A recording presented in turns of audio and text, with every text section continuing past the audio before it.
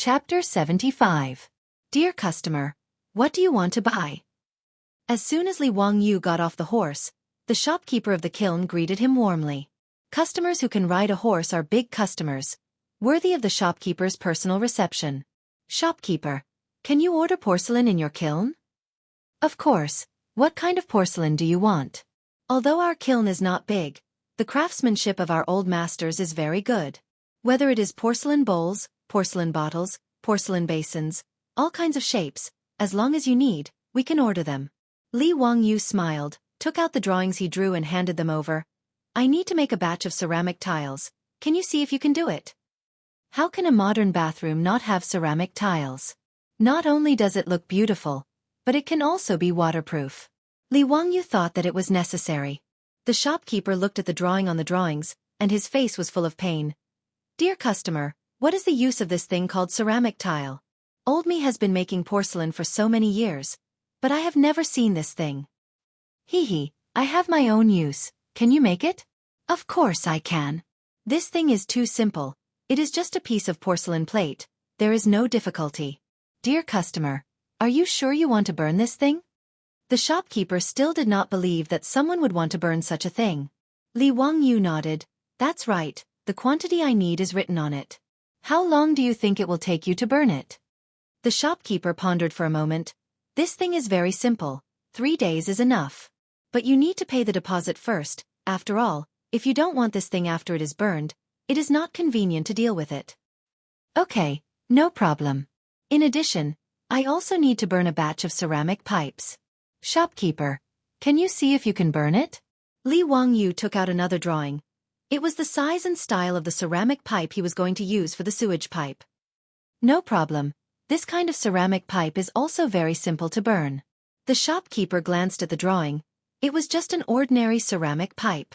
Many fastidious rich people would also order it for the sewage pipe. Just when the shopkeeper thought that Li Wangyu was going to burn these simple things, Li Wangyu took out another drawing from his arms. What is this? The shopkeeper looked at Li Wangyu with a puzzled expression. The toilet bowl used for the toilet is also made of ceramic. I wonder if it can be made? Don't think that Li Wangyu was wrong. During the Tang Dynasty, the toilet bowl was indeed called this. Originally, the toilet bowl before the Tang Dynasty was called Huzi, but the grandfather of the Tang Dynasty's founder, Li Yuan, was named Li Hu.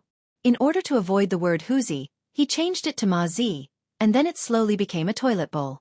Of course, Li Wangyu's toilet drawings were not as complicated as the ones in the future.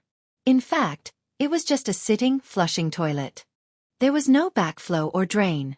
Otherwise, with the pottery technology of the Tang Dynasty, they might not be able to make it. His explanation made the shopkeeper stunned again. He looked at Li Wangyu with a strange look, wondering why this customer ordered so many strange things today. However, he would not refuse money. He nodded and replied, Yes, it can be made. Before he finished the drawing, Li Wangyu put his hands into his arms again. The shopkeeper was going crazy. Couldn't he take out all the things he wanted to make at once? The shopkeeper was no longer in a hurry. He glanced sideways at Li Wangyu, wanting to see if Li Wangyu would take out any other blueprints from his bosom. Li Wangyu was scared by the shopkeeper's stare. He smiled awkwardly and said, Hee, no more. I just want to make these things. Sir, it's 5 strings of copper coins. The deposit is 2 strings of copper coins. After confirming that Li Wangyu was no longer taking out drawings, the shopkeeper calculated the total price. Okay, but you have to help me deliver it to Dingzhou village. Is that okay? The shopkeeper saw that it was not far away, so he agreed. Li Wangyu took out the copper coins from the pouch and handed them to the shopkeeper. They agreed to receive the goods in 3 days. The order of ceramics was settled. By the way, shopkeeper, there should be a lot of abandoned and broken pottery pieces at the entrance of your kiln, right? Is it convenient for you to give me some? The shopkeeper silently rolled his eyes. Why did this customer keep making strange requests? However, there were a lot of broken pottery pieces piled up in an open space at the entrance of the kiln. These were just garbage that could not be disposed of. The shopkeeper naturally would not be stingy. He took Li Wangyu to the place where the waste was piled up and let him take whatever he wanted. After thanking the shopkeeper, Li Wangyu found an ox cart and loaded it full of broken pottery pieces. After paying the fare, he asked the coachman to help him deliver it to the Li family in Dingzhou village. After that, Li Wangyu went to other places in the county to order a lot of things. After confirming that everything was ready, he rode back to Dingzhou village. When he got home, the ox cart had already delivered the broken pottery pieces. Li Heng looked at him helplessly and said, "Lang Jun, why did you let people bring back so many broken pottery pieces?" Su Chongqing was also very curious. "Wang Yu, why did you bring the broken pottery pieces back?" "Hee, it's a secret. You will know in 2 days." Li Wangyu pretended to be mysterious and smiled without answering. Su Chongqing could not understand Li Wangyu's next move. He actually ordered Li Heng to move all the broken pottery pieces to the big stone mill in the village. After breaking them into pieces, he used the stone mill to grind them into powder. In order to grind the pottery pieces, he even let Li Heng take the horse and use the horse to drag the stone mill. This made Li Heng's heart ache. It was not because of the stone mill, but because of the horse. "Lang Jun, why are you grinding this thing? Can this thing be eaten as rice?" Li Wangyu did not answer. He just smiled and said that he had a big use for it and told him to go quickly. The villagers were stunned by Li Jia Xiaolong's actions. They had seen people using stone mills to grind flour, but it was the first time they had seen someone using stone mills to grind pottery pieces. Many men, ants, and children in the village ran to the stone mill to see what was going on. "Husband, why is Li Jia Xiaolang grinding this broken thing?" A woman asked her husband in a low voice. "How would I know? Maybe he is feeding it to the chickens?" When raising chickens in the countryside, sometimes they would feed some sand to help the chickens digest. Because the chickens did not have teeth, they would eat some sand or small stones to act as teeth and help the chickens digest their food. Isn't the sand ready-made? Why does he need to grind it? Also, look at how fine housekeeper Li grinds it. It is almost like flour. How can it be fed to the chickens? Why are you asking so much? The Li family's little Lang is a literary star who has descended to the mortal world. He knows more than us farmers. Just watch. There was even a villager who slapped his son's head with his palms that were as big as palm leaf fans. "Sanlang, I'll send you to school in the future. You can also learn the skills of the Li family's little boy."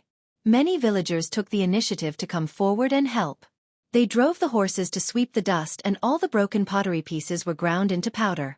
After moving a few bags of pottery pieces back home, Li Wangyu checked them and only asked Li Heng to pack them up. They would be useful in 2 days.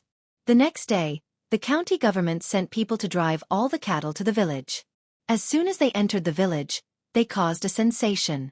Men, women, and children in the village all rushed out after hearing the news to see the precious cattle. Chapter 76. The door of Li Wangyu's house was surrounded by a crowd of people. "They are really cattle. Tut, tut, 10 cattle. Look at their shiny fur, muscles, and teeth. They are all 5 or 6 years old cattle. They are much better than the old cattle in the village. With these cattle, I can plow at least 3 mu of land in a day." Li Jia Xiaolang is indeed the son of Mr. Li. Who was the one who said that the Li family was ruined? Look at Li Jia Xiaolong's ability to make the county government give him 10 cattle. How can such a family be ruined? That's right. People in the county were spreading rumors that Li Jia Xiaolang was expelled from the Li clan and his life was over. If I hear such words again in the future, I will give them a few slaps. I heard from the old village chief that Li Jia Xiaolang wanted to lend cattle to the village to plow. That's right. The old village chief said it himself. It can't be wrong. Li Heng seemed to be at least 10 years younger. With a proud face, he was ready to lead the cattle into the cowshed under the envious gazes of the crowd. Fortunately, although there were not many rooms in the Li family's house, the front yard and the backyard were quite spacious. When Li Zhou repaired the house, he built a cowshed in the backyard. Noda's cowshed could easily raise more than 20 cattle. Li Wangyu looked at the cattle worriedly. "Our family is too small. Who will take care of so many cattle? Chongqing, I shouldn't have released all the servants in the family back then, right?" Su Chongqing rolled his eyes at him and didn't bother to answer. Perrin beside him said excitedly, "Lang Jun, there is still me. I will go to the fields every day to cut the grass and herd the cattle." Li Wangyu was amused by Perrin's words. He lovingly reached out and pinched Perrin's little face. "That won't do. Won't my Perrin become a cow herder? What if she gets tanned by the sun? Although Perrin was only 12 or 13 years old, in fact, many girls at this age in the Tang Dynasty had already been married. In the eyes of future generations, Li Wangyu was just a little girl, so she didn't have any scruples. However, his actions and words made Perrin's little face turn red.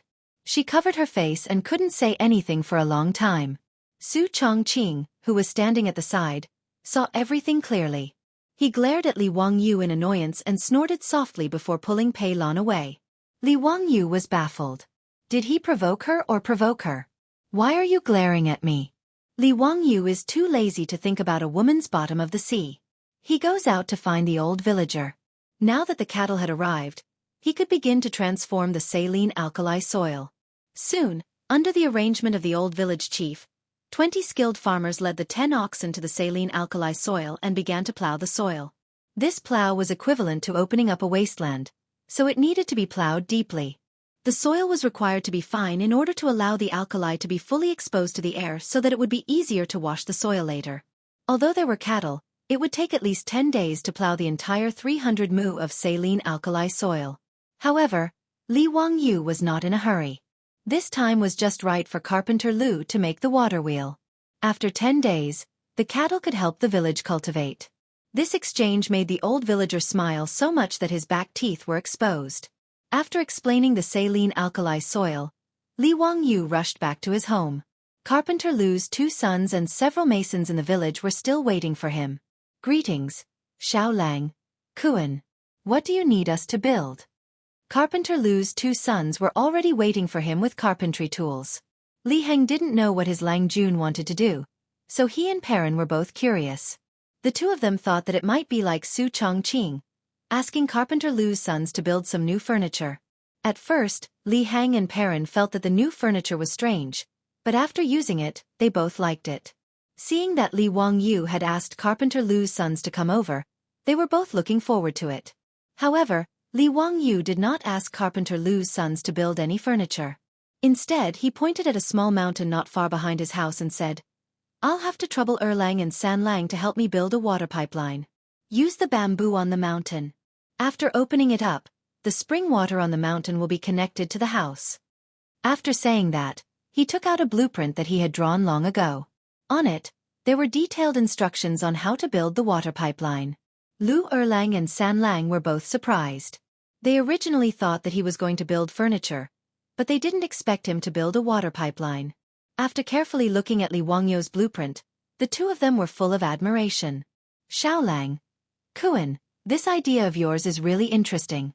In this way, you don't need to use people to draw water from the well. The spring water on the mountain can continuously flow into your kitchen and this bathroom. May I ask, Xiaolang, Kuan, what is a bathroom? Li Wangyu laughed and said, "It's a bathroom and a toilet." Hearing this, the two of them were both stunned. Xiaolang, Kuan, you want to build a toilet in the West Wing? How can that be? Not only were Carpenter Lu's sons surprised, but Li Heng and Perrin were also stunned. Building a toilet in the West Wing? Was Lang Jun crazy? They couldn't be blamed for being surprised. The toilets in the Tang Dynasty were not like those in the future that had complete sewer pipes. They were dry toilets. Even in the countryside of the future, no one would dig a dry toilet in their house. Not to mention the issue of hygiene, just the smell alone was enough to make one feel disgusted. Li Wangyu didn't explain. He just smiled and said, "I have my reasons."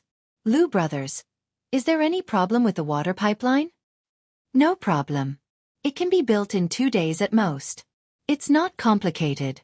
Although they didn't understand what Li Wangyu was thinking, the Lu brothers still nodded and agreed. After telling them about the water pipeline, Li Wangyu invited the masons to the backyard and asked them to dig a deep circular hole in the backyard. He also asked them to dig a ditch from the west wing to the deep hole. No one understood what he asked them to do. Although the masons were confused, they still started to work according to Li Wangyu's blueprint. After giving them the blueprint, Li Wangyu didn't care about it anymore. He just waited for the materials he ordered to be delivered 2 days later. 2 days later, several ox carts came to Dingzhou village. They were all delivering things to Li Wangyu's house. The strange things on the ox carts made the villagers talk about it. They were all guessing what Li Jia Xiaolang was doing. Li Wangyu checked the things delivered, especially the baked tiles and the toilet bowl. Needless to say, the craftsmanship of the Tang Dynasty craftsman was really good. It was no worse than the furniture sold in the future. He picked up a tile with a beautiful pattern and flicked it with his finger. The tile made a crisp and pleasant sound. Chongqing, what do you think of the tiles? Hee, it will be beautiful in the bathroom. Su Chongqing didn't speak for a long time. He frowned and thought for a long time before he asked uncertainly, Wang Yu, did we forget something? Ha! What did we forget? There was no cement in the Tang Dynasty. How can these tiles be pasted on the wall? Chapter 77. Su Chongqing had just thought of this problem. There was no cement in the Tang Dynasty, so the tiles could not be pasted on the wall. However, Li Wangyu did not show any surprised expression as she had imagined. Instead, he smiled and did not speak. He directly went to take out a bag of pottery shard powder that Li Hang had previously ground into powder. Well, there is cement. Hee, I have already thought of this problem. Li Wangyu proudly raised his eyebrows. Isn't this the powder ground from the pottery shard? Can this be used as cement? Su Chongqing had an expression that said, Are you kidding me? Li Wangyu explained with a smile. Cement is mixed with lime. This is called artificial volcanic ash cement. It is to break and grind the bricks or pottery into fine pieces. It can also be directly calcined in a kiln with lime and clay. Yunnan's Yunnan Railway was built with this kind of cement. When cement could not be bought in the countryside of my hometown, this was used instead of cement. Really? Su Chongqing still did not believe that grinding pottery shards into powder and adding lime could be used as cement. Li Wangyu did not explain. He directly took the lime and mixed it with the pottery shard powder. Then, he added water and mixed it well. After the preparation, Li Wangyu found a mason and asked him to use his own cement to paste the tiles on the wall. Xiaolang, Kuan, how is this possible? I have been a mason for most of my life, and I have never seen anyone use mud to paste bricks. After listening to Li Wangyu's request, the mason shook his head again and again. In his opinion, this kind of thing that Li Wangyu called tiles could not be pasted on the wall like this. Perhaps using fish bladders to make glue could be tried, but it might not stick firmly. Building walls and houses were all made by mixing lus, lime, and water. The more particular ones were just adding glutinous rice juice to the mortar. The cement that Li Xiaolang asked him to use was simply unheard of. Under Li Wangyu's insistence, he tried to apply cement to the back of the tile and gently attached the tile to the wall. He gently tapped the surface of the ceramic tile with a small hammer in his hand to make it more closely fit to the wall. After making sure that the tiles were completely stuck to the wall, the mason tried to loosen his grip. In his imagination, as soon as he took his hand away, the tile would fall and shatter into pieces. After he released his hand, the tile did not move at all. It was firmly glued to the wall. How is this possible? The bricklayer had been doing brick building for half his life, but this was the first time he had seen such a thing. It was beyond his imagination. Li Wangyu smirked at Su Chongqing. What did that mean? Is this cement good? Su Chongqing rolled his eyes at him, but his eyes were full of joy as he stared at the mason pasting the bright and clean tiles on the wall. What surprised the masons even more was that the cement could not only bond tiles but also lay bricks. Among the things that Li Wangyu ordered, there was also a truck of bricks, which were used to build a biogas pool. Yes, the circular pit that he asked people to dig in the backyard was a biogas pool. However, the biogas pool still needed to be surrounded by bricks, so that the sewage would not penetrate into the soil. The bricks were naturally the artificial volcanic ash cement that Li Wangyu had made. Seeing that this thing called cement could really bind bricks, and it was obviously much more sticky than the yellow soil, lime, and water they used to bind bricks, the masons were dumbfounded. How could this Li Xiaolang know everything? What a monster! What surprised them even more was that when they came to work the next day, several masons found that the cement from yesterday had solidified and dried. Not only was it firm, but it was also waterproof, as if it had turned into stone. How is this possible? Li family is really a literary star in the sky. This is simply the means of immortals. Yes, he can turn mud into stone. Isn't he an immortal? Several craftsmen whispered to each other around the cement wall. All of this was beyond their imagination. The Li family's modern bathroom renovation plan was still in progress. First, there was the water supply problem. This was the easiest to solve. Carpenter Lu's 2 sons were good craftsmen. In 2 days, they used bamboo to build pipes and wood to make brackets to bring the spring water from the back mountain to Li Wangyo's house. Next was the sewage system. With the help of Li Wangyo's cement, the craftsmen built the biogas pool in 2 days, laid the sewage pipe with ceramic pipes, and sealed the seams with cement. Next was the construction of the modern bathroom in the West Wing. The floor and walls were covered with ceramic tiles, and after installing the ceramic toilet, a modern bathroom appeared more than 1,000 years ago in the Tang Dynasty. Finally, there was the part of the biogas pool that connected to the gas pipeline. The biogas pipeline was Li Wangyo's biggest headache. There was no PVC pipeline in the Tang Dynasty. In the end, he found a shop in Wuxia County that specialized in making bronzeware. The craftsmen were so skilled that they actually made a batch of copper pipes for him using copper. However, the high price also made Li Wangyo's heart ache. It could be said that he had spent a lot of money. It was normal when he thought about it. Copper was the currency in the Tang Dynasty. Making copper pipes with copper was no different from stringing copper coins together. Just making this batch of copper pipes cost Li Wangyu more than 10 strings of copper coins. If Yang Quan hadn't given him 100 strings of copper coins, he wouldn't have been so extravagant. These days, Li Wangyo's renovation project was the biggest topic in the village. Whether it was the villagers or the women, they gathered together to discuss the Li family. Although they didn't know what Li Wangyu wanted to do, in the villagers' minds, it was something extraordinary. A few days later, the Li family's interior had completely changed. There wasn't much change in the front yard except for an extra washroom. However, once you entered the backyard, everything changed. The spring water from the back mountain flowed continuously into the house through the bamboo pipes. Li Wangyu had someone dig a canal in the backyard for a portion of the water.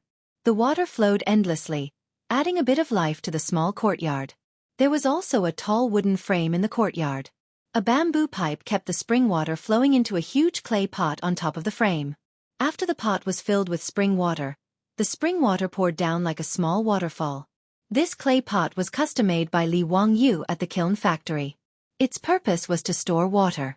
Underneath the clay pot was a pipe made of bamboo that extended to the Lai Hot's kitchen and the washroom in the West Wing. The reason why this clay pot was set up to store water was to install a water valve on the bamboo pipe. The Lu brothers' craftsmanship was pretty good.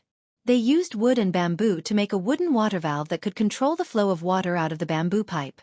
Just this water valve was enough to make Perrin extremely happy. She continuously opened and closed the water valve on the bamboo pipe in the kitchen. Seeing the water flowing out of the bamboo pipe, she happily called out. Li Wangyu looked at Su Chongqing proudly, like a child eager to be praised. Su Chongqing proudly raised her beautiful swan-like neck. Humph, not bad. Lead the way. This consort wants to see the washroom. Scum, your highness, this way please. Li Wangyu flung his robe and helped Su Chongqing to the West Wing like a servant. Chapter 78. The area of the West Wing was very large. Naturally, it was not only remodeled into a modern bathroom. In the West Wing, there was not only a bathroom covered with beautiful tiles and a ceramic toilet, but also a large bathtub and a sauna room. The walls of the sauna room were covered with smooth and bright fir wood planks, which were the craftsmanship of the Lu brothers. The thick planks on the walls were used for insulation. Li Wangyu took Su Chongqing to the back of the West Wing, where there was also a huge clay pot on a high place with a firewood stove below. Li Wangyu proudly introduced, after a period of time, the biogas pool will start to produce biogas, which can be used to boil water for bathing. Now, we need firewood to boil water for a few days. Then he pointed to the bamboo pipe connected to the clay pot. After the water in the clay pot is heated, it can be directly transported to the shower room through the bamboo pipe. The little stars in Su Chongqing's eyes were about to pop out. Then can I take a hot bath tonight? Of course. After getting Li Wangyu's confirmation, even the proud Su Chongqing could not help but jump up like a little girl. It was wonderful to take a hot bath. For a fair, rich and beautiful girl with mysophobia, it was terrible to let her not take a bath for a few days. As for the modern bathroom, it saved Su Chongqing's life. The ceramic toilet had a wooden cushion on it. There was also a clay pot above the toilet to store water, which was connected to the ceramic toilet through a bamboo pipe. When the rope was pulled, water could flow out to wash the dirt. And the dirt would be directly flushed into the biogas pool through the clay sewage pipe connected to the bottom of the toilet. It could be cleaned and composted, which was very convenient. The more Li Wangyu looked at these, the more he felt that he was really a genius. He could not help but laugh to the sky. But before he finished being proud, he was directly pushed out of the door by Su Chongqing. "Chongqing, what are you doing?" Before Li Wangyu finished his words, the door of the bathroom behind him was closed with a bang. Li Wangyu just reacted and touched his nose a little awkwardly. He walked to the side and pretended to admire the scenery in the backyard. After a long time, the bathroom door creaked open. Li Wangyu hurried over. "How is it? How is it? Is the toilet good?" However, it was obvious that normal women wouldn't answer this kind of question. Su Chongqing blushed and glared at him. She lifted her skirt and ran away. Li Wangyu, on the other hand, didn't feel like he had asked a stupid question. He even foolishly chased after Su Chongqing to do a user satisfaction survey. "Chongqing, don't go. What happened? Say something." Su Chongqing. After the modernization of their home was completed, Li Wangyu and Su Chongqing both breathed a sigh of relief. Life in the Tang Dynasty was finally not so unbearable. However, these items, which were common in the eyes of two modern people, shocked Li Heng and Perrin. Whether it was the ceramic toilet that flushed automatically or the bamboo pipe that let water flow out when it was opened, they all surprised Li Heng and Perrin. That night, Li Wangyu ordered Li Heng and Perrin to boil hot water with firewood. Then, the whole family went to enjoy a hot shower. Li Heng didn't mention him. In short, the old man was full of energy after the shower. However, he also kept muttering words like, "Old Master bless. Bodhisattva has appeared," which made Li Wangyu roll his eyes. After Su Chongqing pulled the shy little girl Perrin to take a shower together, Li Wangyu was stunned. The warm spring water washed Su Chongqing's creamy skin.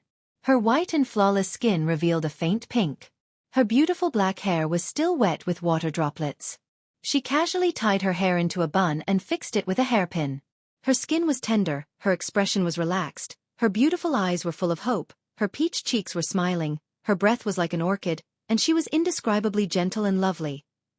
Even the little girl Pei Lan appeared exceptionally adorable. She was an absolute beauty in the making. As the saying goes, when a beauty comes out of the bath, a woman is like water. When a woman meets water, how will she perform a unique style? After washing away the lead, her beauty is still as beautiful as a flower. These two beauties, one big and one small, made Li Wangyu dazed for a moment. He couldn't help but mutter, "Hibiscus from clear water, a natural carving." Li Wangyu's lecherous appearance only received a light snort from the tsundere girl.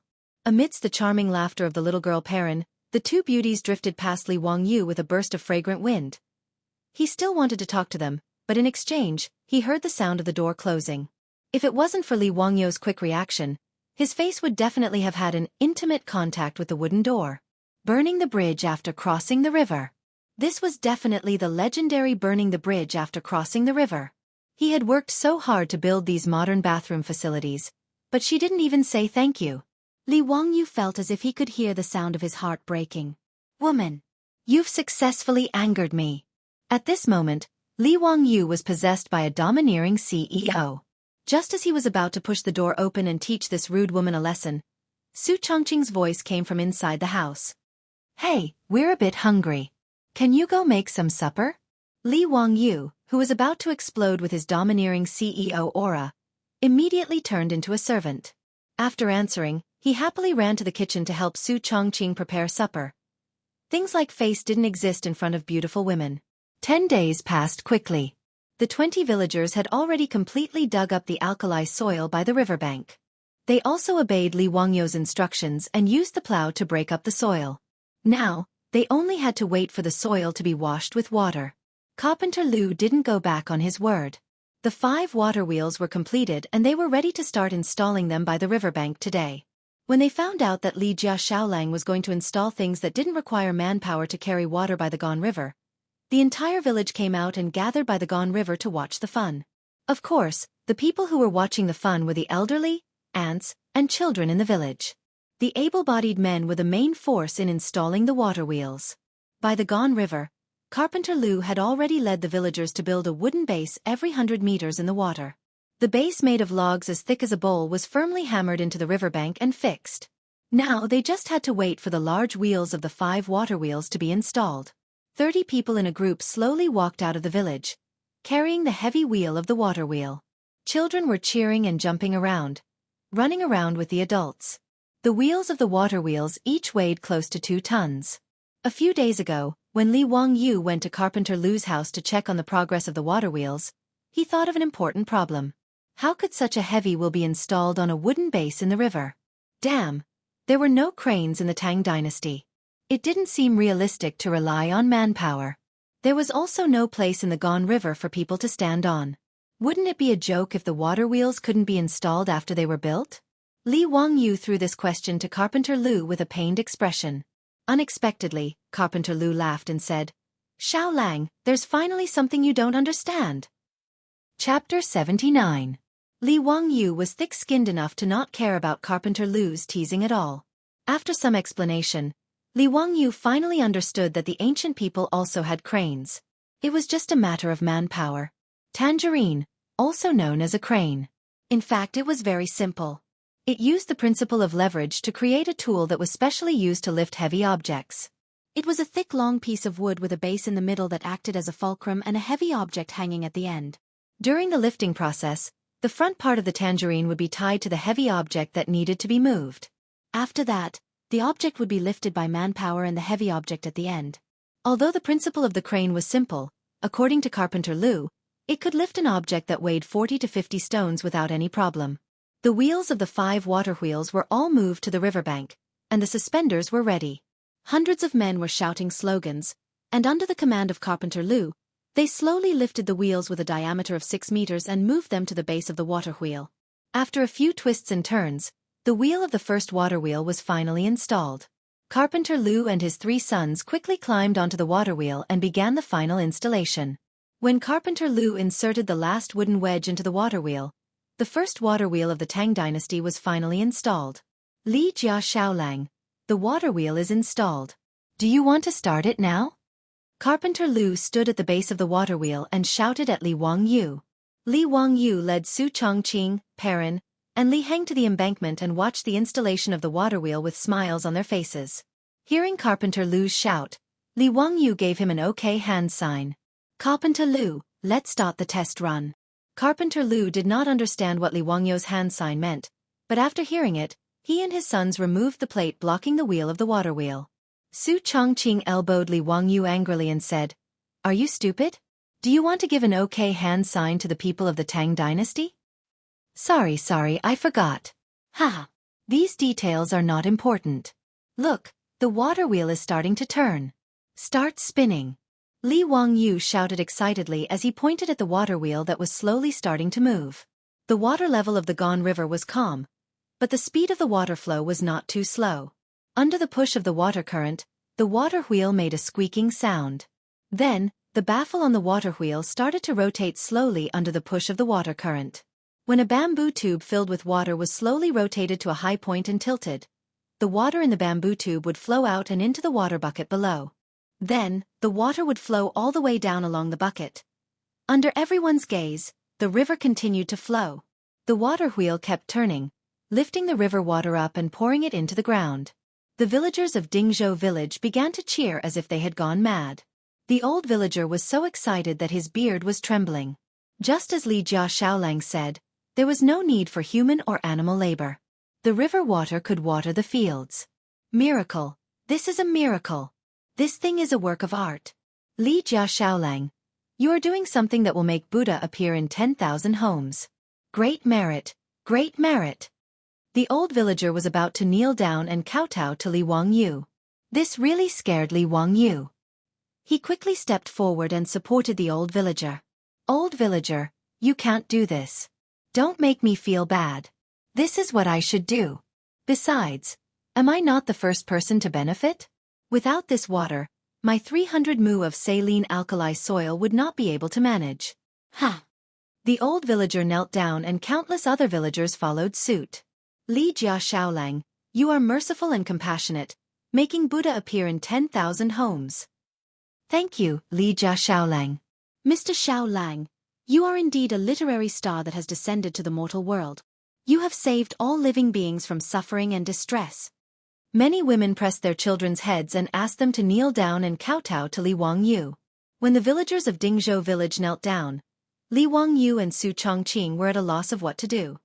Everyone, please get up. This cannot be done. This cannot be done. Li Wangyu did not expect that he would cause such a commotion by just building a water wheel. He did not expect that having an endless supply of water to irrigate the farmland would be so important to these villagers. Although Dingzhou village did not lack water, but to irrigate and soak the 2,000 mu of land in the village, who knows how much manpower would be needed to step on and overturn carts to fetch water. Originally, because of the lack of cattle, the work in the fields was already very difficult. Adding on the labor of fetching water, it was even more difficult. Now, Li Jia Xiaolang had actually built this miraculous water wheel that could automatically fetch water without manpower. How could the villagers not be grateful? Carpenter Lu's family was so excited that they straightened their backs, as if they were afraid that other people would not know that these 5 water wheels were built by their family. It was not easy to persuade the villagers. Li Wangyu was already sweating profusely. Carpenter Lu, let's hurry up and install the other water wheels. Li Wangyu did not dare to say much. He hurriedly asked Carpenter Lu to continue with the work. All right, Mr. Xiaolang, watch carefully. I guarantee that these water wheels will be installed today. Under the instructions of the old village chief and Carpenter Lu, the 110 excited men once again lifted the wheel of the water wheel and began the installation of the next water wheel. In a day, 5 water wheels were erected on the banks of the Gan River. The water of the Gan River flowed endlessly, causing the water wheels to rotate continuously. The water made a gurgling sound as it was lifted by the bamboo tubes and poured into the fields. Li Wangyu's 300 mu of saline alkali soil had been divided into 5 parts. The surrounding areas were all piled high with soil and drainage channels were dug around the fields.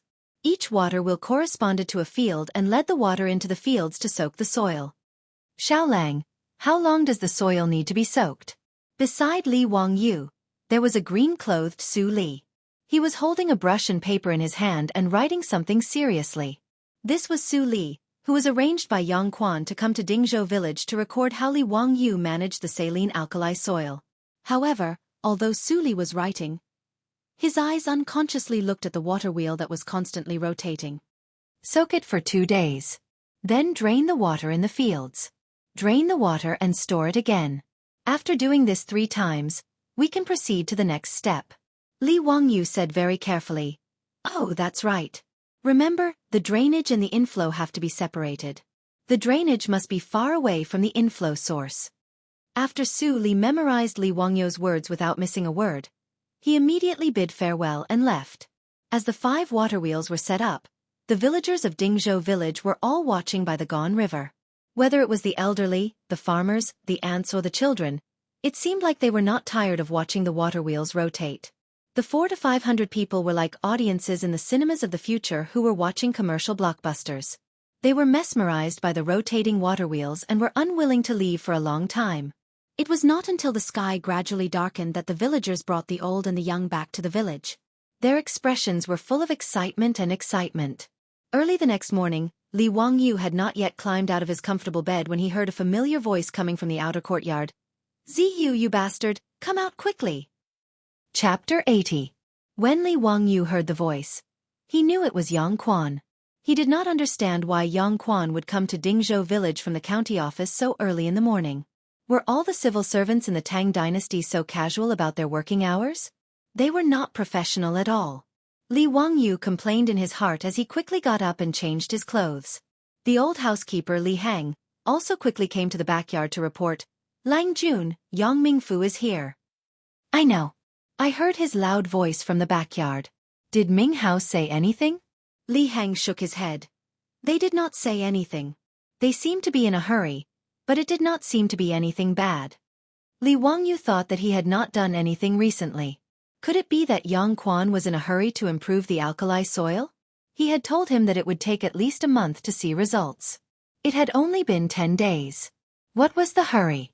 He walked slowly to the central room in the front yard. Before he could greet Yang Quan, he was dragged out by Yang Quan. Ming House, what are you doing? Li Wangyu was speechless. What was wrong with a man pulling and pulling?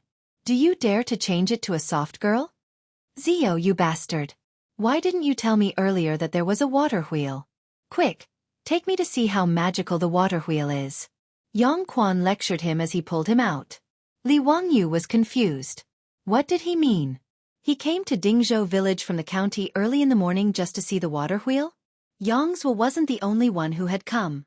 All of the big shots from the Hu County Yamen had appeared at Dingzhou village. Li Wangyu was just about to greet the deputy, and Registrar Lu Xiao when Yang Quan pulled him out. Let's go. Let's go see the water wheel. Don't be so polite. Li Wangyu could only lead Yang Quan and the others to the Gone River outside the village. Li Wangyu did not expect that the usually quiet riverside would be so lively today.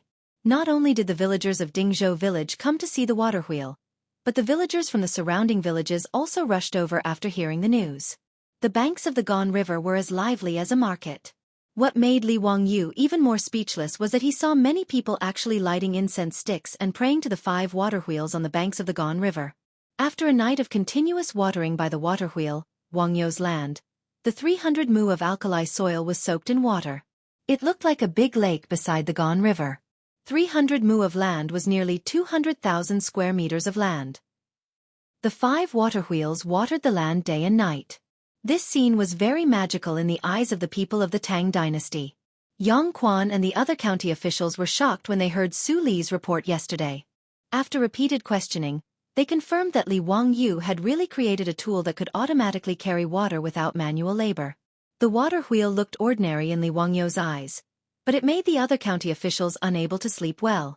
They rushed to Dingzhou village at dawn to see it with their own eyes. When Yang Quan and the other county officials arrived, the villagers on the embankment immediately made way for them. They did not care about official etiquette. They lifted their robes and ran all the way to the water wheel. Hiss! It really doesn't need manual labor. It automatically rotates non-stop. Lu Xiao could not help but gasp when he saw how the water wheel worked. Yang Quan and the others also saw the structure of the water wheel and how it moved to carry water. They were all very excited. The county magistrate of Hu County shook his head and commented, Ziyu, the water wheel is not a fake person. A wise man's creation is really a great coincidence. Lone wheel carries cold water. No one is responsible for farming. Ziyu, you actually have such knowledge of how to apply it to the world. It's really rare. But since you have the ability to create something like this, why didn't you show it earlier? Do you know that you almost messed up our plan?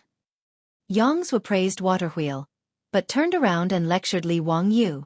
His words almost made Li Wangyu's nose crooked out of anger. I created the water wheel to benefit the village. Why am I in the wrong? Yang Quan glared at him and said, Spring plowing is just around the corner. How can I have the time to promote this water wheel? Ziyu, do you know how much energy this water wheel can save for the people of Hu County? How much food can it increase? If it is promoted to the entire Tang Dynasty, how grand will it be? Ziyu, where is the blueprint for this water wheel? Quickly hand it over to me. Li Wangyu listened and nodded. The promotion of the water wheel would indeed increase the food production. The reason was simple. The primitive agriculture of the Tang Dynasty mainly relied on manpower. Since ancient times, Wuxia belonged to intensive farming, which was more labor-intensive. If you could save more manpower, you could get more food. As a village boy, Li Wangyu naturally understood this. However, he soon realized that no matter how he looked at it, it seemed wrong. Damn it, he was the one who invented the water wheel. Why was he being lectured by Yang Quan? Also, did I say that I would give you the water wheel? Do you still have any intellectual property rights? Even Carpenter Lu was willing to help him build 5 water wheels for free in exchange for the water wheel blueprint. Yang Quan's words meant that he wanted to take away the blueprint without paying a single copper coin? I despise him. There's no point in talking to this kind of person. Close the door and let the beautiful woman in. Li Wangyu had already seen Su Chongqing accompanied by Pei Lan to the riverbank. He hurriedly gestured to her, indicating for her to come over. He directly explained the matter to Su Chongqing in English in front of Yang Quan and the rest. Although Li Wangyu's English was average, it was not a big problem to explain it clearly. Yang Quan and the rest were confused. They did not understand what the two were talking about. Ziyu, what are you talking about? Nothing. It's just my hometown dialect, Li Wangyu said with a smile. Yang Quan and Lu Xiao were confused. This Li Ziyu was born in Hu County. What kind of hometown dialect was this? Su Chongqing understood Li Wangyou's words. She smiled sweetly and bowed slightly to Yang Quan and the rest. Greetings to Yang Mingfu. Does the Ming house want to promote this water wheel in the Tang Dynasty? Yang Quan knew Su Chongqing. He knew that she was the so-called distant cousin that the secretary Lu Xiao helped to settle in Li Wangyou's family. Naturally, he did not believe this statement. Before the Li family in Hu County was removed from the family, they were relatives of the royal family. How could there be a distant cousin for no reason? However, he would not expose this matter. Although Su Chongqing's background was unknown, Yang Quan would not interfere if the people did not report it. Moreover, Yang Quan could clearly see the vague feelings between Li Wangyou and Su Chongqing. He also knew that the relationship between the two was not ordinary. Yang Quan and Cho Kuan were the same. They could not figure out why Li Wangyou would like such an old woman. Yang Quan and the rest now valued Li Wangyou very much. Naturally, they would not show their authority to Su Chongqing. Lady Su, I do have such a plan. Then how much is Yang Mingfu prepared to pay for the water wheel blueprint for my family? Su Chongqing chuckled. Li Wangyou clearly felt the foxtail behind his beautiful boss was constantly wagging. Chapter 81. Su Chongqing's words stunned Yang Quan and the other officials of the county government. How much money? What did he mean? I've never asked about the price of a restaurant in the city, let alone a few rotten watermelons. No, I got the wrong script. This was a big deal that benefited the country and the people. How could he talk about money? Yang Quan didn't react at all. In his opinion, the water wheel was built for the people. How could Li Wangyou take money? Pay. That's right.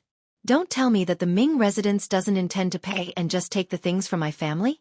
Su Chongqing had a look of disbelief as he stared at Yang Zhuo with his beautiful big eyes. That pitiful look made Yang Zhuo suddenly feel a deep sense of guilt.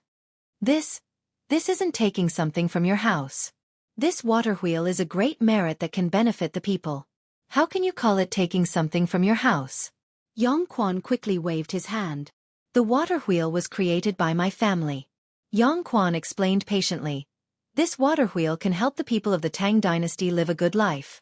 Zio will be appreciated by all the people. Madam Su, you can't treat it like this. The water wheel was created by my family. The water wheel was created by my family. Yang Quan's face couldn't help but twitch. After a long time he sighed. Okay, it's yours. Madam Su, tell me, what do you want in exchange? Su Chongqing smiled and stated her conditions. Give us another 20 cattle and reduce the rent of Dingzhou village this year. Even though Yang Quan was shrewd, he couldn't help but curse.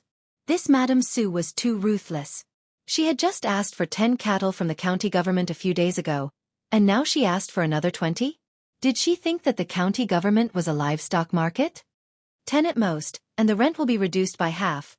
Yang Quan didn't want to waste any more time and directly cut Su Chongqing's conditions in half.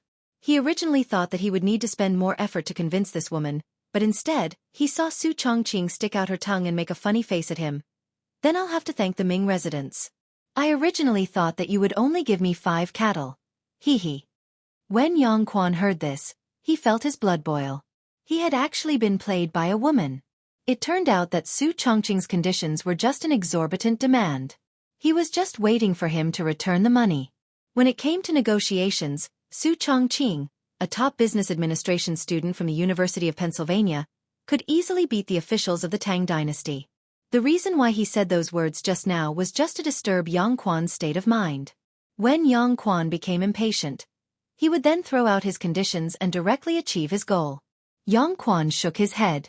Since he had already said it, there was absolutely no reason to go back on his words. In this era of the Tang Dynasty, Li Wangyou's favorite thing was that people kept their promises. He attached great importance to integrity. According to Zhen Guan, integrity.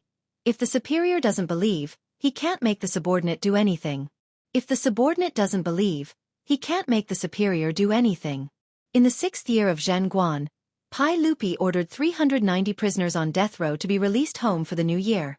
After the new year, he would be returned to prison to receive the death penalty. The result was shocking. None of the 390 prisoners on death row escaped.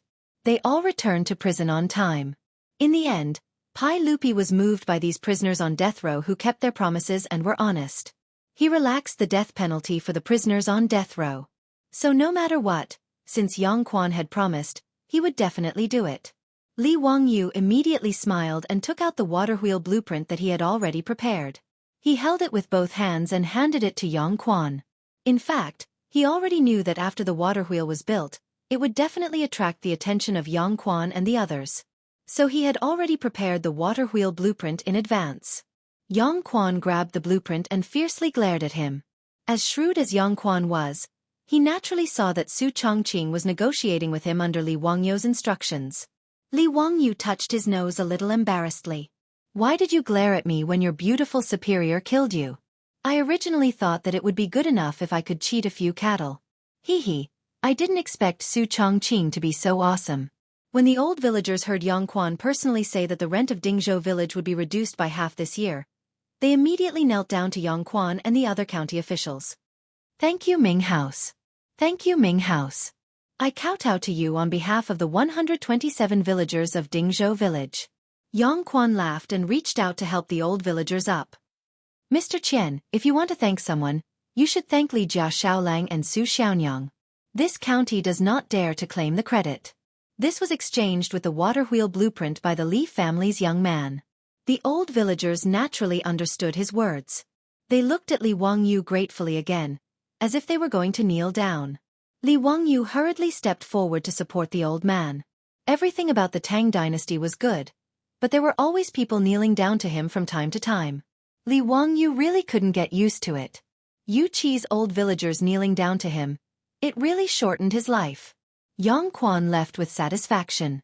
Not only did he take away the water wheel blueprint, but he also took Carpenter Lu's eldest son with him. To make a water wheel, the blueprint alone was not enough. The father and son of the Lu family had made 5 water wheels with their own hands. Naturally, they were the most professional water wheel makers in the Tang dynasty. Carpenter Lu was not like Li Wangyu. As soon as he heard that the county magistrate wanted to recruit his eldest son to teach him how to make a water wheel in the county, he hurriedly agreed. Not only did he agree, but he also wanted to recommend himself to help in the county with a smile. Carpenter Lu's attitude finally made Yang Quan feel that he was still the county magistrate. He nodded with satisfaction and squinted at Li Wangyu. The meaning in his eyes was very obvious. He wanted Li Wangyu to learn from others. Li Wangyu just pretended that he didn't see it. He touched his nose and didn't say anything. Yang Quan was irritated by his attitude. Thinking that he had to give his family another 10 cattle, Yang Quan felt distressed. In fact, Yang Quan didn't care that much about waiving half of Dingzhou village's rent. There was no other reason. Dingzhou village was too poor and couldn't collect enough rent every year. It would be good enough if they could get half of it. It was better to generously waive the rent. But 10 cattle were different. That was a huge expense. Even though Yang Quan was the county magistrate, he couldn't ignore this expense. In short, Yang Quan was now happy. He took the water wheel blueprint and Lu's eldest son back to the county magistrate's office in Hu County. After Li Wangyu sent Yang Quan and the others away, he and Su Chongqing stayed at home to take inventory of their property. It had only been half a month since they transmigrated to the Tang dynasty. Now, he and Su Chongqing had been forced to leave the mansion in Hu County without any property. Now, they unknowingly owned 20 cattle, 2 horses, a plot of land that could be improved, and more than 100 strings of copper coins and gold at home. If he didn't consider the debt of more than 1.6 million yuan, Li Wangyu would have entered the well-off society of the Tang dynasty ahead of time and become a great and glorious small landlord. Sure enough, knowledge was power. This was the so-called, there is a house of gold in a book. Li Wangyu only exchanged the method of improving saline alkali soil and the blueprint of making a water wheel for these things. Of course, strictly speaking, the 2 techniques he handed over were far more than what he exchanged from Yang Quan. But Li Wangyu was very clear. First, he didn't have the ability to protect these intellectual property rights. Second, as Yang Quan said, whether it was the saline alkali soil improvement or the water wheel, they were very useful to the people of the Tang dynasty. Li Wangyu didn't intend to keep them to himself. Li Wangyu picked up the bowl of water with satisfaction and drank a mouthful. After putting down the bowl, he felt that at this time, he should have a cup of fragrant tea and take a nap under the sun. Thinking of the tea leaves, Li Wangyu suddenly stood up and patted his head with his hand. How could he forget the treasure in the Qinling Mountains? Chapter 82. Li Wangyu remembered that in his previous life, he had tasted a type of tea produced in the Qinling Mountains. Medicine King Tea. This type of magical tea from the depths of the Qinling Mountains could only be found in the wild. It was said that the Medicine King tea was discovered by Sun Simiao, the Medicine King of the Tang Dynasty, when he was cultivating in the Taibai Mountains of the Qinling Mountains. It was said that when he lived in seclusion in the Taibai Mountains, he often picked a type of tea leaves to make tea. He also introduced it to the mountain people and herbal medicine doctors. Later generations called it the Medicine King tea. According to the Taibai Materia Medica, the Medicine King tea was mild in nature and slightly sweet in taste. It could clear summer heat, nourish the brain, clear the heart, strengthen the stomach, remove dampness, clear the eyes, and regulate the menstrual cycle. Li Wangyu knew that although it was called the Medicine King tea, it was actually not a type of tea. It was a type of plant called Huashi Silver Wintersweet. The Medicine King tea still had a lingering fragrance after being brewed 7 times. It was a rare type of tea. Li Wangyu almost drooled when he thought of this. Drinking tea, he really wanted to drink tea, not the damn tea of the Tang Dynasty. After pondering for a while, Li Wangyu immediately ran out to find the Niu brothers to help him pick the tea. Li Wangyu did not have the ability to go deep into the Qinling Mountains. However, the Niu brothers often went into the Qinling Mountains to hunt. If he asked them to help him pick the tea, there would be no problem. If he could pick the Medicine King tea, he and Su Chongqing would have good tea to drink. Thinking of this, Li Wangyu quickened his pace. The Niu brothers were indeed at home. When they heard that Li Wangyu wanted them to help him pick the leaves of a type of plant in the Taibai Mountains, they immediately nodded and agreed without hesitation. Xiaolang, don't worry. Big Brother and I are planning to go hunting in the mountains tomorrow. We can help you pick that leaf from Taibai Mountain while we're at it. Niu Wu patted his chest and agreed without a care. Thank you, brothers. When I come back, I will invite you two to eat at home. Li Wangyu said happily. Pig slaughter rice? Niu Wu could not forget the pig slaughter rice he had eaten that day. Niu Yong glared at his younger brother. Only he could think of such a thing. Li Wangyu was speechless. He had to kill a pig just to treat him to a meal? Even the landlord didn't have any extra food. He hurriedly explained, pig slaughter rice is not something that can be made often, but it is still a delicacy made from pork. Li Wangyu described the appearance of the Medicine King tea again. After confirming that the Niu brothers had remembered it, he left. When the Niu brothers went hunting in the Qinling Mountains, they would usually be gone for about a week. Thinking that he would be able to drink tea after a week, Li Wangyu was filled with anticipation. The next day, as expected, Yang Quan kept his word. Early in the morning, he had people rush over and hand over 10 cattle to Li Wangyu. This once again caused a sensation in Dingzhou village. Li Wangyu was very straightforward. He directly handed the 10 cattle to the old villager. Including the previous one, a total of 20 cattle were all lent to the village for spring plowing free of charge. He only needed the village to send people to help him manage the saline alkali soil. Now everyone in the village, through the old villager's publicity, knew that because of Su Chongqing's request, Li Wangyu used the blueprint of the water wheel in exchange for the village's rent to be reduced by half this year. In addition to the cattle lent to the village for free, as well as Li Wangyu's pig slaughter rice that was still unforgettable. In short, now Li Wangyu's prestige in the village was catching up to the old villager, or even surpassing him. If it wasn't for the old villager stopping them, it was likely that many of the villagers would have gone up to Li Wangyu and kowtowed to thank him. Li Wangyu and Su Chongqing were now walking in the village. At any time, there would be villagers enthusiastically greeting them. From time to time, there would be villagers sending fresh mountain goods and river seafood to express their gratitude. The Ox brothers went into the mountains to hunt. Li Wangyu also went to the Gan River and began to guide the villagers who helped him to dig a canal to release water. After being soaked in the river for 2 days, they dug a canal to release water. After the water in the saline alkali soil dried up, they plugged the gap again and released water again. This operation had to be repeated 3 or 4 times to wash out the alkali contained in the soil. Li Wangyu stood on the riverbank and watched everyone work. From the lower reaches of the Gan River, a riverboat slowly came up. This was very rare. Because Chang'an City was downstream of the Gan River, generally riverboats came to the Chang'an Eastway Bridge Pier. In addition to fishing boats, there were very few riverboats carrying goods on the Gan River. Li Wangyu curiously looked and saw a person standing at the bow of the boat waving at him. At a glance, Li Wangyu knew that the fatty Cho Kuan had returned. "Brother Cho, why did you come by boat?" Li Wangyu curiously asked. From Chang'an City to Dingzhou village, it took less than 2 hours on horseback, but by boat it took 2 days. "Haha, Xiaolang, thank you so much for the news. My family's Darren asked me to bring you another 100 dan of grain as thanks. Please accept it." Cho Kuan stood at the bow of the boat and shouted, 100 dan of grain? This was a pleasant surprise. Li Wangyu now felt that the more grain, the better. Of course he would not refuse.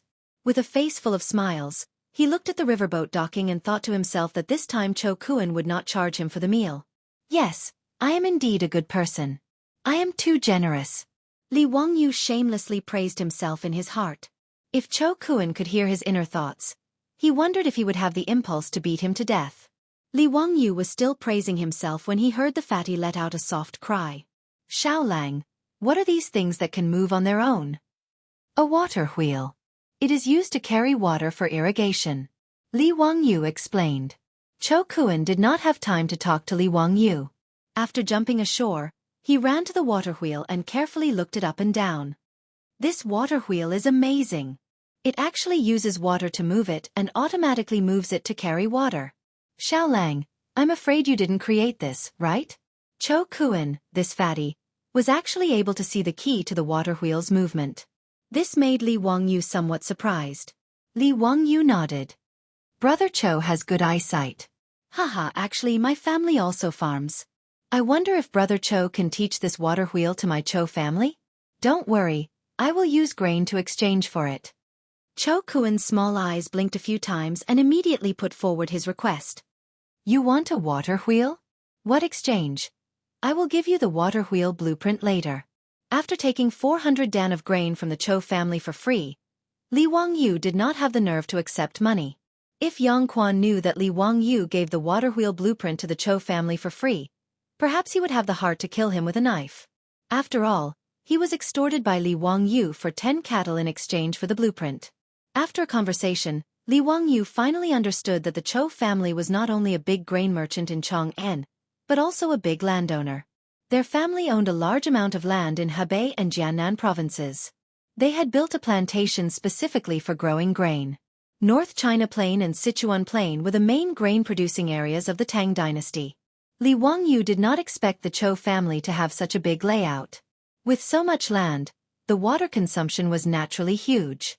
Cho Kuan could see the value of this water wheel at a glance, so he proposed to buy the method of making it from Li Wangyu. If the Cho family's plantation was equipped with a water wheel, Cho Kuan estimated that the grain production would increase by at least 10%. Seeing that Li Wangyu was willing to give away the water wheel blueprint, Cho Kuan was overjoyed and repeatedly thanked Li Wangyu for his generosity. Cho Kuan asked someone to help him transport the grain back home. With so much grain, the old housekeeper Li Heng's face was full of smiles. He began to ponder whether or not he should build another granary. Inviting Cho Kuan to sit in the central room, Li Wangyu planned to ask Cho Kuan how his family was going to deal with the locusts that were coming. Chapter 83. Brother Cho, what have you and Mr. Cho prepared these days? Haha, it's all thanks to Xiaolang's reminder this time, Cho Kuan said proudly.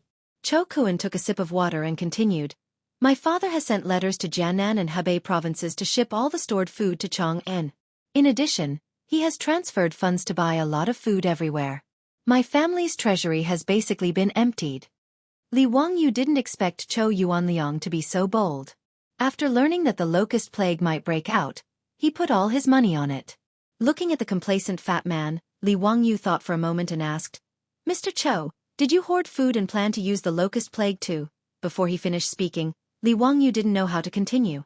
In business, it was understandable that Cho Yuanliang hoarded food to make a fortune, but he felt that it was too low. If that was the case, it was fine if he didn't make friends with the Cho family. Cho Kuan suddenly stood up and glared at Li Wangyu. "What do you mean, Xiaolang? My family has been doing business for generations, but they are upright and never do business against their will. Seeing Cho Kun so agitated, Li Wangyu was a little embarrassed. He smiled and touched his nose. Brother Cho, don't blame me. What is Mr. Chow's plan? Humph. Cho Kun glared at Li Wangyu with dissatisfaction and sat back down. My family is not hoarding food for profiteering. My father's intention is that when the plague of locusts arrives, all the food stores in my family will continue to operate as usual. No matter how much food you want, as long as we still have it in our warehouse, we will definitely sell it. His words made Li Wangyu's eyes light up. He raised his bowl to Cho Kun and said, Mr. Cho, you are a righteous man. I toast you with water instead of wine. After that, he drank the water in the bowl. Although the locust plague would reduce the production of food, the Tang dynasty had so much land that not all places would be affected by the locust plague. One of the main reasons for the famine was that unscrupulous grain merchants deliberately hoarded grain and did not sell it in order to make huge profits. This caused panic among the people and made grain even more precious. In fact, the Tang dynasty did not lack food at all, especially during the second year of Zhengguan. In the previous dynasty, when Emperor Yang of Sui ascended the throne, the population of the country had already reached 8.9 million households. With each household having 6 people, the population of the country was no less than 50 million. At the end of the Sui dynasty, the world was in chaos and there were countless casualties. After the Tang dynasty was pacified, the Ministry of Civil Affairs of Wuda estimated that there were only 2.19 million households in the Tang dynasty, with a population of less than 20 million. Not to mention the grain produced by the Tang dynasty every year, just the Huiluo Tsang, which was inherited by the Tang dynasty at the end of the Sui dynasty, had a total grain storage of more than 300 million caddies, which was enough for the people of the Tang dynasty to eat for 50 years. In the 11th year of Zhengguan, Imperial Censor Ma Zhou told Emperor Taizong, Li Shimin, the Sui family's treasury is in Luokou, and Li Mi is in it. The treasury of Xijing is also used by the country, and has not been used to this day. At this time, the Sui dynasty had already been destroyed for 20 years, but at that time the grain and cloth had not been used up. Li Wangyu did not quite believe this. After all, how could something like grain be stored for decades? Could it be that the Sui and Tang dynasties already had the technology to store grain? However, this was the second year of Zhengguan, and the Sui dynasty had only been destroyed for 11 years. If the old grain was properly stored, there should be no problem. From this, it could be seen that the Tang dynasty absolutely did not lack grain. The famine caused by the plague of locusts was, in fact, the result of the aristocratic families and big grain merchants sitting by and watching the people starve to death for their own benefit. In response to Li Wangyu's praise, Cho Kun was a little embarrassed. Xiaolang, don't misunderstand my lord's meaning. Although it will cause grain to be sold, the price will still follow the market. We will not deliberately lower the price. Of course, haha, I naturally understand what Brother Cho is saying. Li Wangyu laughed. Of course, he understood Cho Kun's meaning. The price will follow the market. First, Cho Kun will make a lot of money as the price of grain rises. Second, he will not attract the hostility of his peers. Third, he will not be noticed by the government. Otherwise, if you, a grain merchant, purposely sell grain at a low price, what are you trying to do? Who would be able to bear the label of trying to buy people's hearts? After understanding Cho Kun's thoughts, Li Wangyu's grudge completely disappeared. He asked Li Heng to prepare dinner and wine. Tonight, he wanted to drink a few cups of wine with Cho Kun. The Li family's current rule was that there was no distinction between master and servant during mealtime. Everyone ate at the table. Cho Kun had lived with the Li family for a few days before, so he naturally knew this family rule. However, he did not feel uncomfortable. Just as the sky turned dark, the Li family gave Cho Kun a shock. In the main room of the front yard, the old housekeeper Li Heng saw that the sky had darkened, so he took out a match and lit a lamp. At first, Cho Kun did not pay much attention to it. When the lamp was lit, he was surprised to find that it was not an ordinary candle or oil lamp, but a lamp that he had never seen before. The lamp that Li Heng lit was much brighter than an ordinary oil lamp or candle, and there was no black smoke coming out. This made Cho Kun very curious. Housekeeper Li, what kind of lamp is this?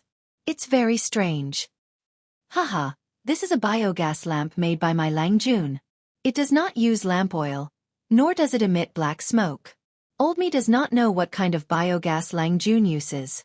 In short, this lamp can be lit all night. It is very magical. When Li Hang talked about the biogas lamp, he was full of praise. In his opinion, the biogas lamp was simply the work of the immortals. It was the Li family's heirloom. Therefore, lighting the biogas lamp at home every night was Li Heng's favorite thing to do. Even the little girl Perrin was not allowed to interfere. In fact, the biogas lamp that Li Wangyu made was very simple. Due to the limited materials, he could only make do with what was available. In the past, there were many places in the countryside that had biogas ponds. Because Li Wangyu was mischievous and curious, he disassembled the biogas lamp at home into parts, wanting to study its principle. Although later his grandfather beat him up because of this, Li Wangyu remembered the exact structure of the biogas lamp because of this beating. A normal biogas lamp was mainly composed of a nozzle, an ejector, a mud head, a gauze cover, a glass lampshade, and a reflector. However, it was obvious that Li Wangyu could not make these things in the Tang Dynasty. The glass lampshade and reflector were just a dream. In addition, the biogas pond at home was the most simple one, and there was not even a pressurizing device. Therefore, Li Wangyu could only try to simplify it as much as possible. After a lot of effort, he finally made the nozzle and mud head of the biogas lamp. The most important copper wire mesh was made by an old copper craftsman in the county with copper wire. Of course, the glass lampshade outside was not possible. It was replaced by an ordinary gauze lampshade. Even so, such a simple biogas lamp was an amazing thing in the Tang Dynasty. At this moment, Cho Kun seemed to have discovered a new world. He did not even wait for the Li family's delicacies that he was looking forward to the most. Like a curious baby, he followed behind the old butler Li Hang and watched him light up the biogas lamps at home one by one. Every time a biogas lamp was lit up, Cho Kun would shout, "Good," and then move closer to observe carefully. However, the old butler Li Hang looked proud and disdainful, thinking that Cho Kun was simply a farmer who had seen too little. Li Hang's look made Li Wangyu laugh secretly. He clearly remembered that a few days after the biogas pond was built, the cow and horse dung piled up in the biogas pond began to ferment and produce biogas. When Li Wangyu lit the biogas lamp for the first time, Li Hang looked as if he had seen a ghost. It seemed that he was even more unbearable than Cho Kun. Chapter 84.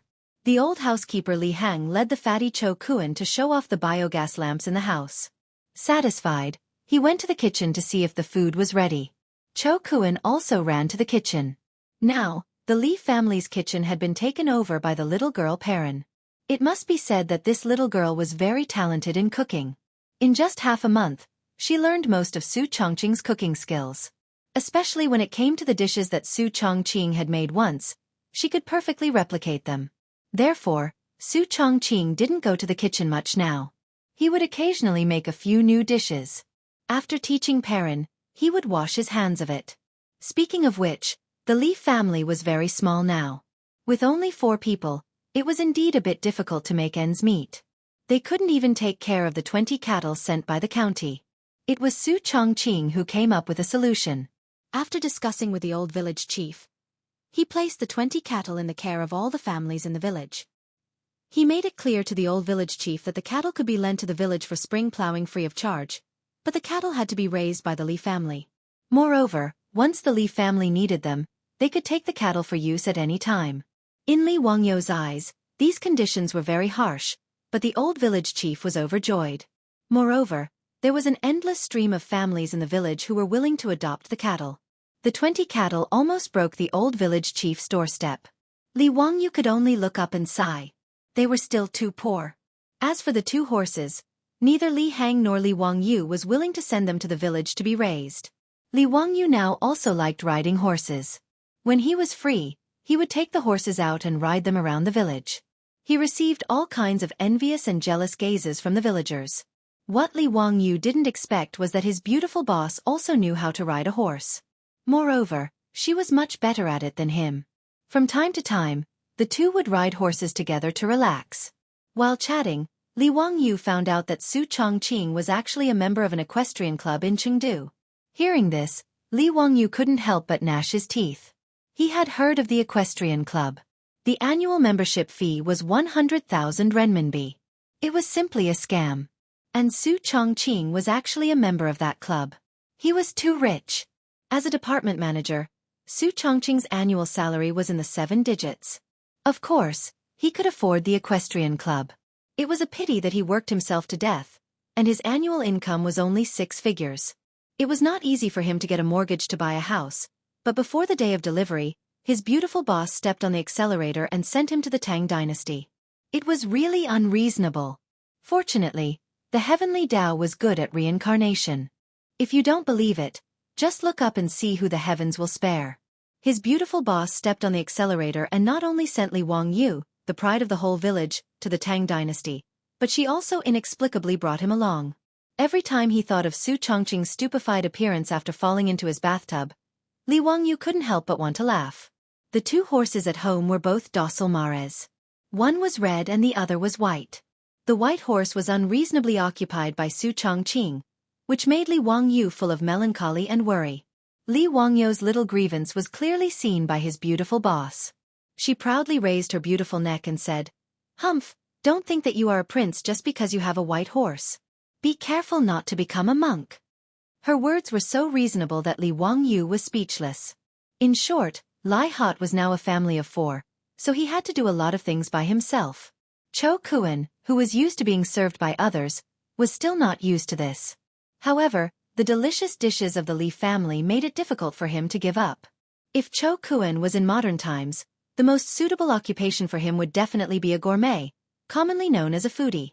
For a mouthful of food, he actually disregarded his reputation as the young master of the Cho family and shamelessly followed behind the little girl Perrin, just to see what delicious food would be served tonight. Today, the villagers sent freshly caught river fish to the Li family. The little girl directly made fish with pickled cabbage and pickled cabbage. The fragrance that assailed his nostrils made Cho Kuan almost drool.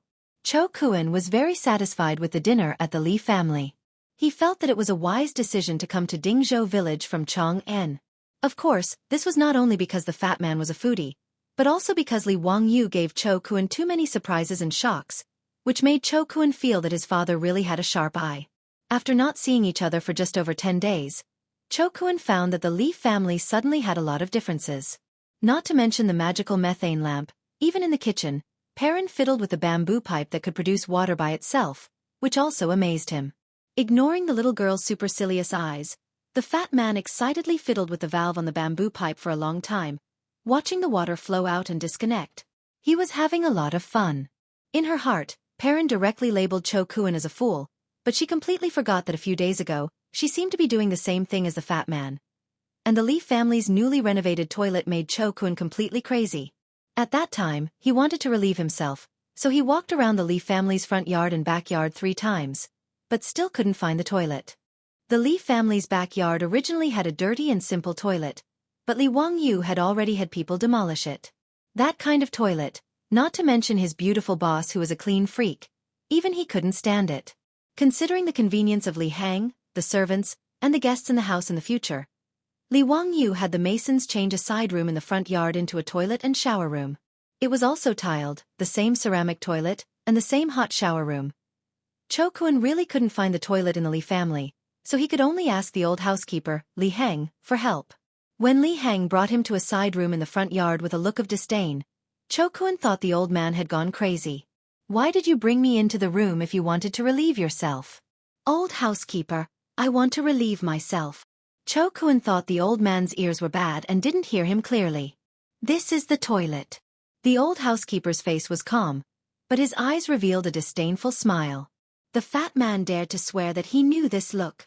Because every time he saw a fuss in Chang'an's West City, he showed this look when he saw the foreign merchants who came to Chang'an for the first time. Cho Kuan didn't understand what a toilet was, but when Li Hang introduced him to the toilet and how to use the ceramic toilet, Cho Kuan almost thought he was hallucinating. This unbelievably beautiful room. You're telling me it's a toilet? What are these things stuck in this room? If Cho Kuan's eyes weren't blind, he could be sure that they were all ceramic, but he didn't know how to make them like this. It was really hard to imagine that they were stuck to the wall and the floor. And the ceramic toilet made him ponder for a long time before he realized that it was actually a toilet. Li Hang calmly explained to Cho Kuan how to use the toilet and how to pull the rope above to flush. Cho Kuan could only nod his head blankly. When the old butler was satisfied with the lecture and walked out of the bathroom, Cho Kun finally sat down cautiously. The fat man now began to seriously consider whether he was still a rich man in Chang'an City. Why did he come to the Li family in Dingzhou village, and instead he was more like a farmer, a country bumpkin? Reflecting on his shameful performance today, for the sake of the Cho family in Chang'an City, the fat man felt that he had to remain calm no matter what incredible things he encountered.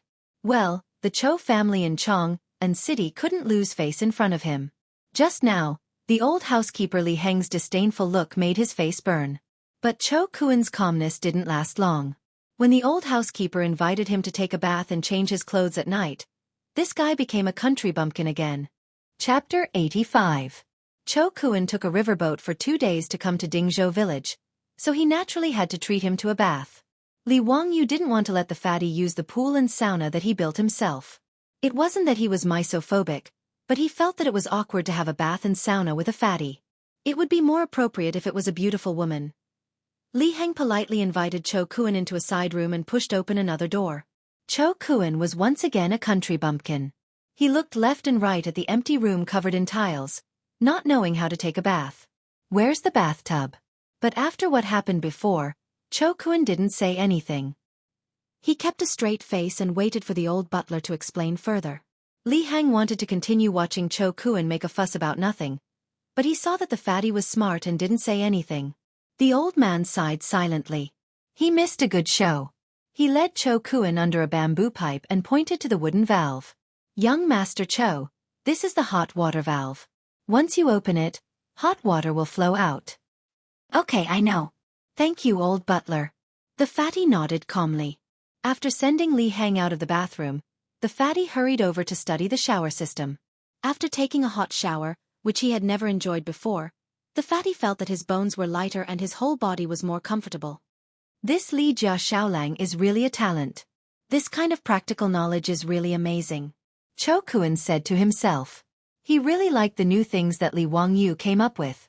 He began to wonder if he could ask Li Wangyu to help him install one in his house in Chang'an City. The next morning, Cho Kuen took the water wheel blueprint that Li Wangyu had drawn for him and borrowed a horse from the Li family to return to Chang'an City. He said that he would disturb Li Wangyu in a few days. Li Wangyu looked at the date-red horse in the distance and his heart ached. This damn fatty, don't crush my horse. A few days after the fatty Cho Kuen left, Li Wangyu's days were peaceful. Every day, if he didn't go to the alkali soil to check on the situation, then he would stroll around the village. He became more familiar with the situation in the village. He now had 400 dawn of grain in his hands, which should be enough for the whole village to survive the locust plague, so he didn't have much of a sense of crisis. These days, the number of locusts in the fields had increased. Even the village head had started to organize the villagers to burn incense and worship the locust god. Li Wangyu could only let out a long sigh and shake his head. For the past few days, he had been discussing with his beautiful boss about what other businesses he could do to make money other than brewing wine, so that he could pay off the huge debt of more than 1.6 million yuan. However, no matter how much they thought about it, they couldn't come up with any good ideas for the time being. On this day, Li Wangyu was strolling around the village, thinking about how to get rich. When he arrived at the village entrance, he suddenly saw 2 figures coming from the direction of Mount Shouyang in the distance. Li Wangyu squinted his eyes and looked at them. One of them looked familiar. He took a closer look. It was the second son of the Niu family, Niu Wu. Behind him was a skinny old Taoist. Strange, why don't I see Niu Dalong? Li Wangyu mumbled.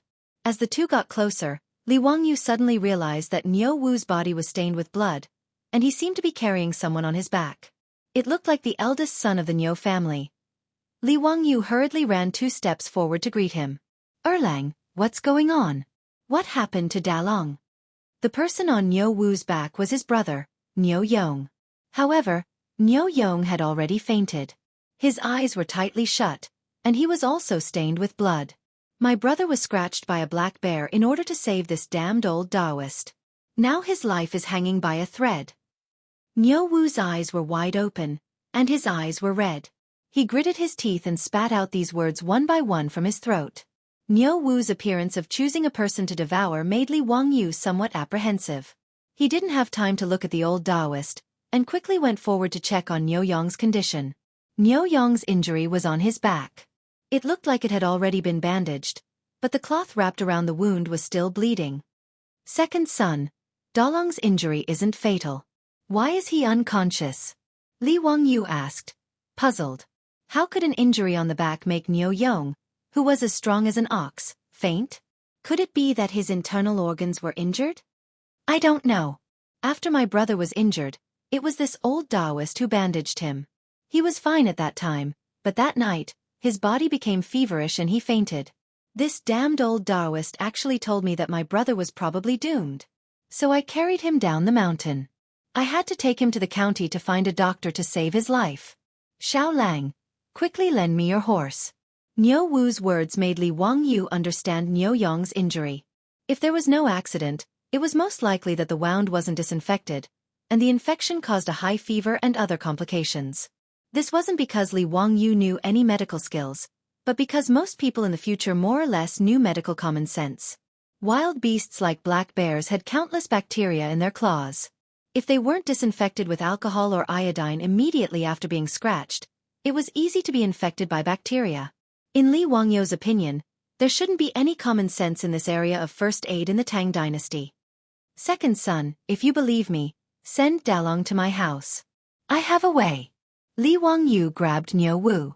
Naturally, he wasn't a miracle-working doctor. The reason why he dared to say that he could save Niu Yong was that he remembered Su Chongqing's box of cephalosporin capsules. Was there any medicine more effective than cephalosporin in the Tang Dynasty to fight inflammation? If a suppurative infection wasn't immediately disinfected, he would really die. Even if Li Wangyu's heart ached for the one and only cephalosporin capsules, he wouldn't watch Niu Yong, a veteran of hundreds of battles, die in front of him. As for the current doctors in the Tang Dynasty, it would be a miracle if they could save Niu Yong. Even if the king of medicine, Sun Simiao, was here, he would be helpless. Xiao Lang, don't joke. Can you really save my eldest brother? Niu Wu's eyes widened again when he heard Li Wangyu's words. He stared at Li Wangyu for fear that he was joking with him. Li Wangyu nodded and said, "Yes, let's go." The words between the two fell into the ears of the old Taoist beside them. The old Taoist couldn't help but interrupt and say, "Don't make trouble, kid. Our benefactor's wound is already ulcerated. How can there be medicine to cure it? Even I can only delay it for a while, but I can't cure it." The ulcer he mentioned was the name of inflammation and suppuration in traditional Chinese medicine. Shut up. Before the old Taoist could finish his words, Li Wangyu and Niu Wu spoke at the same time, forcing the old Taoist to swallow back his words. You old Taoist, if my eldest brother is cured by Xiao Lang, then it's fine. But if anything happens to my eldest brother, I'll make you accompany him in the underworld. Niu Wu shouted sternly. Hearing this, the old Taoist cupped his hands and said, Immeasurable deity, if you want to take this body of mine to pay for your brother's life, I naturally won't resist. Li Wangyu didn't bother to ask who this old Taoist was. He pulled Niu Wu and ran back to his house in the village. Niu Wu carried his brother on his back and followed closely behind. The old Taoist sighed and followed. Li Hang, tell Perrin to boil water immediately. Also, tell Chongqing to come over. Li Wangyu called out loudly as soon as he entered the house.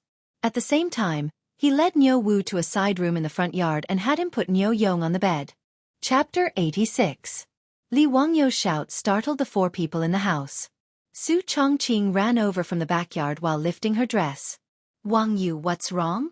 Niu Dalong was scratched by a black bear. The wound is infected and has a high fever. Go and get your box of cephalosporins.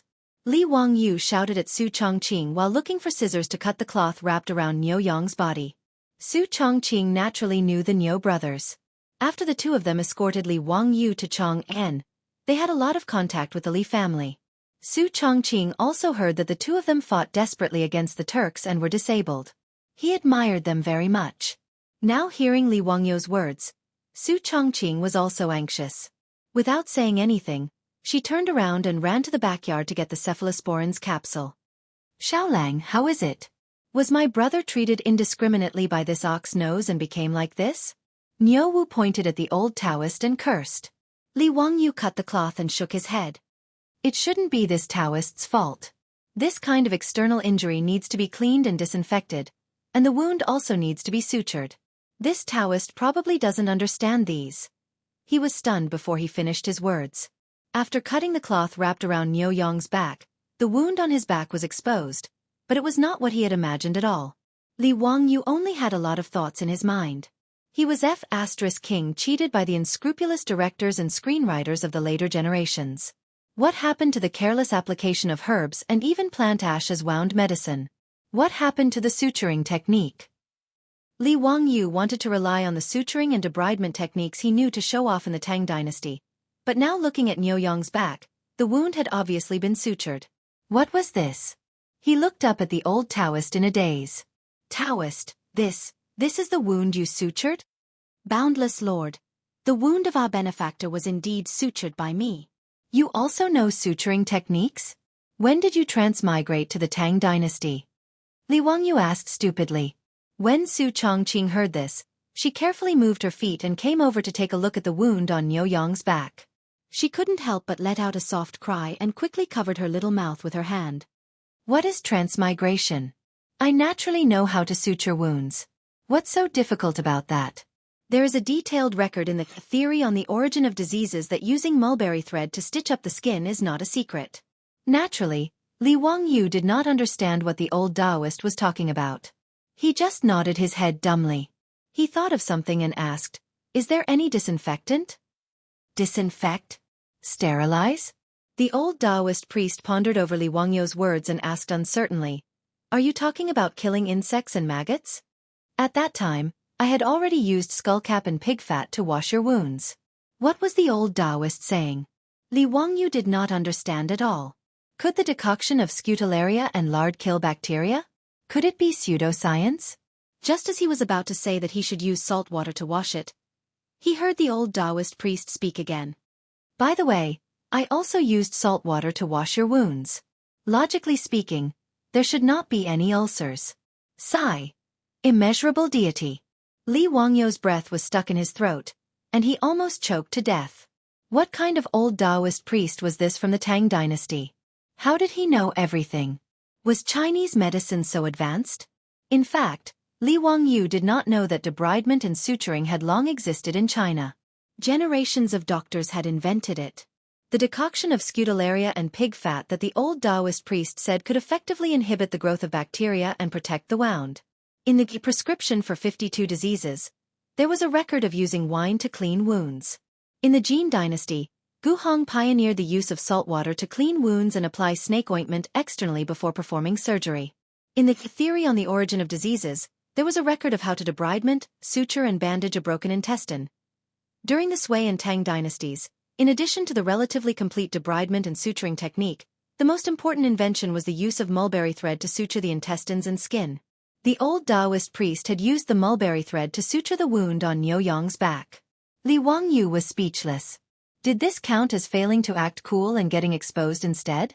This old Taoist priest from the Tang dynasty actually knew everything. Now, he could only pray that the cephalosporin capsule would work and save Niu Yong's life. Bullnose, don't talk nonsense. My eldest brother was treated like this by a quack like you. Niu Wu pointed at the old Taoist priest and said angrily. The old Taoist priest lowered his eyes and said, "You may not know, but I have indeed given my benefactor the best medicine for muscle regeneration and hemostasis." What bullshit medicine for muscle regeneration and hemostasis? Then why don't you tell me why my eldest brother is unconscious now? Niu Wu's eyes were bloodshot as he glared at the old Taoist priest. The old Taoist priest was speechless. Li Wangyu guessed that the disinfection might not have been thorough enough. The black bear's claws had been hunting in the forest all year round, so who knew how much bacteria it had gotten? However, this could not be blamed on the old Taoist priest. He had indeed tried his best. However, Li Wangyu looked at the black mulberry leather thread used to sew up the wound on Niu Yong's back. He felt that the mulberry leather thread was not suitable. Li Wangyu looked at the bloody wounds on Niu Yong's back and said to Niu Wu, "Erlang, immediately ride my family's horse to the county. Find a stall that slaughters cows and sheep and ask them for some lamb intestines." What do I need those for? Niu Wu was puzzled. Lamb intestines could save his brother's life? If I tell you to go, then go quickly. That's right, go to the medicine shop in the county and buy some saltpeter. Go quickly and return quickly. Li Wangyu did not have the time to explain to him. He sent Niu Wu out and asked Li Heng to lead his horse. Although the old Taoist priest's treatment method was correct, the wound on Niu Yong's back was still inflamed. It was red and swollen with pus flowing out. Clearly, it needed to be cleaned again. Li Wangyu subconsciously turned his head and took a deep breath. He was a small white-collar worker in a modern city. He had never seen such a bloody wound. He was at a loss for a moment. After a long time, Li Wangyu muttered, "Now, first of all, I have to scrape off the rotten flesh on Dalong's back." "I don't know how to do this," the old Taoist priest suddenly said. "If that's the case, why don't I take care of it?" "That's good. I'll have to trouble you." Seeing that the old Taoist priest was willing to take over, Li Wangyu quickly retreated to the side. "Immeasurable deity. I'll do my best." After the old Taoist priest finished speaking, he took out many things from the medicine box on his back. The old Taoist priest did not rush to scrape off the rotten flesh on Niu Yong's back. Instead, he took out silver needles, identified the acupuncture points on Niu Yong's back, and began to prick them. "Taoist priest, what are you doing?" Li Wangyu asked curiously. The old Taoist priest's face was calm. "It's too late to decoct the anesthetic powder now. I'll prick the acupuncture points with silver needles to reduce the pain." "Acupuncture anesthesia?" Li Wangyu was stunned when he heard the old Taoist priest's words. Could it be that the legendary acupuncture anesthesia in traditional Chinese medicine was real? This old Taoist priest actually had such a unique skill? It was said that acupuncture anesthesia was to use the needle to stimulate a certain acupuncture point or certain acupuncture points to achieve the purpose of analgesia. It could be performed without anesthesia. However, these were just legends in later generations. No one had ever seen a hospital that could perform surgery without anesthesia. Li Wangyu looked at Niu Yong curiously. Although Niu Yong was in a coma, his body would twitch unconsciously from time to time because of the pain from the wound. After the old Taoist priest pricked several silver needles on his back, Niu Yong gradually calmed down, as if he had fallen into a deep sleep. It was amazing. The old Taoist priest took out an iron lancet and prepared to clean the wound on Niu Yong's back. "Stop!" Li Wangyu quickly shouted. Chapter 87. This old Taoist priest did not even disinfect his knife and directly cut the wound. "Are you *king curing diseases or spreading germs?" "Why did Xiao Lang stop me?" the old Taoist priest asked, puzzled. "Your knife, it is not disinfected." Li Wangyu pointed at the lancet in the old Taoist priest's hand. The old Taoist priest was confused. "Disinfecting again? What is disinfecting?" "Your knife is not clean, it has germs." Li Wangyu could only explain like this. The old Taoist priest picked up his clean and shiny lancet. How was this knife not clean? There was not even a speck of dust? What were germs? Li Wangyu could not explain to the old Taoist priest what germs were, and he was too lazy to talk nonsense. He directly asked Li Heng if the water was ready. Now that there was no alcohol, not even a high concentration of white wine, disinfection could only be done by boiling water. Li Wangyu asked the old Taoist priest for the lancet and gave it to Li Heng. He asked him to go to the kitchen and let Perrin boil it for a few minutes before taking it out. He looked at the cloth that he had bandaged Niu Yong and curled his lips in disdain. He ordered Li Heng to find a clean white cloth and cut it into long strips. He also asked Perrin to throw it into boiling water to disinfect it. With the speed of Niu Wu's horse, it would only take an hour to travel 20 miles from Zudingzhu village to Huxian County. When Niu Wu came back on his sweaty white horse, Li Wangyu had just finished preparing everything. Li Wangyu did not care about his horse and immediately asked Perrin to take the lamb intestines that Niu Wu had asked for to the kitchen. He scraped off the fat, took the innermost mucous membrane, soaked it in alkaline water, and then divided it into small strands. Pei Lan's hands and feet were very nimble, and she quickly got everything ready. After the little girl brought the old Taoist priest's scalpel that had been boiled and disinfected, Li Wangyu immediately asked the old Taoist priest to start cleaning the rotten flesh on Niu Yong's back. The old Taoist priest was indeed skilled in surgery. He held the lancet and moved nimbly. He did not mind the pus and stench flowing out of the wound at all. In a few moves, he removed the inflamed and pus around the wound. His technique was very professional. "Perrin, is the warm water ready?" "Lang Jun, it's ready. Should I bring it in now?" "Okay, Remember to add more salt. Since there was nothing else that could disinfect the wound, Li Wangyu could only make do with what he had. He used high-concentration saline to disinfect the wound. When the high-concentration salt water was poured on the wound on Niu Yong's back, even though Niu Yong had fallen into a coma due to a high fever, even though he had the old Taoist silver needle on his back that was used to anesthetize him, he was still in so much pain that he unconsciously let out a low groan and his body kept trembling. Xiao Lang, is my eldest brother all right? Niu Wu's heart ached as he watched from the side. He could not help but ask. He's fine. The high-concentration salt water disinfected the wound. It must be very painful. There's nothing we can do about it. After cutting off the rotten flesh on the wound and cleaning and disinfecting the wound, the next step should be to suture it. When the old Taoist priest was treating Niu Yong's wound again, he had already cut open the mulberry skin thread used to suture it. At this moment, he took out the mulberry skin thread and prepared to suture it again. Taoist priest, wait. Use this catgut to suture the wound. Catgut? The old Taoist priest took the catgut from Li Wangyu's hand in confusion and sized it up. Is this what you asked Niu Erlang to go to the county city to find the lamb intestines to make? That's right. What's the benefit? There's no need to remove the stitches after the wound heals. The human body can absorb it. Li Wangyu showed off a little. Finally, there was something that was better than this old Taoist priest. The old Taoist priest thought for a moment and nodded.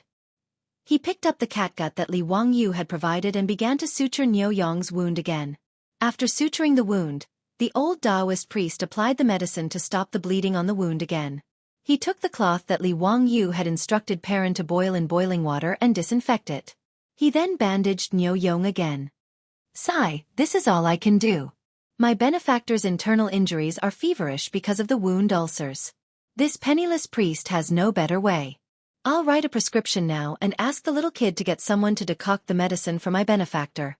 I hope it's useful, immeasurable, heavenly, venerable. Chinese medicine did not have any special medicine or method for wounds with suppurative infections. It was not until the invention of penicillin in modern times that it saved the lives of countless war wounded. This was also the reason. The reason why Li Wangyu dared to say that he could save Niu Yong was because he had the cephalosporin capsule in his hand. Cephalosporin was a second-generation antibiotic. Its effect was good and its side effects were small. Su Chongqing had already taken the cephalosporin capsule. Li Wangyu took a capsule and fed it to Niu Yong. He then forced it down with clear water. The strange appearance of the capsule made the old Taoist priest stare at it for a long time. All right, Dalong has taken the medicine. The fever will definitely go down tomorrow. Li Wangyu was sure that the cephalosporin would be useful. The people of the Tang Dynasty had never taken any antibiotics. They were not like the people of the future, who had been flooded with antibiotics for a long time and were about to develop resistance. After eating cephalosporin for 3 days, Li Wangyu believed that he would be able to save Niu Yong's life. But what if eldest brother's fever doesn't go down? Niu Wu was still very anxious. The old Taoist priest had told him before that this fever was very deadly. Li Wangyu reached out and touched Niu Yong's forehead. It was burning hot. Even without a thermometer, Li Wangyu was sure that Niu Yong's body temperature was between 39 and 40 degrees Celsius. Such a high fever really needed to be cooled down immediately. If the fever didn't go down, it would cause dehydration and acid-base balance disorder. In serious cases, it could even cause cerebral edema. It's okay. I'll use ice to lower Dalong's temperature in a while. Don't worry. Li Wangyu said confidently. He had already considered this problem. Ice? It's early February now. Where would there be ice? Xiaolang, did you dig an ice cellar in your house? Niu Wu asked in surprise. Naturally, there was no such thing as a refrigerator in ancient times. However, the nobles had a way to store ice for a long time, and that was to dig an ice cellar. In the Book of Songs, there was a record of chiseling ice in winter for the nobles to use in summer. When the weather was cold and the ground was frozen, a large piece of ice was chiseled from a clean water source. Then, it was placed in a specially dug ice cellar and sealed for preservation. This way, it could be stored until the midsummer of the next year. This method of storing ice was very expensive. Unless one was very rich, they would never be able to afford it. Li Wangyu's house in Huxian had an ice cellar, but now, there was no ice cellar in the old house in Dingzhou village. Hee hee, there's no need to store it. Did you buy the saltpeter I asked you to buy? Naturally, I bought it. What's the use of saltpeter? Niu Wu took out a bag of saltpeter and handed it to Li Wangyu. It's used to make ice to lower the temperature of Dalong's body. Li Wangyu's words made Niu Wu and the old Taoist stunned. Saltpeter could be used to make ice? The old Taoist stroked his beard and said, saltpeter is salty, bitter and cold. It goes to the stomach and large intestine. It expels heat and laxative, moistens dryness, softens and clears heat. It can be used for stagnation, dryness, swollen throat, red eyes, mastitis, and hemorrhoids. But this is the first time this poor Taoist heard that saltpeter can be used to make ice. Kid, don't make trouble. Chapter 88. Fortunately, Li Wangyu had transmigrated to the first year of the Tang Dynasty, so he could show off his ability to make ice with saltpeter. If he had transmigrated a few years later, everyone would have known about it. During the Tang and Song dynasties, people had already discovered that saltpeter would freeze water if it was put into water. However, in the second year of Zhenguan, Li Wangyu said that saltpeter could make ice, but no one believed him. Not only did Niu Wu and the old Taoist not believe him, even Li Hang and Perrin shook their heads in disbelief. Only the beautiful boss covered her mouth and snickered. Although Su Chongqing was a liberal arts student, he had learned basic chemistry. Saltpeter's scientific name was potassium nitrate. When it dissolved in water, it absorbed heat, and when the temperature dropped, the water would freeze. Li Wangyu saw that they didn't believe him, so he didn't say much. He asked Perrin to fetch a large wooden basin and a small cylindrical basin. He poured the water into the wooden basin, poured the saltpeter into the wooden basin, and then poured the water from the copper basin into the wooden basin. Soon, under the astonished gaze of the old Taoist, the water in the wooden basin began to slowly freeze. Then the water in the copper basin also began to slowly freeze. What kind of magic is this? Niu Wu's eyes widened as he looked at the ice in the basin in disbelief. The old butler's knees almost went soft again. Fortunately, Li Wangyu held him up. Li Hang, what are you doing? Lang Jun, have you become an immortal? Turning water into ice with a touch, this is an immortal magic. The little girl Perrin was no better than Li Hang. She covered her mouth and widened her black eyes. She also couldn't believe her eyes. Only the old Taoist, after being astonished for a while, began to think about the reason behind it. He even reached out to touch the ice in the wooden basin to test the temperature. Immeasurable deity, so saltpeter can make water freeze. This poor Taoist understands now. The old Taoist bowed and whispered a Taoist name. Li Wangyu looked at the old Taoist priest in surprise and then understood. These Chinese Taoists could be said to be the earliest batch of chemists in China. Even gunpowder was created by these Taoists when they were refining pills. It was not surprising that they had some basic knowledge of chemistry. However, in Li Wangyu's opinion, these Taoist priests were not so much chemists, but a group of terrorists. All day long, they would randomly refine some messy things and trick others to eat them. They were simply immoral. Li Wangyu dared to swear that if anyone dared to feed him a pill made of mercury, lead, sulfur, cinnabar, he would definitely raise his blade and kill them. This group of terrorists simply had amazing imagination. They had no choice but to admit defeat. In the time it took for an incense stick to burn, the two basins of water turned into ice cubes under everyone's gaze. Li Wangyu took out the copper basin and had Niu Wu use a knife to cut open the ice in the wooden basin. He wrapped the basin in a towel and stuffed it under Niu Yong's armpits, inner thighs, and forehead to lower the temperature. After Niu Yong ate the cephalosporin and had the ice cubes to lower his temperature, his originally rapid breathing quickly calmed down. The old Taoist priest pulled his hand over and felt his pulse. He was very surprised. His pulse is stable and strong. Benefactor has actually taken a turn for the better. It seems like his life is no longer in danger. Little child, what medicine did you give Benefactor? It actually has such a miraculous effect? What medicine did he take? Cephachlor capsules. There was only one box in the Tang Dynasty. Li Wangyu naturally could not answer like this. He could only smile mysteriously. Miraculous medicine, antibiotics. It's a pity that there's only these. There won't be a second box in 1,000 years. He shook the box of cephalosporin capsules at the old Taoist priest and Niu Wu. There were only 27 cephalosporin capsules in a box. One capsule needed to be taken 3 times a day for 3 consecutive days. In other words, this box of cephalosporin could only be taken for 3 courses of treatment. It would be gone forever. Li Wangyu did not feel any heartache when he took out 9 cephalosporin capsules to save Niu Yong's life. He felt that it was worth it. Compared to Niu Yong's life, his sacrifice was not worth mentioning. His words shocked Niu Wu. Niu Wu did not expect that Li Wangyu would take out such a precious medicine to save his elder brother. Xiaolang Aiyu.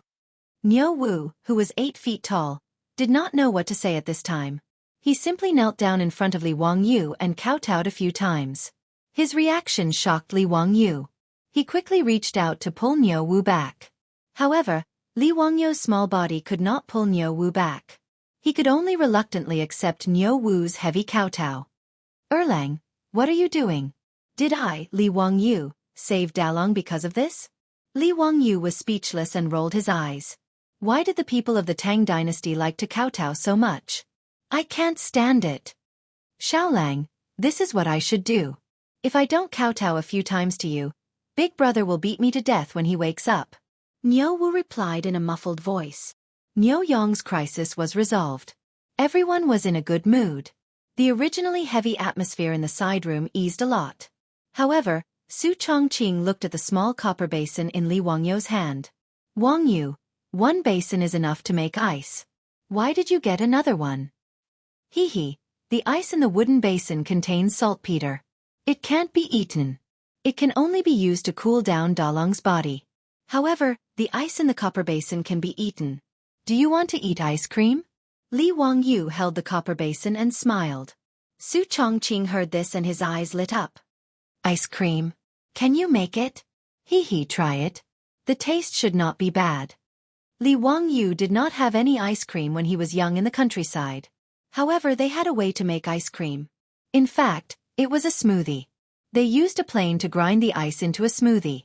Then, they added sugar water, milk, and fruits to make a delicious smoothie. There was no shortage of fruits at home.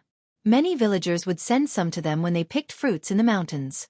With Shouyang Mountain behind them, there were different wild fruits to pick all year round. As for milk, it was even easier.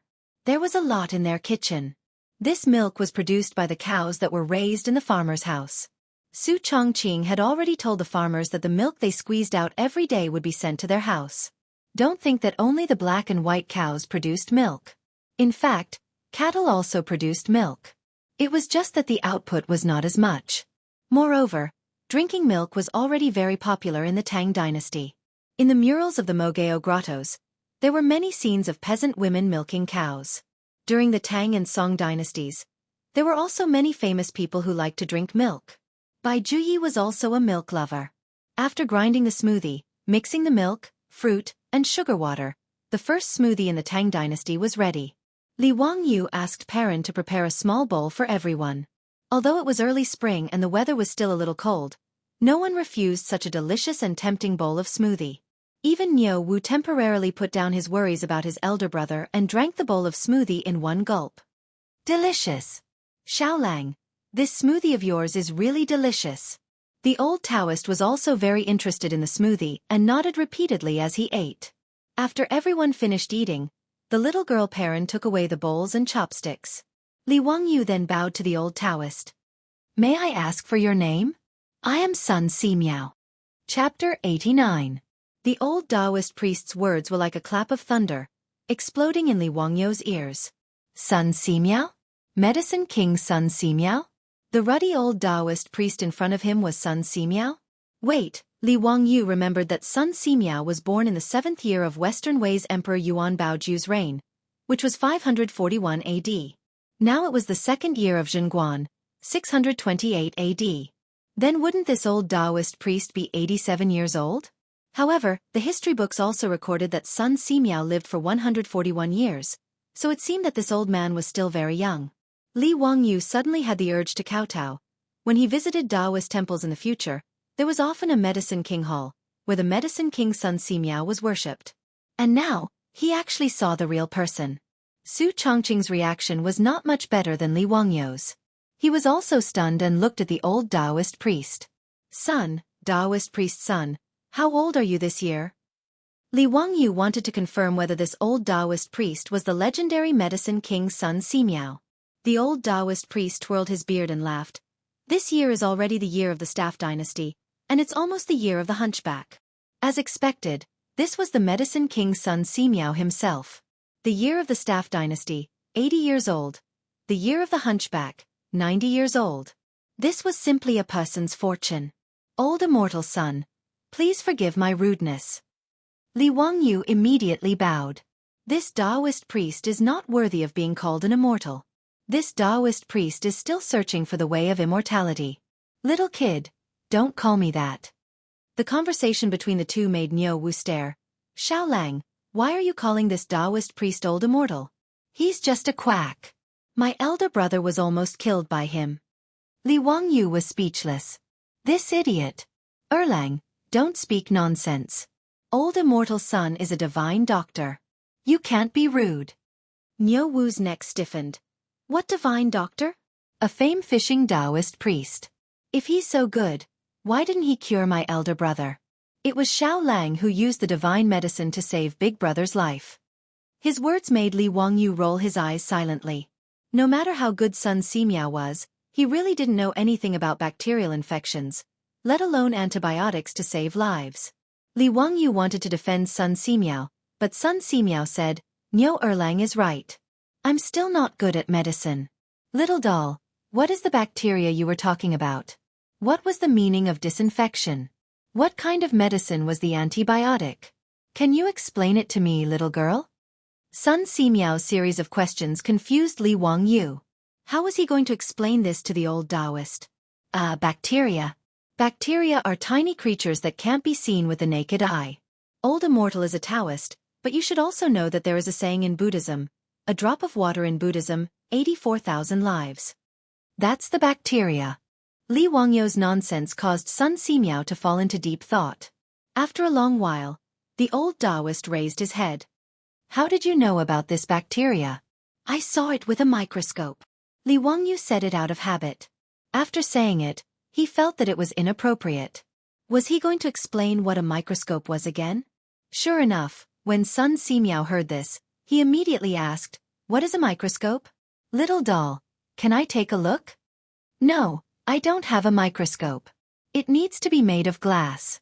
Oh no, it's made of crystal. It can be used to see microscopic creatures. Li Wangyu felt like he was going crazy. Then this bacteria is the main cause of ulcers? Sun Simiao asked again. Bacteria do cause inflammation in the wound, which is the ulcers that old Immortal mentioned. It also makes people sick. Then disinfection is to kill the bacteria.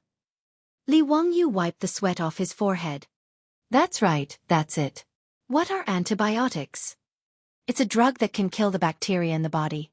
Li Wangyu didn't know anything about this, so he could only bluff. Then, little doll, do you know how to make antibiotics? Sun Simiao continued to ask. This. Li Wangyu's face had already turned bitter. When the beautiful superior saw that Sun Simiao kept asking him questions, she couldn't help but snicker. Serves you right for being so talkative. Li Wangyu didn't dare to say anything more. He quickly changed the topic and turned to ask Niu Wu, Erlang, how did your big brother get injured? It's just a black bear. It shouldn't be a problem for you two brothers, right? It would have been better if he didn't mention it. Once he mentioned Niu Yong's injury, Niu Wu glared at Sun Simiao. It's all this Taoist's fault. Big brother was scratched by the black bear because he was trying to save him. Niu Wu began to tell Li Wangyu about Niu Yong's injury. It turned out that Li Wangyu asked the two brothers to help him pick tea leaves in the Qinling Mountains. After entering the Qinling Mountains, the two brothers went straight to Taibai Mountain. They found the plant that Li Wangyu described. Just as they were picking the tea leaves, the old Taoist appeared. Sun Simiao also went to pick the tea leaves. When he saw the two brothers picking tea leaves, he curiously asked them a few questions. Seeing that it was an old Taoist, the two brothers were very polite. They even asked the old Taoist how to pick the tea leaves. Just as the three of them were talking, an accident happened. A black bear rushed out of the forest and pounced on the old Taoist. The black bears in the Qinling Mountains usually didn't take the initiative to attack humans. However, The black bear suddenly attacked the old Taoist today. As the Niu brothers weren't hunting, they carried their weapons on their backs when they were picking tea leaves. The black bear suddenly rushed out. Sun Simiao's back was facing the black bear, so he didn't notice it. In order to save the old Taoist, Niu Yong didn't have time to pull out his weapon. He pulled Sun Simiao with one arm and took a slap from the black bear on his back. The sharp bear paw scratched several deep wounds on his back. After Niu Wu pulled out his weapon, he fought and killed the black bear. Then, he quickly treated his brother with the old Taoist. Niu Yong was only scratched on the back by the black bear. Although he was bleeding, it was only an external injury. To Niu Wu and Sun Simiao, it wasn't serious and wasn't fatal. Originally, Niu Wu saw that the old Taoist's skills were much better than those of the doctors in the army. He thought that his brother was lucky that there was a doctor to treat him immediately when he was injured. However, who knew that Niu Yong would have a high fever that night and even become delirious? Niu Wu started to panic. Ignoring the old Taoist's advice, he carried his brother down the mountain and prepared to go to the county to seek medical treatment.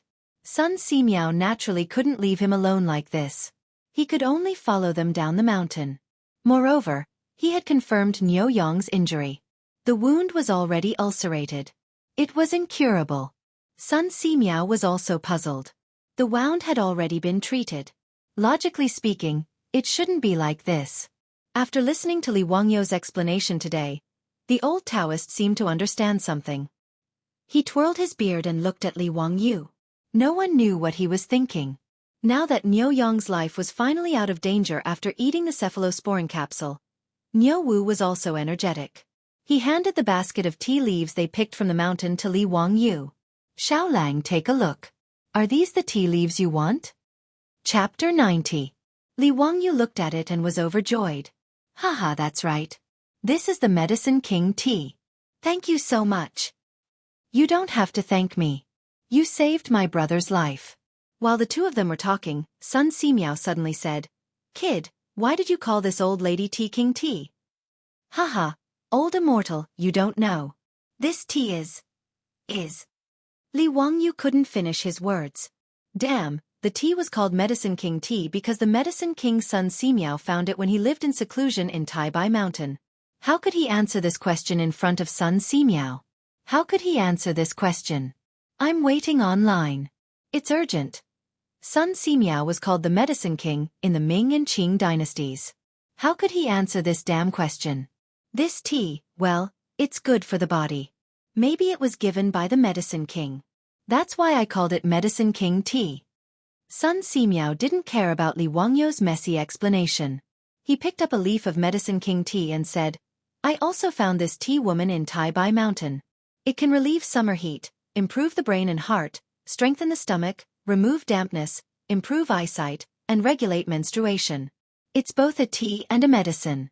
I didn't expect you to know it. Well, I found it by accident. So I asked the Niu brothers to pick some for me to try. The tea woman's fresh leaves can't be drunk directly. Since you like this tea, I have some tea leaves here. I'll give them to you. Sun Simiao took out a small bag of tea leaves from his medicine box and handed it to Li Wangyou. The Medicine King tea made by Sun Simiao himself. How much would it be sold in the future? Li Wangyou was overjoyed. He thanked Sun Simiao and took it with both hands. Perrin, boil the water. Before Li Wangyou said anything, the beautiful boss had asked the little girl to boil the water. She had been longing for this tea for a long time. Li Wangyou instructed the old housekeeper to help Niu Wu take care of the sickly Niu Yong, and invited Sun Simiao to take a seat in the central room. After the water was boiled, a few cups of Medicine King tea were brewed. Li Wangyou took a deep breath of the tea and felt that it was more mellow and fragrant than the Medicine King tea he had drunk in his previous life. The tea was golden yellow in color. It tasted slightly sweet and bitter in the mouth, but it also had a refreshing fragrance. His lips and teeth were filled with the fragrance of tea. The beautiful female boss also took a sip. Her eyes were curved into crescents, full of joy. She likes tea and coffee, but she hasn't had tea for a long time since she came to the Tang Dynasty. Old immortal son, are you still planning to return to Mount Taibai? Li Wangyou politely poured tea for Sun Simiao. Sun Simiao nodded. That's right. Since I'm pursuing the way of immortality, I naturally have to cultivate in the mountains. When the eldest son of the Niu family recovers, I'll return to Mount Tai Bai. Li Wangyu knew that although Sun Simiao's medical skills were superb, he was wholeheartedly pursuing the way of immortality. The reason why Sun Simiao's medical skills were superb was mainly because he believed that in order for a cultivator to ascend and become an immortal, they had to cultivate virtue and accumulate kindness. The more kindness they accumulated, the higher their immortal rank would be. Sun Simiao had chosen the way of immortality to help the world and the people. Li Wangyu looked at the old Taoist with white hair and a ruddy complexion, and his heart began to beat faster. The medical conditions in the Tang Dynasty were so poor. If either he or his beautiful female boss had a headache or fever, who would they go to for treatment? The Luoyuan medical workers in the county? Li Wangyu didn't trust their medical skills. Although the cephalosporin capsule was good, it could only be taken for 2 courses at most. Moreover, it wasn't a medicine that could cure all diseases. If he could trick Sun Simiao into staying in Dingzhou village, it would be like adding insurance to his life. Li Wangyu's eyes darted around, wondering how he could trick Sun Simiao into staying. This wasn't easy to do. Not to mention him, Pai Lupi had sent out many imperial edicts to invite Sun Simiao to come out of retirement and be conferred a title, but Sun Simiao, who was wholeheartedly pursuing the way of immortality, refused. When Li Ji ascended the throne, he invited Sun Simiao into the world. The old Taoist couldn't refuse and could only recommend his disciple, Lu Shenwei, to take up a post in the imperial hospital. The 2 emperors of the Tang dynasty hadn't been able to invite this old Taoist, so what could he do to make him stay? Li Wangyu didn't know what to say. Suddenly, a bolt of lightning flashed through his mind. Since Sun Simiao entered the way of immortality through medicine and pursued great merit, then he could give him great merit. Wouldn't that be enough to attract the old Taoist to stay? Penicillin. This was definitely attractive enough. He remembered that he had once watched a Japanese drama called Dr. Ren. In the drama, a modern Japanese doctor traveled to the Edo period of Japan and made penicillin himself. He didn't know whether the drama had a scientific basis or not, but it seemed to be the case. The reason why Li Wangyu remembered it so clearly was that he thought it was nonsense after watching the drama, so he argued with people on the internet for a long time. However, a master who studied medicine said that the method in the drama was feasible. In the master's words, simple production of penicillin is not difficult at all. It's not much more complicated than brewing wine. Well, Li Wangyu was just a liberal arts student in a second-tier university. He didn't have any professional knowledge of medicine, so he couldn't refute it. He just remembered it in his heart. Li Wangyu thought of this and coughed softly. Old immortal, I wonder if you are interested in antibiotics? Kid, you know how to make it? I know a little. Although I don't know how to make the medicine I gave Niu Dalong, I know another magic medicine called penicillin with the same effect. This is a magic medicine that can't be bought with money. Are you interested in it? Li Wangyu squinted his eyes and smiled. Sun Simiao was naturally interested. Otherwise, he wouldn't be called the king of medicine. He repeatedly urged Li Wangyu to tell him how to make penicillin. Li Wangyu then narrated the process of how the male lead produced penicillin in the TV series, Dr. Ren. To make penicillin, the first thing to do was to extract penicillin from moldy items, such as oranges. Then the juice from boiled taro was mixed with the juice from ground rice to make a culture medium solution, and the penicillin was added. After a week, the medicinal ingredients could be extracted from the propagated penicillin. The culture medium was filtered and mixed with vegetable oil. Then, the aqueous solution containing penicillin could be extracted. After that, the aqueous solution of penicillin could be filtered and poured in pure distilled water to obtain a high-purity penicillin solvent. As for whether the extracted penicillin solvent could cure diseases and save people, Li Wangyu wouldn't try it. Even if he was beaten to death, he wouldn't want to try this kind of crude penicillin. Li Wangyu's big lie had fooled the king of medicine, Sun Simiao. What kind of effect does this penicillin have? Sun Simiao was very interested. Tuberculosis, diphtheria, anthrax, heat, poison, phlegm, and blood stasis can be effectively treated. Moreover, it has a miraculous effect on ulcers like Niu Dalong. Li Wangyu's words made Sun Simiao's eyes light up. Tuberculosis was a terminal disease in ancient times. How could he not be interested in Sun Simiao, who walked the path of medicine? Seeing that Sun Simiao really began to lower his head and think, Li Wangyu immediately stopped talking. Fooling the king of medicine really gave him a sense of accomplishment. Chapter 91. Li Wangyu wanted to persuade Sun Simiao to leave the mountain and stay in Dingzhou village. Naturally, this did not escape Su Chongqing's eyes. However, the beautiful boss gave Li Wangyu a look of approval. Obviously, the beautiful boss also thought of Li Wangyu's worries and naturally hoped that the king of medicine, Sun Simiao, could stay. In the Tang Dynasty, who else could be more reliable than Sun Simiao? If the old Taoist could stay in Dingzhou village, it would be a pleasant surprise. Li Wangyu and the beautiful boss kept exchanging glances and instantly understood each other's meaning. Old immortal son, do you abstain from certain foods? Li Wangyu asked carefully. After all, Sun Simiao was a Taoist and he did not know if he was a vegetarian. I don't abstain from meat and fish, but I don't eat cows, dogs, wild geese and black fish. Sun Simiao answered casually. Li Wangyu nodded in understanding. He knew that Sun Simiao was a Taoist of the righteous sect. Not eating cows, dogs, wild geese, and black fish was a rule set by the righteous sect's Taoist ancestor, Zhang Daoling. The reason he didn't eat beef was because his mount when he left Hangu Pass was the Azure Bull. In a sense, the Azure Bull was also a holy spirit of Taoism. Dogs represented loyalty, wild geese represented chastity, and black fish represented filial piety. Therefore, although the righteous sect's Taoists did not abstain from meat and fish, they did not eat these four things. While Sun Simiao was still thinking about the problem of penicillin, Su Chongqing had already left and went to the kitchen. Sister Chongqing, are you going to make lunch? I'll do it. You accompany Lang Jun to drink tea. Perrin saw Su Chongqing enter the kitchen and immediately rushed to cook. Su Chongqing reached out and pinched the little girl's face. She smiled and said, "No need. I'll cook myself today. Perrin, go find the old housekeeper and ask him to help kill the rooster at home. Also, bring the bacon sausages made with pig rice last time." Perrin stuck out her tongue and said, "Sister Chongqing, you ate so much today. We have an important guest at home today." "I know. It's that old Taoist. Is he very powerful?" "Humph. I think he's not as good as Lang Jun." Lang Jun was the one who saved Niu Dalong's life. The little girl snorted. In Perrin's eyes, her Lang Jun was the best. All right, now you know that your Lang Jun is awesome. Hurry up and tell the old housekeeper to kill the chicken." Su Chongqing smiled and pushed the little girl out of the door.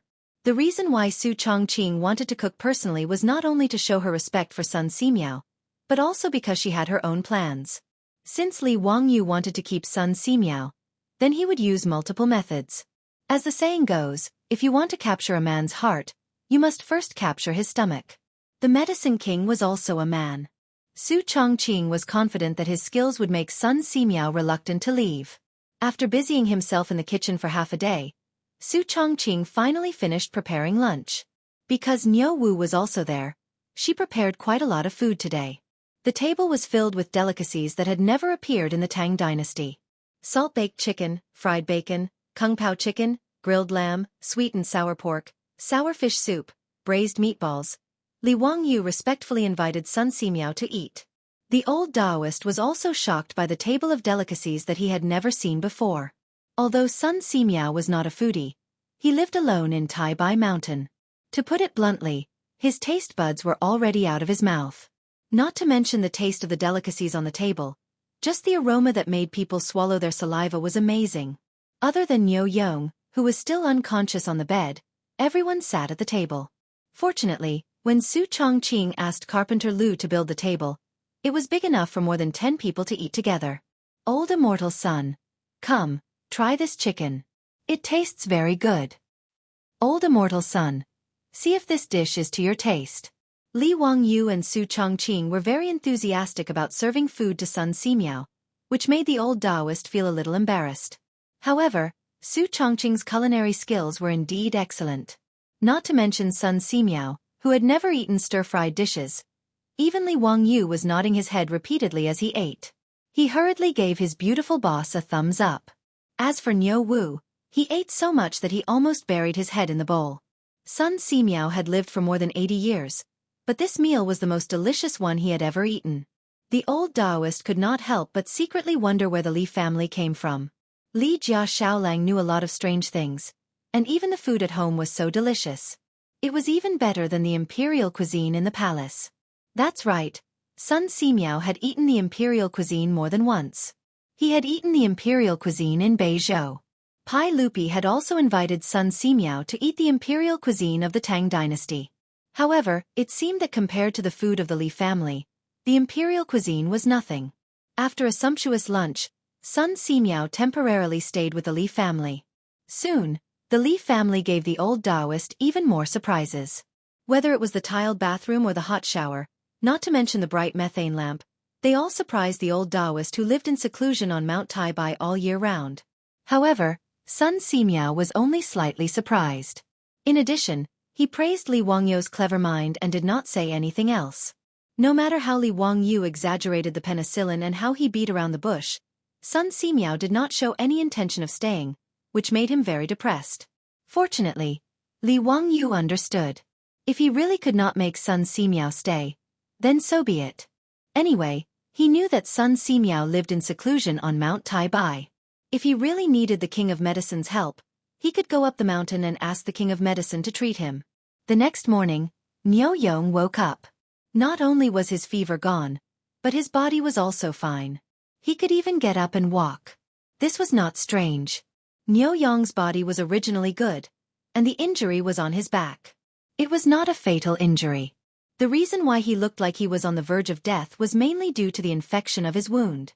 The cephalosporin capsule obviously had a magical effect on the people of the Tang Dynasty. In this era where antibiotics were still zero, cephalosporin was not cheap and its effect was very obvious. After Li Wangyu woke up early, he was pleasantly surprised to find that Niu Yong was already moving around in the front yard with the help of Niu Wu. "Dalong, you're awake? You scared me. You must be careful in the future." Li Wangyu trotted forward and looked Niu Yong up and down. Niu Yong shook off his brother's support.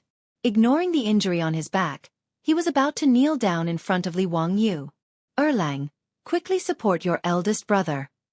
Li Wangyu hurriedly shouted, "Dalong, what are you doing? You must not." "Erlang, let go. You also kneel down in front of me." Niu Yong stared at Niu Wu. Ignoring Li Wangyu's dissuasion, he directly knelt down. "Xiaolang, I have no way to repay you for saving my life. If you don't mind me being useless, me and my brother want to be your troops. I hope Xiaolang can fulfill our wish." Niu Yong's words made Li Wangyu dumbfounded. "What did you say? Be my troops?" Is Niu Dalong confused from the fever? Chapter 92. What was a troop? They were both servants and private soldiers.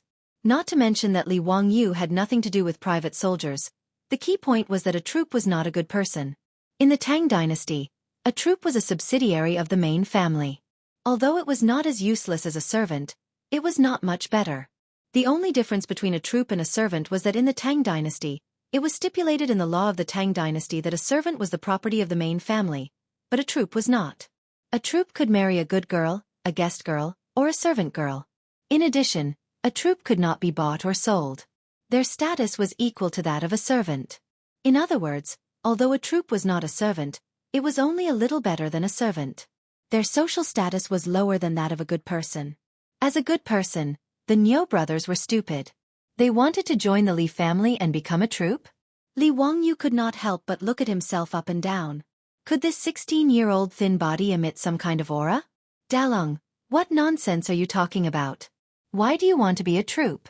Although you and I have not known each other for a long time, I respect my two elder brothers. It is my duty to treat your illness.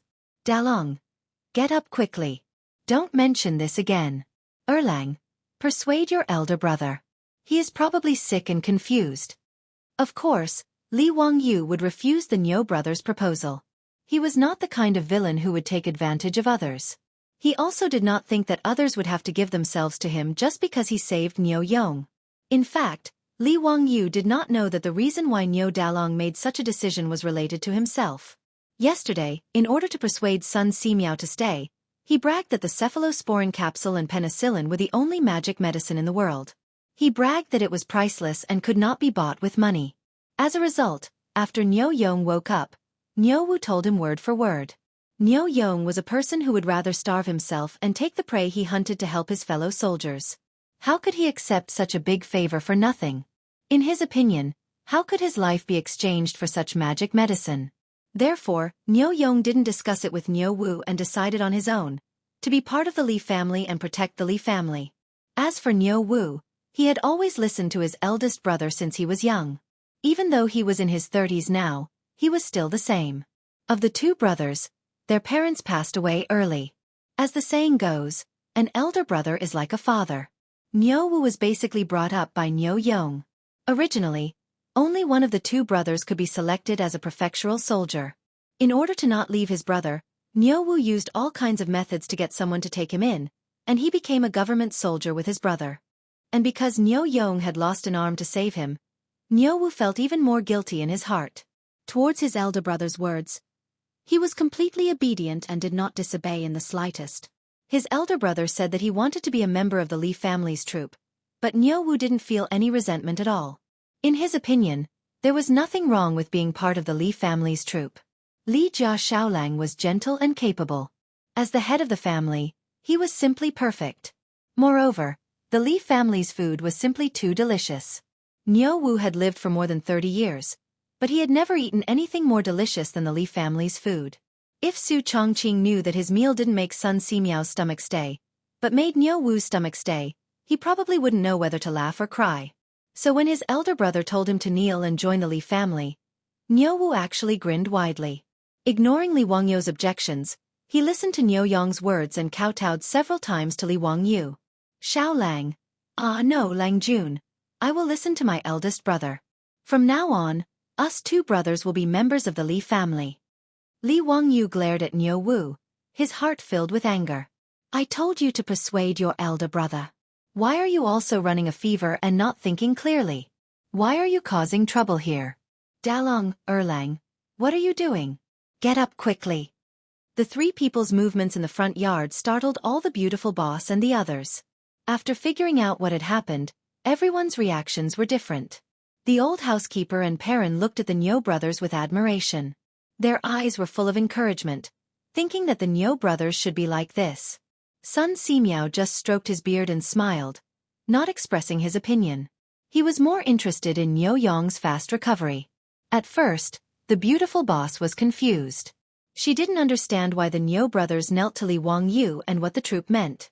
After she quietly asked Perrin about the meaning of the troops, she was completely stunned. As a modern person, she, like Li Wangyu, found it hard to understand that someone would be willing to become a vassal in order to repay a debt of gratitude. To put it bluntly, it was equivalent to selling oneself to their family. Li Wangyu also couldn't accept it, but no matter how he persuaded, the Niu brothers didn't get up. Li Wangyu was also speechless. He simply ignored the two idiots and went back to the backyard. Big brother, Xiao Lang. Oh no, Lang Jun, he left. What should we do now? Niu Wu saw Li Wangyu leave and was also a little anxious. Niu Yong looked at Li Wangyu's back and said with a determined expression, Erlang, help me up. Let's go. Big brother, your injury hasn't healed yet. Let's talk about it after you recover. There's no hurry.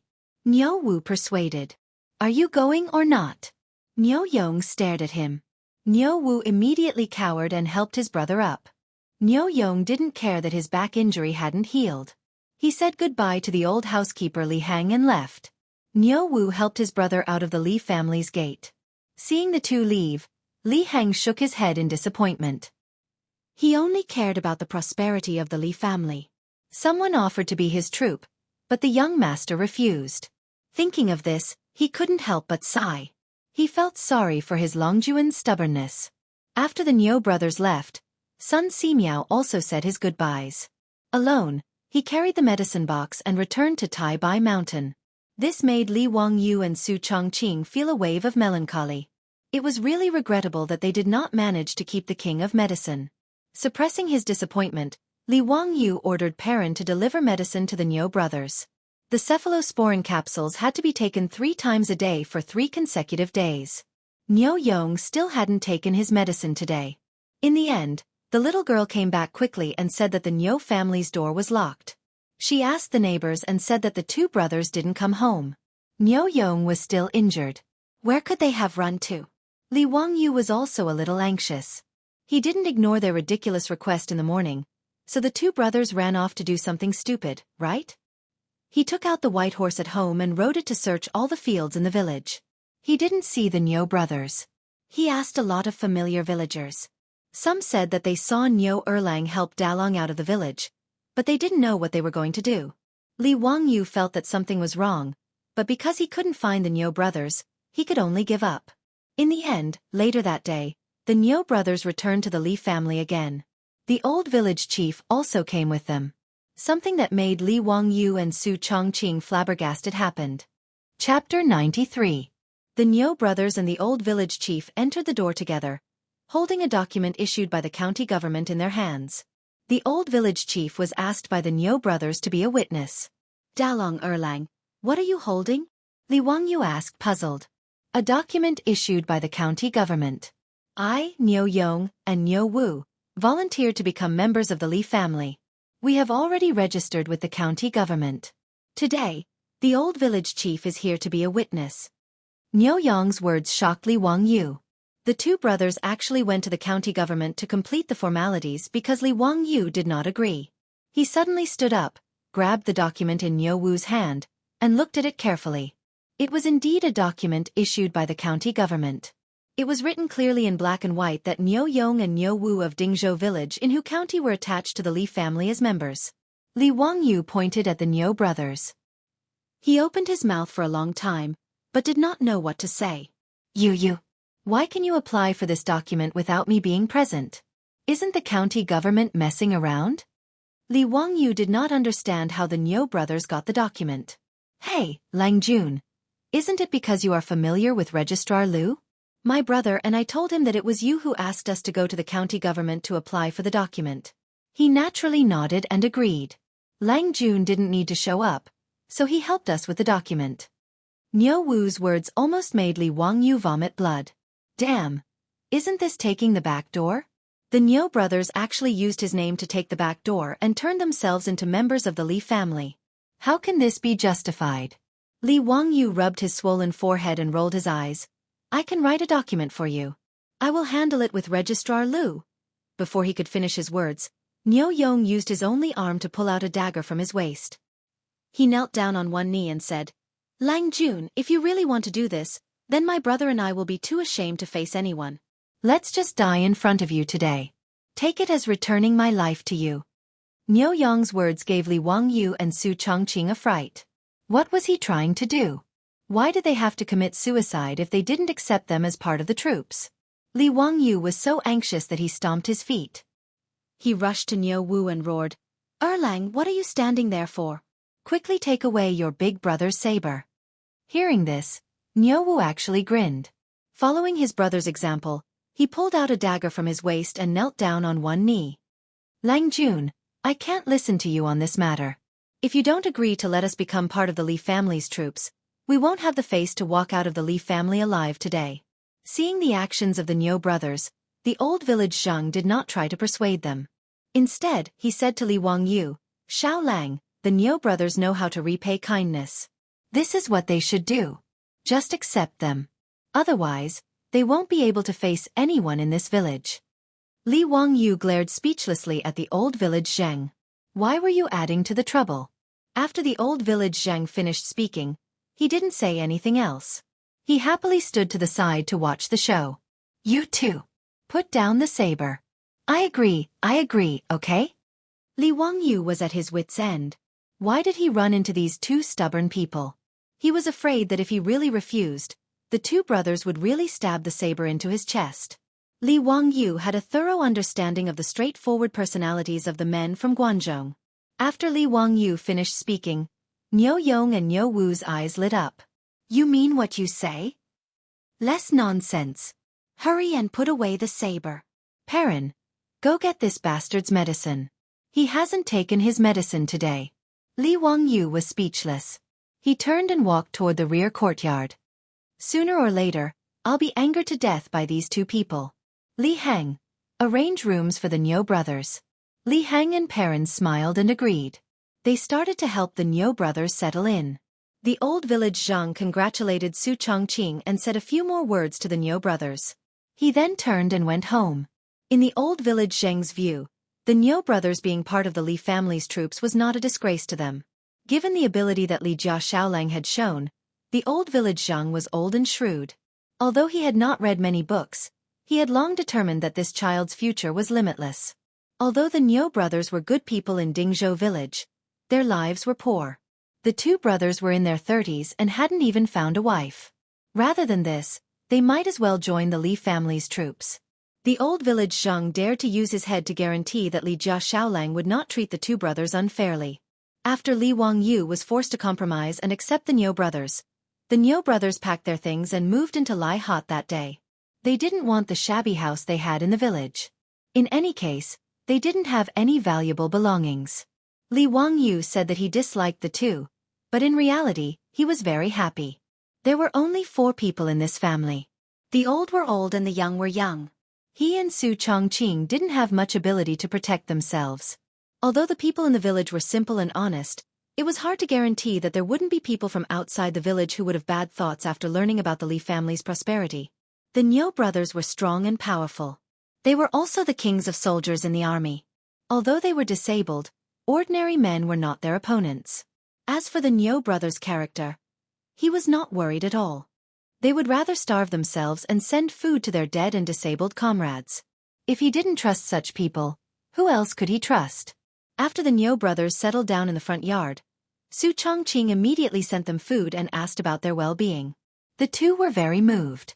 Su Chongqing was able to become a department manager at such a young age not only because of her high education, but also because she was quite handy in dealing with people. Since the Niu brothers had become the Li family's troops, she naturally had to take out the magnanimity of the hostess and brush up the Niu brothers' loyalty.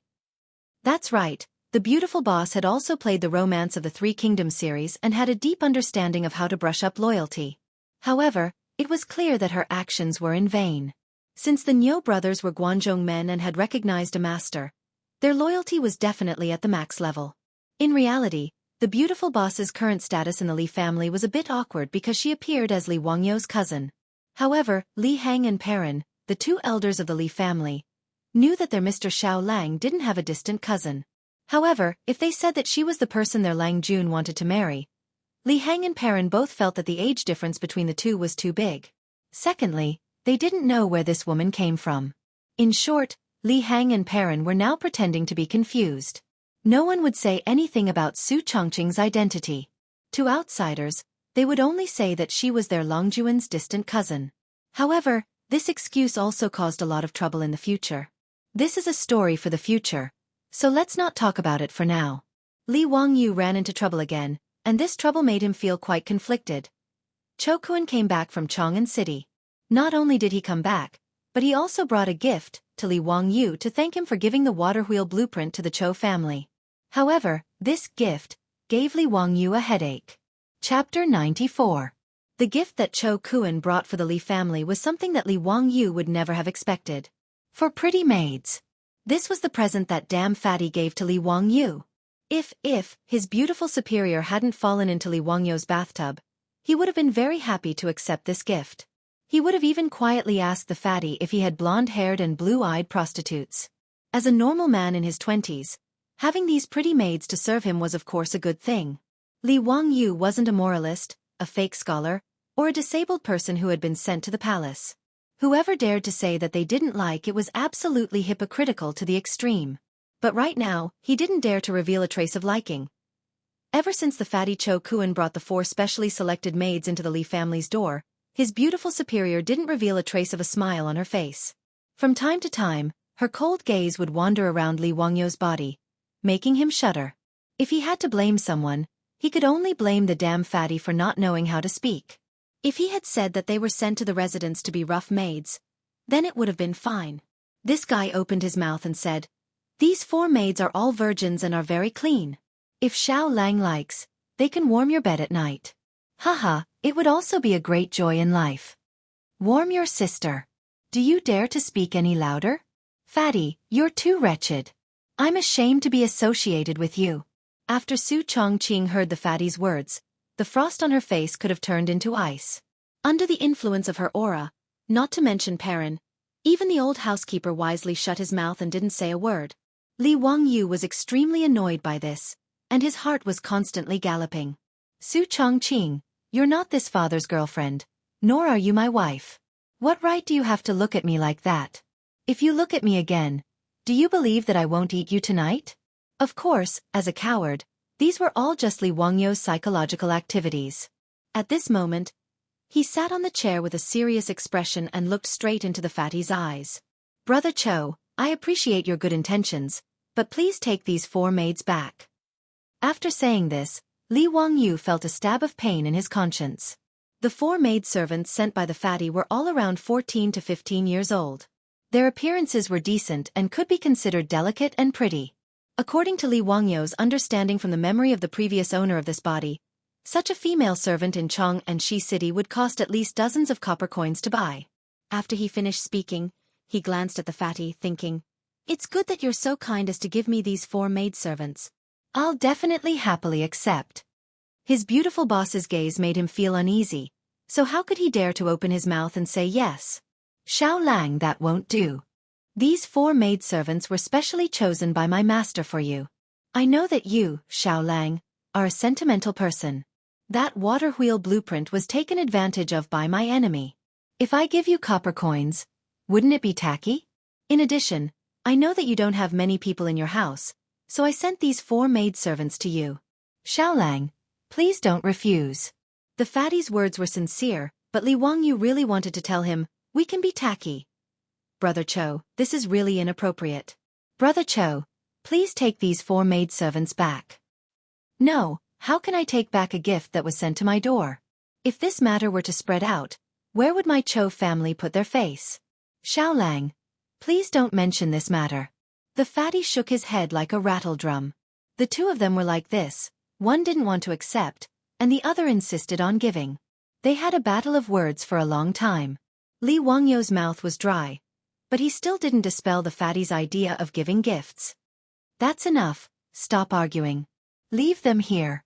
The beautiful superior's cold voice sounded, making Li Wangyu feel as if he had heard the sound of nature. But before Li Wangyu could speak, the beautiful superior spoke again. Humph, but I will personally take care of these 4 maidservants. You don't have any objections, right? On the surface, she was asking for Li Wangyu's opinion, but the coldness in her voice made even the fatty to the side couldn't help but shiver. This woman, what a strong aura. No objections. I don't have any objections. Li Wangyu's head was the same as the fatty's, shaking it very quickly. Sometimes, a man's desire to live was very strong. Su Chongqing coldly snorted and led the 4 maidservants to the rear courtyard. The little maidservant, Perrin, made a face at Li Wangyu, then lifted her skirt and ran in. The old housekeeper was also very sensible. Seeing that Li Wangyu's expression was not good, he quickly said to go to the kitchen to boil water and make tea and quickly left the central room. This made the fatty confused. What was going on? Why was the atmosphere in the Li family so strange today? Although he could see that the relationship between Li Wangyu and Su Chongqing was unusual, the fatty thought that he had given Li Wangyu a few maidservants. Why would Su Chongqing be angry?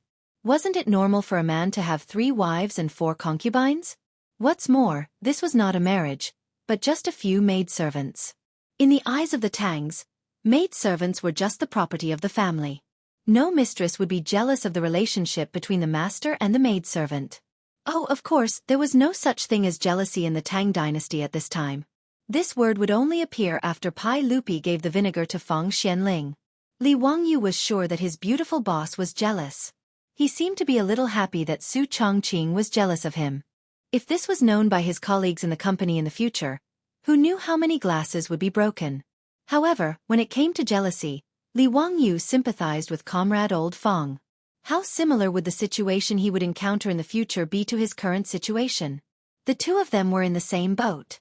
Pai Lupi rewarded Feng Xianling with beauties from the western regions, but Feng Xuanling's wife refused. Pai Lupi, who had lost face, was burning with anger. He summoned Lady Feng into the palace and asked her to choose between drinking the poisoned wine and allowing Feng Xianling to take in a concubine. In the end, Lady Feng resolutely chose to drink the poisoned wine. After drinking it, she found that it was vinegar that Pai Lupi had people prepare. The word, jealous, was passed down for hundreds of generations. Poor comrade Old Fong was the model of a man with a rake in his ears. In Sichuan, the word, rake in his ears, meant a man who was afraid of his wife. After Fatty Cho Kuan gave the gifts, he shamelessly stayed in the Li family again. Last time, he left reluctantly because he had to rush back to Chang'an to send the blueprint to his father for the water wheel. The Li family's delicious food, the Li family's bathroom and hot showers made Fatty very reluctant to leave. This time, after returning to Chang'an for a few days, Cho Yuanliang had found a carpenter to build a small water wheel. After confirming that the effect was very good, he hurriedly asked his son to give Li Wangyu a gift to express his gratitude. After Fatty shamelessly settled down in the Li family, the originally sparse Li family immediately became bustling with noise and excitement. Su Chongqing naturally wouldn't make things difficult for the 4 maidservants sent by the Cho family.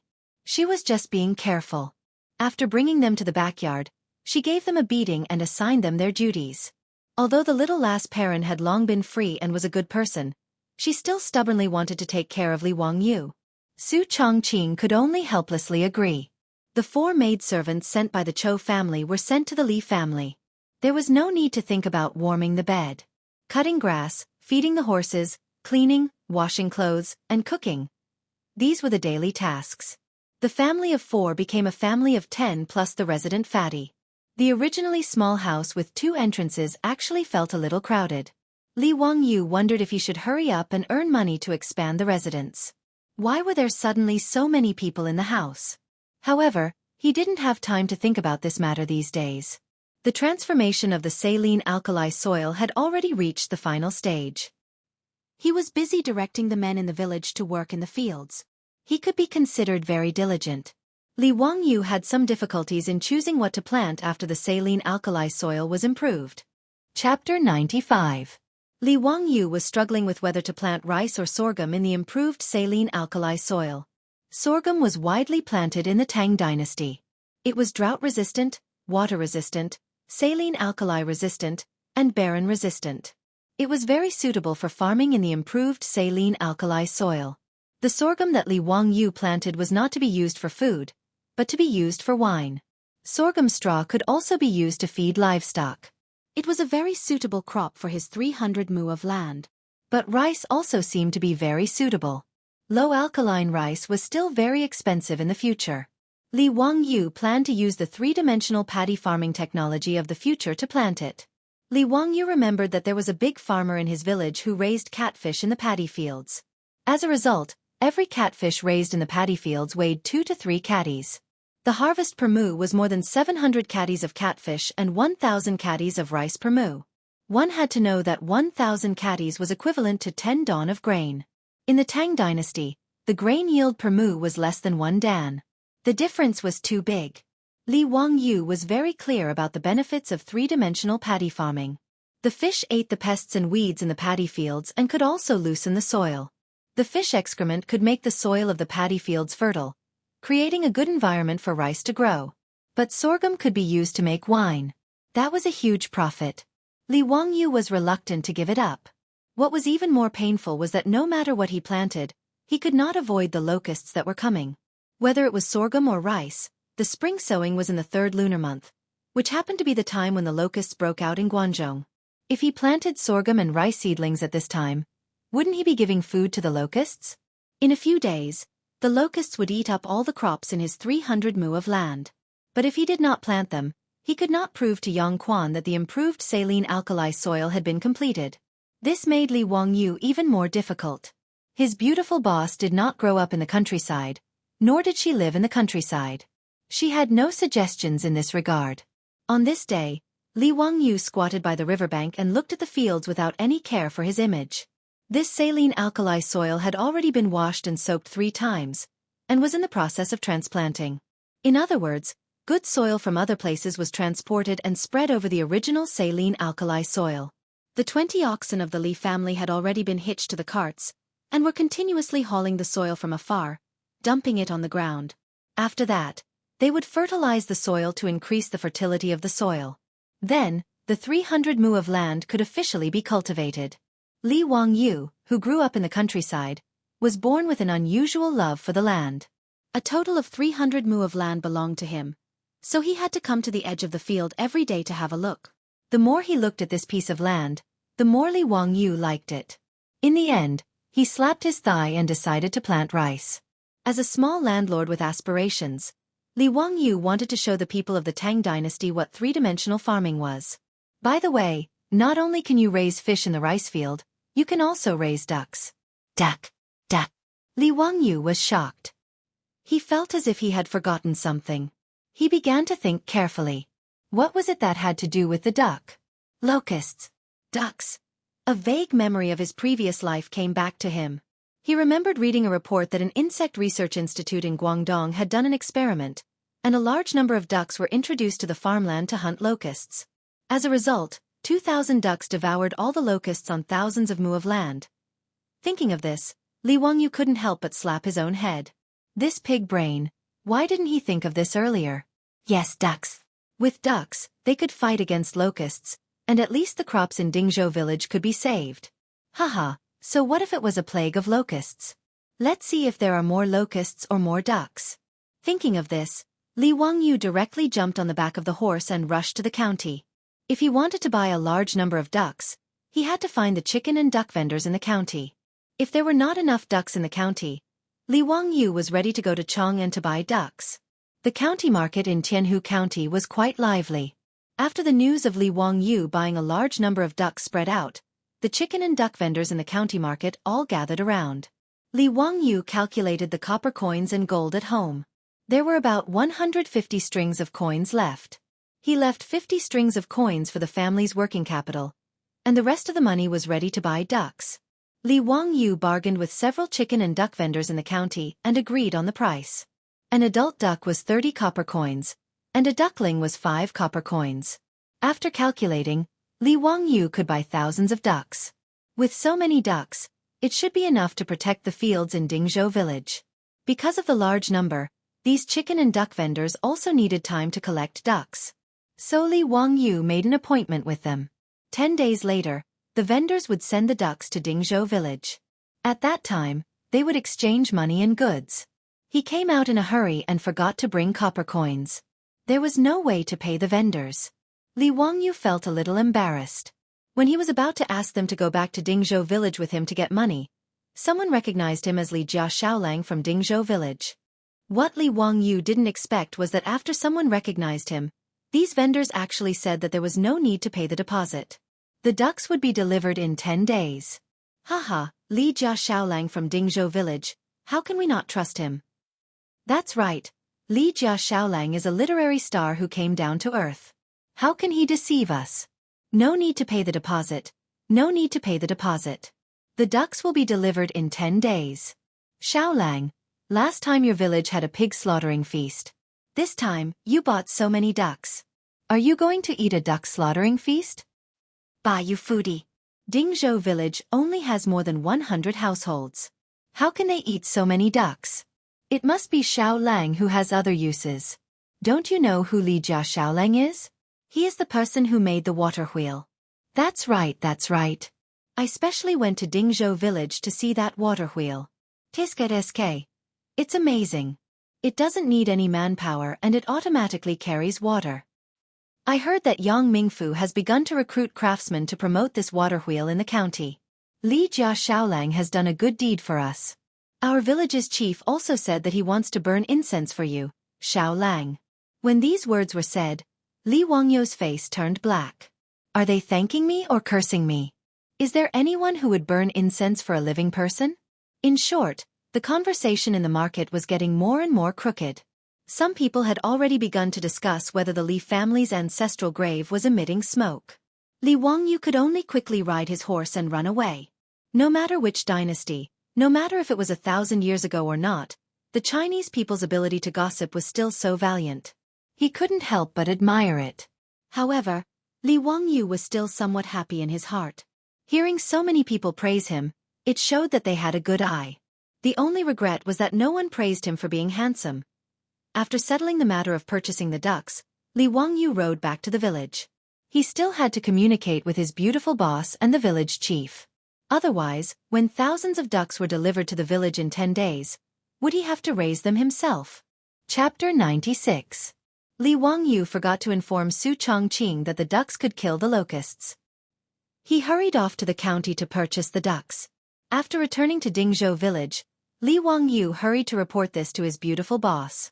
The family's finances were now managed by his beautiful boss. If Li Wangyu wanted to spend money, he had to inform Su Chongqing first. Regarding this, the old butler kept shaking his head. He thought Li Wangyu was too useless as the head of the family. How could he let a woman manage the family's finances? Li Wangyu, on the other hand, thought it was reasonable. Not to mention, the projects that his beautiful boss handled were all worth hundreds of millions. Li Wangyu didn't see any problem with this woman managing the family's finances. Weren't all men in his previous life like this?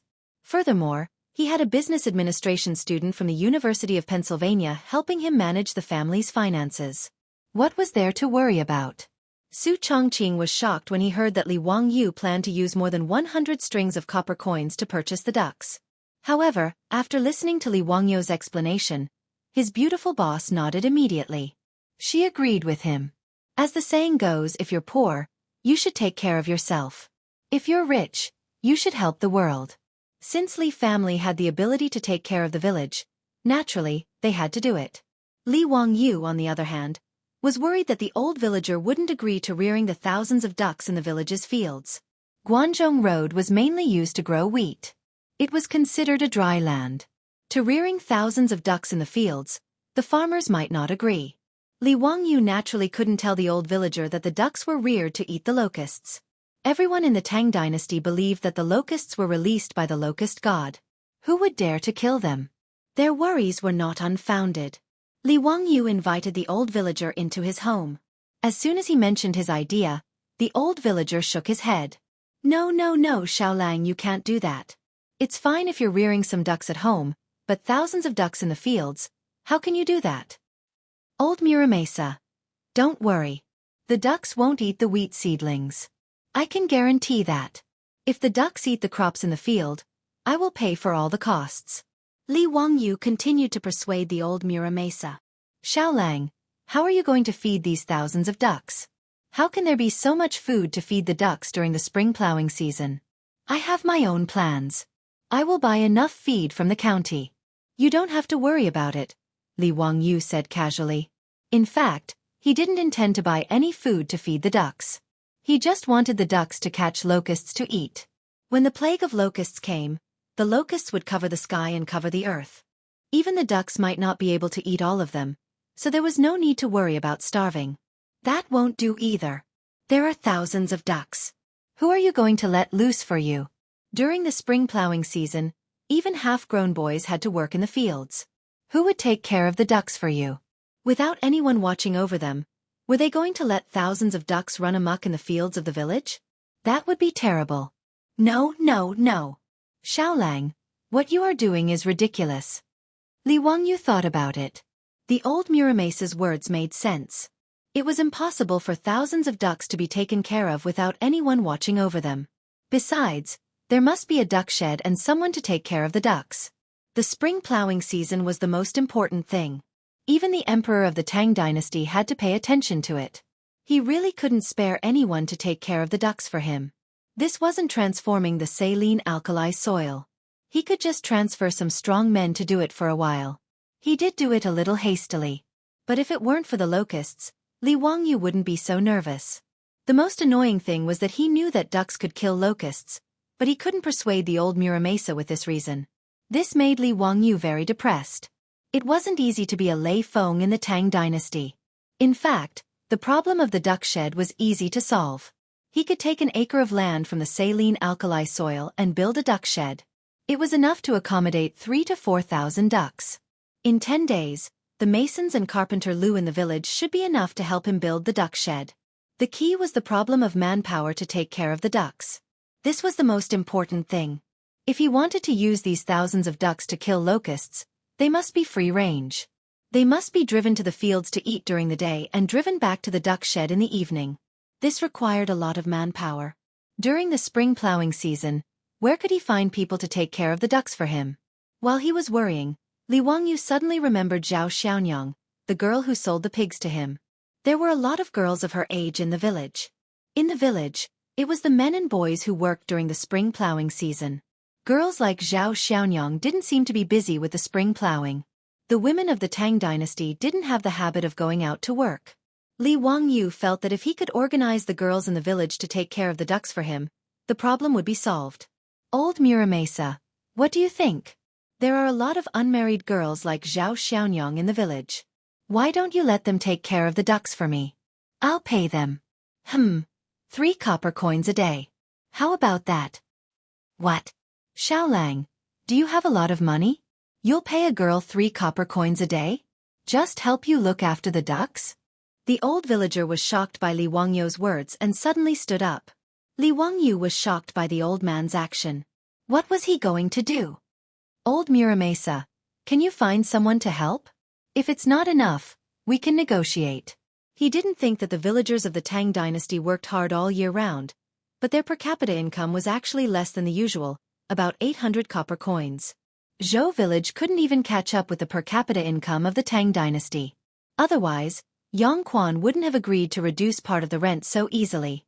He proposed to ask the girls in the village to take care of the ducks for him. 3 copper coins a day, more than 1,000 copper coins a year, which was a lot of copper coins. How could the old Muramasa not be surprised? Li Wangyu didn't feel that the price was too high. Instead, he felt that it was too low. After all, breakfast in Chong and City cost more than 10 copper coins a person. 3 copper coins a day to ask someone to take care of the ducks for him was really a little apologetic. The old Muramasa was panting and staring at Li Wangyu. After a long while he asked, Xiaolang, how many girls are you going to find to take care of the ducks for you? Li Wangyu estimated that in 10 days, he would be able to buy at least 4,000 ducks. It shouldn't be a problem for one person to take care of 200 ducks. 20 people. It doesn't matter if it's more or less. That's 60 copper coins a day. Xiaolang, you have to think carefully. The old Muramasa still wanted to persuade him. In his opinion, it was too wasteful. No problem. Old Muramasa, help me contact them. Let them come to me in 10 days.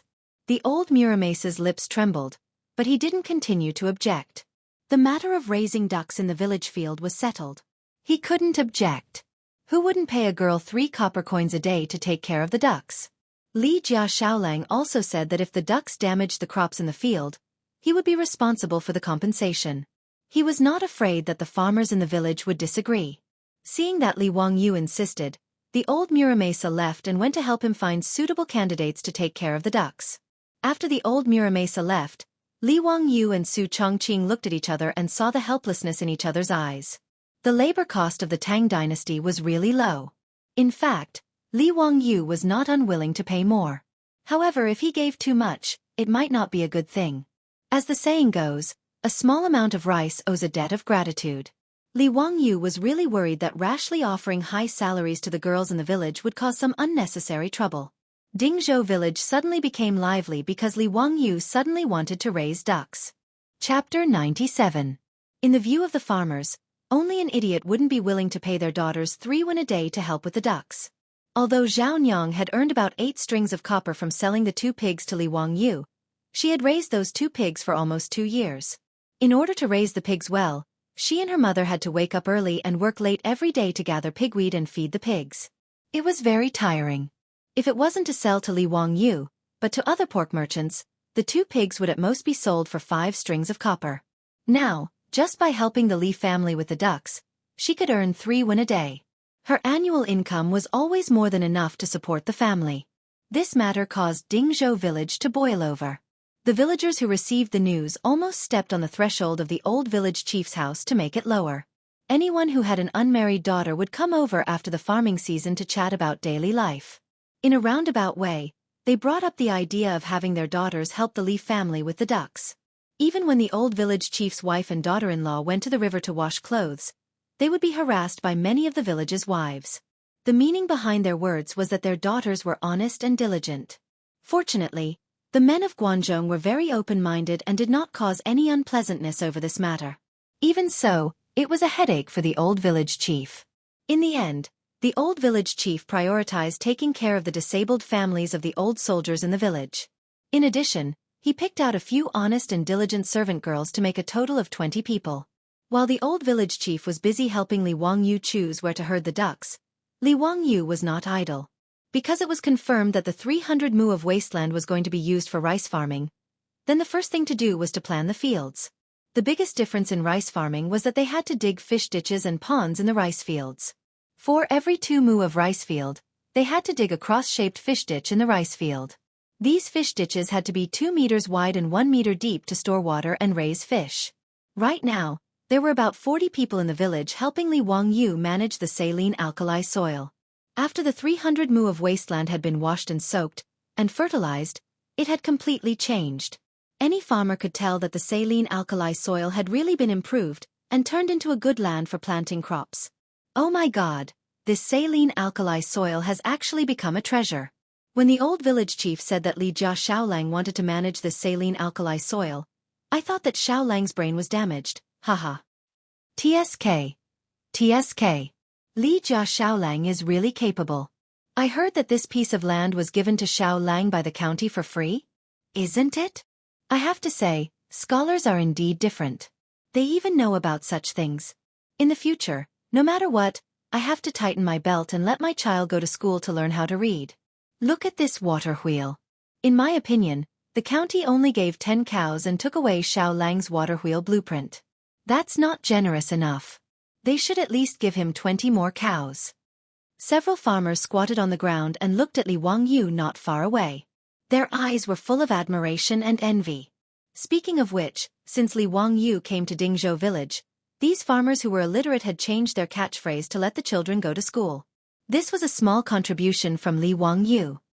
Xiaolang, what are you going to plant on this piece of land? Wheat or sorghum? It's almost time to start farming. A farmer asked Li Wangyu. Li Wangyu pointed to the field and gestured to them. I want to plant rice. I need several brothers to help me dig some ditches in the field. He pointed to the field and told the farmers how to dig ditches. What? Xiaolang, are you joking? We know about planting rice. There are also irrigated fields nearby for planting rice. But why do you want to dig such deep ditches? Isn't this a waste of land? That's right. I've been farming for most of my life, but I've never heard of digging so many ditches in a good piece of land. Xiaolang, are you sure you didn't make a mistake? This is too much of a waste of land. According to the way you dig, you'll dig 10 to 20% of the land. Isn't this a sin? As soon as Li Wangyu finished speaking, the group of farmers exploded. One after another, they tried to persuade Li Wangyu not to mess around. Li Wangyu just smiled at everyone's persuasion. However, he stubbornly asked everyone to listen to him and dig like this. He had his own uses. Seeing Li Jia Xiaolang being so stubborn, these farmers could only shake their heads and sigh. They felt that Li Jia Xiaolang, who was smart all his life, was stupid this time. He definitely did something stupid. Li Wangyu didn't explain this. It was very difficult to let the people of the Tang Dynasty understand what modern three-dimensional farming was. It was better to wait until the final results came out and then let them be shocked. In fact, Li Wangyu wanted to persuade the farmers of Dingzhou village to plant rice with him. However, after thinking about it, he decided to wait until after the autumn harvest and his harvest came out. When there was a ready-made example in front of the villagers, he didn't have to worry that they wouldn't learn from him next year. With the water wheel carrying water for irrigation, coupled with three-dimensional rice farming, Li Wangyu believed that in less than 2 years, Dingzhou village would become a land of fish and rice. At that time, it would be really beautiful. After 7 or 8 days, all the ditches in the rice field were dug. These days, the people from the surrounding villages who came to see the water wheel also pointed at Li Wangyu's rice field and burst into laughter from time to time. Obviously, they all expressed their disdain for digging a good piece of land into a mess. Even the farmers of Dingzhou village felt that they couldn't raise their heads. How could there be such a prodigal son in their village? What a sin! The old villager also argued with Li Wangyu for a long time because of this, hoping that he wouldn't mess around. A good 300 mu of land, after being dug like this, became about 240 mu. Not only did the old villager not understand, but Li Heng and the Niu brothers also didn't understand. Fatty Cho Kuan even thought that Li Wangyu was sick to come up with such an idea. Fatty Cho Kuan's family mostly planted rice in Jiannan Road. He had never seen someone dig a good piece of rice field like this. However, no matter how they persuaded, Li Wangyu insisted on his own opinion. Li Heng and the others couldn't persuade Li Wangyu, so they wanted to ask Su Chongqing to persuade him. After all, Su Chongqing was basically half the master of the Li family. Li Wangyu would listen to her words. However, although Su Chongqing didn't understand farming, she knew about three-dimensional rice farming in the future. Naturally, she wouldn't interfere with Li Wangyu's practice. Therefore, in a situation where everyone's persuasion was ineffective, the 300 mu of rice field was dug according to Li Wangyu's idea. After the transformation of the rice field was completed, Li Wangyu began to mobilize the 5 water wheels to fill the rice field with water, preparing to soak the field and transplant the rice seedlings. Seeing that things had come to this, the old villager and the group of farmers all sighed. However, in less than 2 days, something even more unacceptable happened. This time, the old villager directly became angry with Li Wangyu. Chapter 98. Because Dingzhou village does not grow rice, naturally there is no seedling breeding. Li Wangyu rode to the surrounding villages and bought enough rice seedlings for 300 mu of paddy fields. When it was time to transplant the rice seedlings, Li Wangyu actually asked the farmers to throw the seedlings into the paddy fields and then straighten them with their hands. This made the old villager angry. China was founded on agriculture, and since ancient times, agriculture has been valued. Rice seedling transplants must not be treated carelessly. Although 300 mu of paddy fields now belong to the Li family, Li Wangyu's excessive request made the old villager dare to go against Li Wangyu. Li family kid, aren't you messing around? Although I have never planted rice before, I know how to plant rice seedlings. How can you mess around like this? Li Wangyu was speechless. The reason why he asked the farmers to throw the seedlings was of course because he had his reasons. Throwing seedlings to plant rice seedlings did not need to manually transplant seedlings one by one. Instead, it needed to go through the process of throwing seedlings to the ground. The seedlings were thrown with soil, and the seedlings were buried shallowly into the soil. Throwing seedlings was an advanced rice planting method in the future.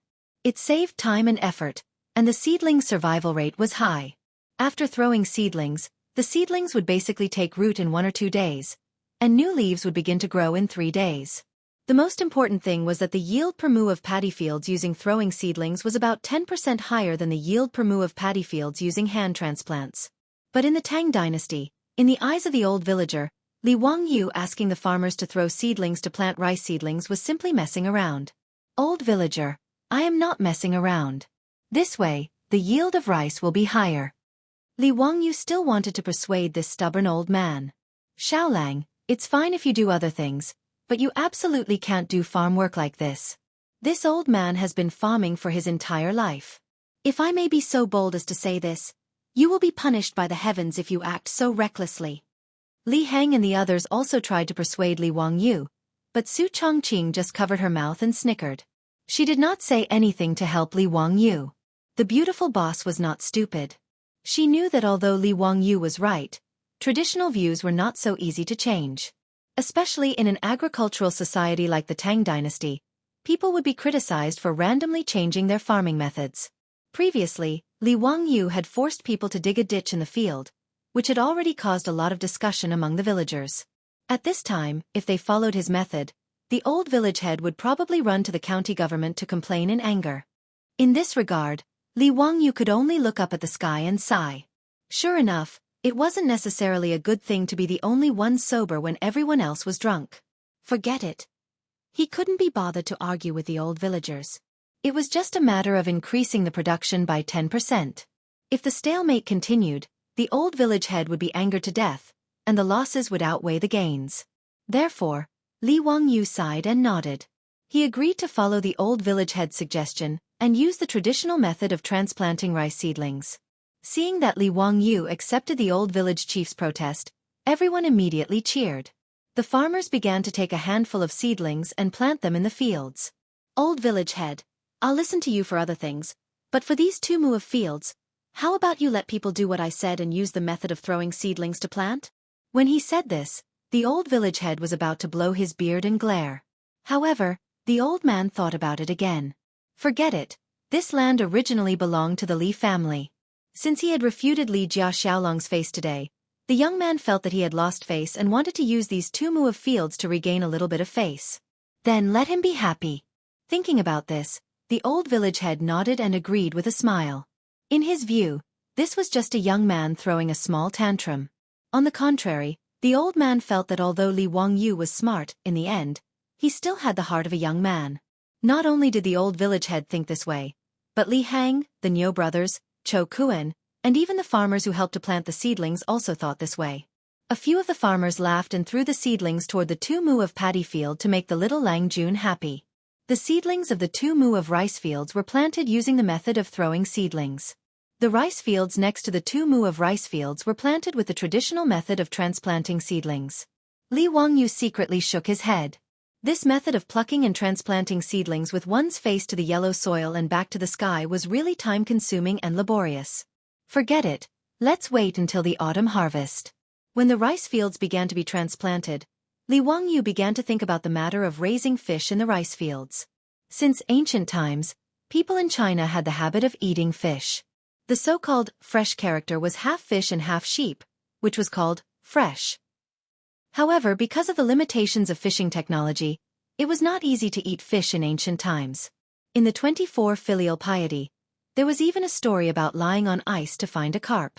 It could be seen that eating fish was not easy. The illusion of fish and bear paws in the Mencius Annals showed how high the status of fish was in the lives of ancient people in China at that time, on par with bear paws. Moreover, the Tang people loved to eat fish, especially raw fish slices.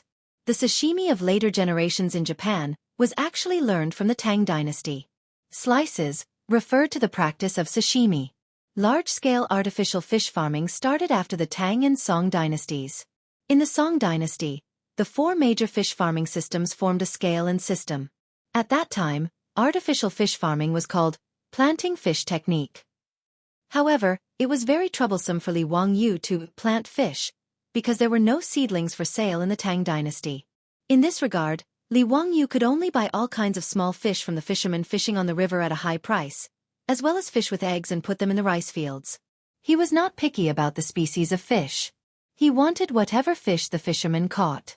Catfish, spotted silver carp, white carp, crucian carp, and eel were all acceptable. When Li Wangyu was collecting the fish, the old villager finally understood why there were so many ditches in the rice fields. "Xiao Lang, you want to plant fish in the rice fields?" "Yes, that's right." The old villager shook his head. "How can you plant fish in the rice fields? Aren't you afraid that the fish will eat the rice seedlings?" "No, they won't. Don't worry," the old villager. "Planting fish in the rice fields can also increase the yield," Li Wangyu replied confidently. Artificial fish farming was not popular among the people in the Tang dynasty at this time. The old villager did not know much about it, so he did not pursue it further. However, the old villager still felt that Li Wangyu was fooling around. Raising fish in the rice fields was unheard of. Raising fish was fine, but Li Wangyu raising carp made the old villager unhappy. "But you can plant other fish. But why are you planting this red mantis fish? You can't sell this fish. If the authorities catch you, you will be punished." Red mantis fish was carp. Carp and Li had the same pronunciation. In order to avoid taboo, carp was called red mantis fish in the Tang dynasty. Hearing the old villager's words, Li Wangyu just smiled. It was said that in the Tang dynasty, if the authorities caught selling carp, they would be severely punished. This was simply a rumor. There was no such law in the Tang dynasty. In the Tang dynasty, Wang Wei's Journey of a Daughter in Luoyang wrote, "The husband rode on the horse, and the maid ate the carp." It could be seen that eating carp was not illegal in the Tang dynasty. Li Wangyu just smiled at the old villager's words. It was inconvenient to explain this kind of thing. When the carp was sold in the future, they would know. After finishing the work in the rice fields, the chicken and duck vendors in the county town also drove the ox carriages and sent the ducks that Li Wangyu ordered. Chapter 99. Thousands of ducks were delivered, making Dingzhou village lively again. The men, women, elderly, and children who had finished their farm work all gathered around the duck shed to watch the excitement. Li Wangyu asked the Niu brothers to move the 2 boxes of copper coins directly to the duck shed and settle the accounts with the chicken and duck vendors on the spot. These chicken and duck vendors transported a few hundred ducks at most, and a few dozen at least.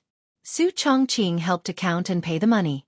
The 20 duck girls selected by the old village chief were busy herding the ducks into the duck shed. The 2 boxes of shiny copper coins attracted the attention of the villagers who were watching the excitement. A total of 100 strings of copper coins. All the copper coins in Dingzhou village added together might not be that much. Everyone was a little dizzy. TSK. So many copper coins. Li Jia Xiaolang is so capable. Spending so much money to buy ducks, what does Li Jia Xiaolang want to do? I'm afraid that all the ducks in the surrounding villages were bought by the Li family. Zhao Xianyang, who sold pigs to Li Wangyu, was also selected by the old village chief to help herding ducks. Several women in the village surrounded Zhao Xianyang with envy in their eyes. Mrs. Zhao, your Xianyang was also selected to help Li Jia Xiaolang herd ducks? What good fortune! Isn't it? Previously, Zhao Xianyang sold pigs to the Li family and got a lot of copper coins. Now, she can help the Li family herd ducks. Zhao Dalong must be blessing you and your mother from the underworld. Zhao Xianyang should also find a husband. Mrs. Zhao, you have to check carefully.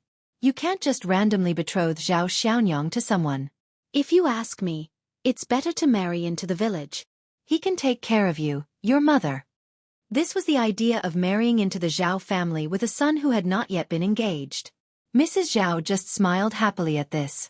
She looked at her daughter busily herding ducks with a face full of satisfaction and pride. More and more cattle carriages came, and the riverbank suddenly became very lively.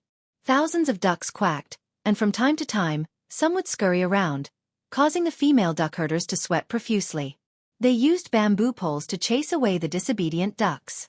From time to time, the disobedient ducks would cause the maidservants to be in a sorry state, causing the crowd in the village to burst into laughter from time to time, causing the maidservants to blush. After working for half a day, they finally gathered all the ducks into the duck shed and paid for the goods. There were a total of 2,300 adult ducks, 3,500 ducklings, and a total of 86 copper coins. The goods and the money were cleared, and both parties were happy. After sending off the peddlers, Li Wangyu began to instruct the duckling girls on how to tend the ducks. There were a total of 40 duck sheds, and each girl was responsible for 2 of them. These ducks were first raised in the 300 mu rice paddy field.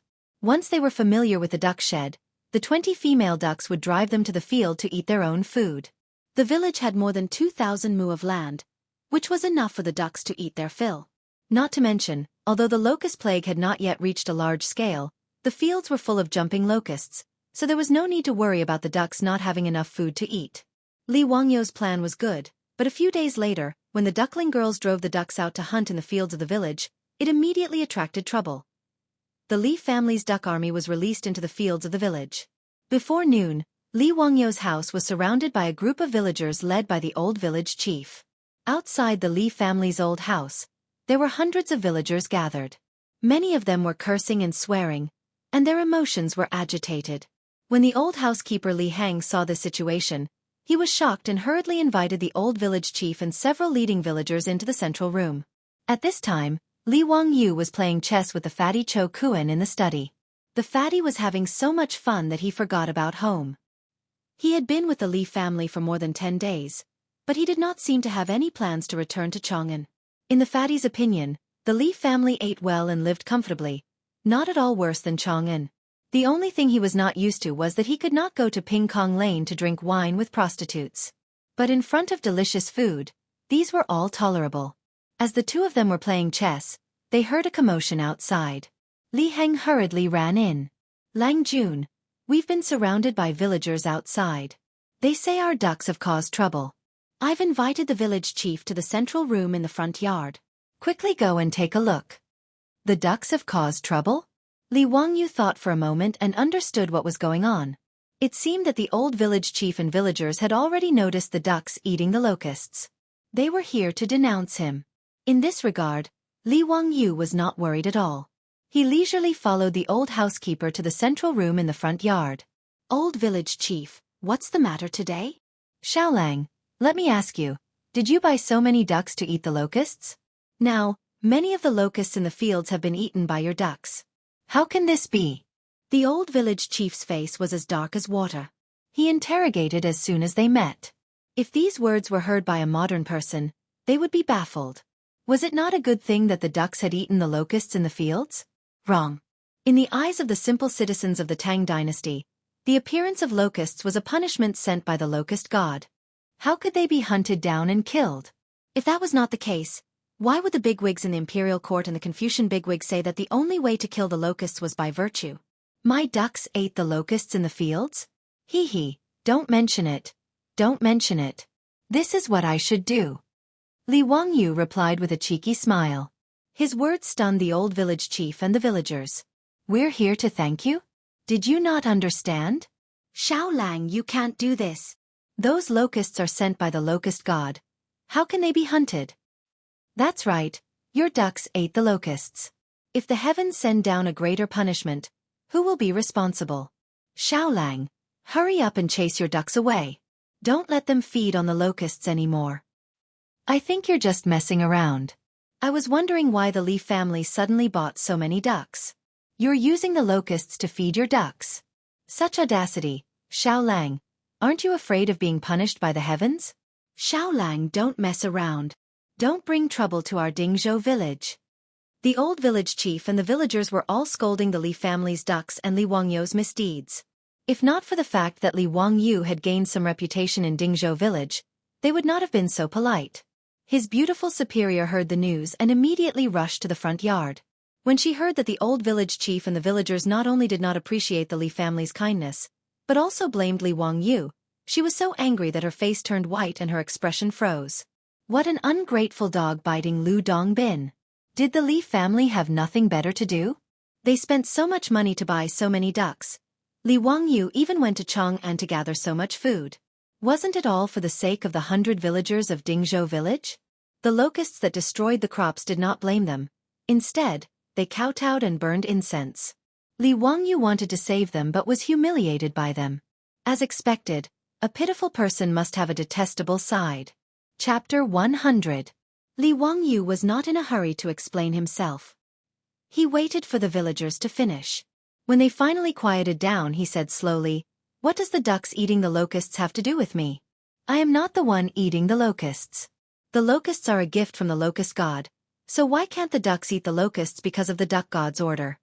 His words stunned the villagers. What did he mean by that? What the hell was the duck god? It was not my order for the ducks to eat the locusts, right? It was their own doing. Since the locusts were eaten by the ducks, it means that the duck god is more powerful than the locust god. What are you afraid of? What duck god? How can there be such a god? The old villager mumbled. Hee hee, old villager, how do you know there is no duck god? As the saying goes, there are gods everywhere. Since there is a locust god, there is naturally a duck god. Li Wangyu was trying to change the topic. Since they said the locusts were released by the locust god, then why did they say there was no duck god above the ducks? However, his words left the villagers speechless. Indeed, who dared to say there was no duck god? But, old villager, there are no buts. Since the ducks are the ones who eat the locusts, then it is a matter between the locust god and the duck god. We are mere mortals. We should not interfere. Li Wangyu's words left the agitated villagers speechless. They started to think about what Li Wangyu had just said. Seeing that no one spoke, Li Wangyu continued, "Actually, I'm sure all of you are aware of the locusts coming this year. Since my family's ducks can eat the locusts in the fields, then they can reduce the damage to the crops in the village, right? As for this locust god, let the duck god reason with him." Of course, the villagers understood what he meant. If the locusts were to spread, then their whole family would have nothing to eat. However, due to their deep-rooted beliefs, ignorance and fear, they did not dare to attack the locusts. They could only pray and pray that the locusts would show mercy. Li Wangyu's words seemed to be quibbling, but in reality, it hit the bottom of everyone's heart. The old villager and the leaders of the village looked at each other and didn't say anything. It seemed that they had tacitly agreed with Li Wangyu's duck god. If any family in the village is unwilling to do so because they are afraid of being blamed by the locust god, feel free to tell me. Tomorrow, I will instruct them not to drive the ducks to his family's fields. Is that okay? Li Wangyu added another stab. Li Wangyu wouldn't insist on being a good person if he didn't want to and used this opportunity to criticize the Li family. The old village head and the other farmers were not stupid. If they really didn't allow the Li family's ducks to enter their fields to hunt for locusts, Then other people's fields would be preserved while their own family would be left without a single harvest, and they could only go out to beg for food. No one would say anything about this, right? After the villagers tacitly agreed with Li Wangyu about the duck god, they said their goodbyes and left. At the same time, there were still several hundred farmers gathered outside the Li family's home. Many of them were agitated, and they were loudly criticizing Li Wangyu. The Niu brothers stood guard at the door with awkward expressions. On one hand, they agreed that Li Wangyu's decision was ill-considered, but on the other hand, they didn't want to hear the complaints of these farmers. No matter what, they were now part of the Li family. No matter what decision Li Wangyu made, the brothers would support him unconditionally. When the old village head and the other farmers came out, the farmers gathered around them. "Villager, how was it? What did Li Xiaolang say?" "This is big news. The Li family's ducks have consumed the locusts. What if the locust god blames them for this?" "Villager, we can't allow the Li family to do as they please. The Li family has to give us an explanation for this or we will complain to the county government. They will suffer retribution for offending the locust god." Seeing the clamor, the old village head raised his hand to signal for silence. When the crowd finally quieted down, he coughed lightly and repeated what Li Wangyu had said. That is what Li Xiaolang meant. Since he didn't order the ducks to eat the locusts, then naturally the duck god will be responsible. If any family is unwilling, please explain to the Li family that tomorrow, the Li family's ducks will not go to their fields. When the old village head mentioned the duck god, he couldn't help but cough. It was a little awkward to say, duck god out loud, but he couldn't care less about that now. After all, as Li Xiaolang said, since everyone believed in the locust god, then the duck god was not unreasonable. As soon as the old villager finished speaking, all the villagers were stunned. Duck god? Locust god? This duck-eating locusts had something to do with the gods? Soon, some of the smarter farmers understood the crux of the matter. Since they didn't dare to kill the locusts, then the ducks catching the locusts and eating them didn't seem to have anything to do with them. If that was the case, then it should be a good thing that they could protect their crops from the locusts, right? Since this is a matter between the duck god and the locust god, then we shall not interfere. Village head, how about this? The Li family's ducks are free to come and go as they please. Many of the people who understood these principles silently stood out and bowed towards the Li clan's gate. Then, they silently turned around and left. Soon, most of the farmers who gathered in front of the Li family's gate had left.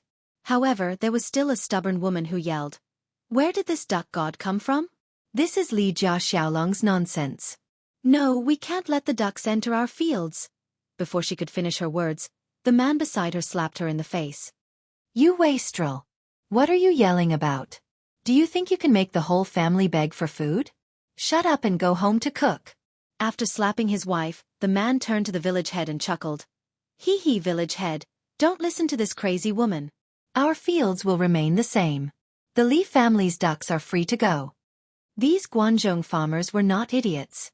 They were afraid of the locust god's wrath and came to the Li family to cause trouble. However, after Li Wangyu fabricated this duck god for them, it gave them a way out. The Chinese farmers had their own cleverness and survival philosophy since ancient times. Faced with the choice of self-deception or protecting the crops in the fields, everyone chose to self-deception. This was the result that Li Wangyu had predicted. When the crowd at the door dispersed, Li Wangyu and Su Chongqing both let out a long sigh and silently shook their heads. On the other hand, Cho Kuan, who was standing at the side, was stunned by Li Wangyu's words. After a long time he muttered to himself, "So this works too?" He whipped his head around to look at Li Wangyu. "Xiaolang, if I start a fire in the field and the locusts die from the fire, wouldn't that be considered a battle between the fire god and the locust god?" The fatty's words stunned Li Wangyu. He turned to look at the fatty with a strange expression. What a genius! This ability to draw inferences from one case was amazing. Chapter 101. That day, Cho Kuan returned to Chang'an. Many of his family's properties were also threatened by the locusts. Originally, he did not dare to destroy the locusts because of the locust god. Once the locusts were formed, his Cho clan would suffer heavy losses. Now, with Li Wangyu's inspiration, since no one dared to oppose the locust god, then he would invite other gods to do it. On horseback, Cho Kuan told Li Wangyu, "I will repay you generously in the future." Then he galloped back to Chang'an City.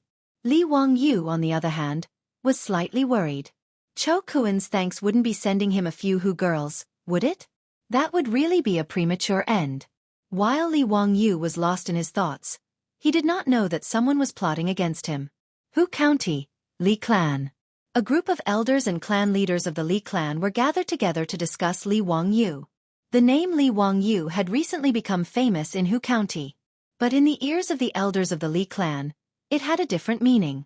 Whether it was Li Wangyu's pig slaughtering feast, his miraculous water wheel, or his method of treating saline alkali soil, every time the Li clan heard Li Wangyu's name, they would feel suffocated. Especially when they went to the county government to sue Li Wangyu, and Yang Quan's doggerel judgment slowly spread through Hu County through the mouths of the bailiffs. It made the Li clan even angrier. And the young man they had chased out of the clan had used such a method to make a name for himself. Now, in Hu County, many of the noble families were privately laughing at the Li clan for being blind. They had chased such a Qilin out of the clan. They must have been blinded by lard. Every time Li Wangyu's fame grew, the elders of the Li clan felt as if their faces had been slapped, making them hate Li Wangyu even more. This group of elders from the Li clan of Hu County hated Li Wangyu to the bone. They wanted nothing more than to break Li Wangyu's bones, suck out his marrow, pull out his tendons, and peel off his skin to relieve the hatred in their hearts. Clan leader, that little child from the Li family has already grown up. In the future, if he were to become an official and half a nobility, then our Huxian Li clan won't be able to survive. Isn't that so? This kid is not easy to deal with. We have to be careful. Li Zhou, that bastard, is quite capable of giving birth to a son. I heard that the county gave him 300 mu of saline alkali soil for free, and all of it was transformed into fertile land. TSK, 300 mu of paddy fields. Isn't that so? That little bastard even built some water wheel. The county also gave him 20 oxen for plowing. I also heard that the little bastard went to Chang'an and brought back several hundred dan of grain. His house is almost full. If it were up to me, we shouldn't have been so merciful. We should have just killed him for disobedience.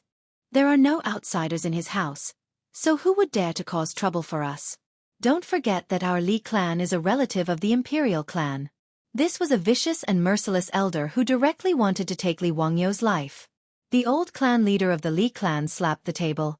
Enough. What's the point of saying this now? Who among you has a way to deal with this kid? Everyone was speechless for a moment. This Li Wangyu had already been removed from the clan. If they wanted to use the clan's name to suppress him, then it would be impossible. While the group was frowning, one of the elders suddenly rolled his eyes and revealed a cunning smile. This old man has an idea. I wonder if it will work? Let's hear it. The elder lowered his voice and whispered the idea he had just come up with to the others. Hiss, is this plan going to go against the heavens? Some of the elders hesitated. The other elders were also somewhat hesitant. They felt that this method was not appropriate. If word of it got out, they would lose face. The old clan leader's expression was also uncertain. In the end, he slammed the crutch in his hand. A man is harmless to the heart of a tiger, but a tiger is harmful to the heart of a man. If we don't act decisively, we will be met with disaster. We can't wait for that little bastard to grow up. Otherwise, he will become a disaster for our Li family in the future. Li Wangyu naturally didn't know that he had become the target of a group of gluttons. He didn't have any feelings for the Li clan of Hu County, and had long since put it to the back of his mind. Today, he had just brewed himself a pot of king medicine tea and was chatting with his beautiful superior when he saw the old steward Li Heng walk in with an angry expression. Li Heng, what happened? Lang Jun, the Li clan of Hu County sent people here. They want Lang Jun to move the old master's grave.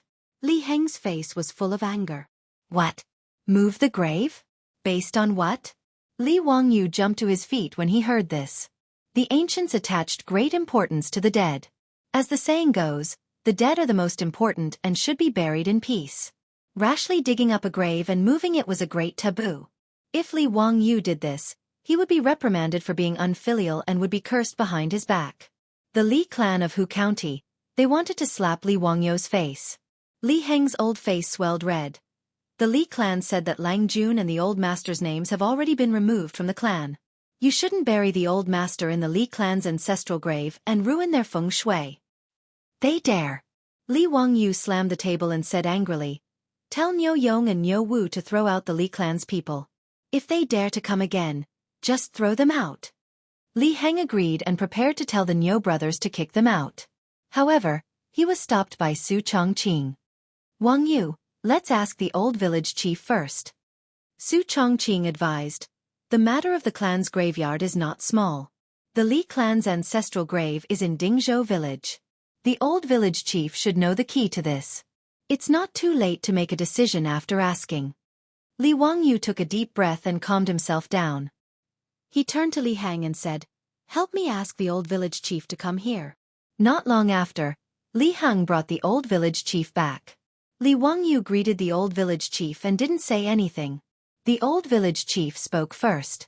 "Xiaolang, do you have a grudge against the Li clan of Hu County?" Li Wangyu was stunned. He thought for a moment and shook his head. "No, there is no grudge. It's just that they wanted to expel me from the clan, so there was a small conflict." The old village chief shook his head and said to Li Wangyu, "Xiaolang, Li Gong's grave must not be moved. This is not only a matter of your Li family's face, but also a matter of feng shui. As the saying goes, the poor don't change the door, the rich don't move the grave. Little Lang, you've made the Li family prosper with each passing day. How can you casually move eunuch Li's grave?" "Feng shui?" Li Wangyu was a little stunned. He didn't believe in feng shui. Moreover, what did the Li family have to do with feng shui? Was it because Li Zhou's grave was well buried that Li Wangyu traveled 1,000 years and came to the Tang Dynasty? His beautiful boss asked, "Old village chief, the Li clan forced us to move the grave. What's their explanation?" "Well, if you want to be serious, the Li clan does have the right to make you move the grave. After all, Li Gong was buried in the Li clan's ancestral grave. Now Xiao Lang and Li Gong have been expelled from the clan. If they want to force you to move the grave, you can't stop them."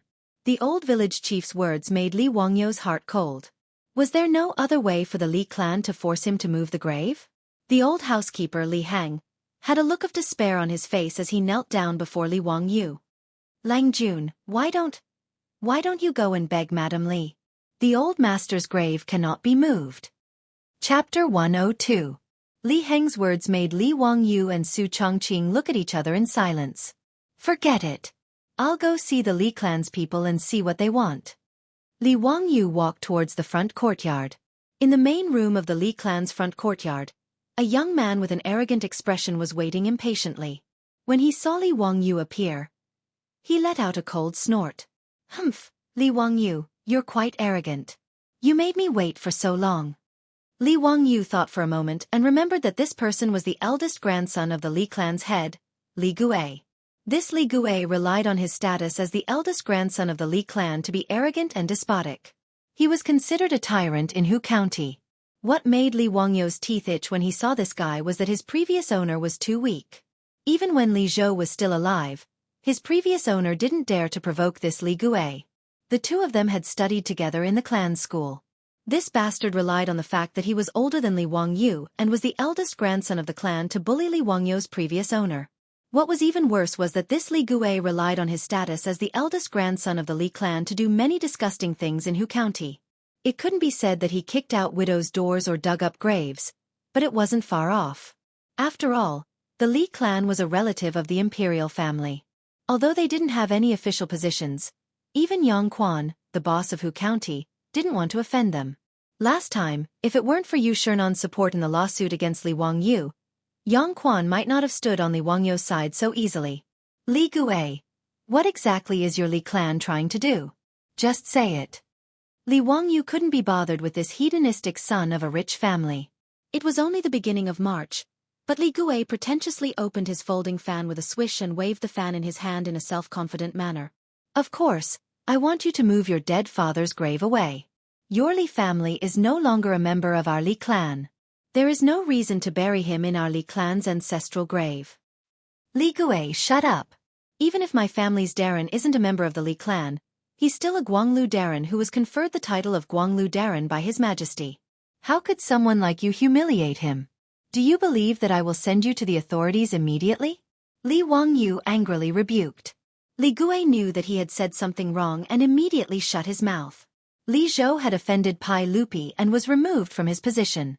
However, after Li Zhou's death, Pai Lupi was very kind and conferred him a posthumous title. Originally, Li Zhou was a secondary class, rank 3, supervisor of Huxian. After his death, Pai Lupi directly conferred him a secondary class, rank 2, Guanglu Darren. Of course, this was only a posthumous title. Li Wangyu was still a nobody and wouldn't receive any benefits. Perhaps the only benefit of a posthumous title was that the standard of Li Zhou's grave would be raised a little.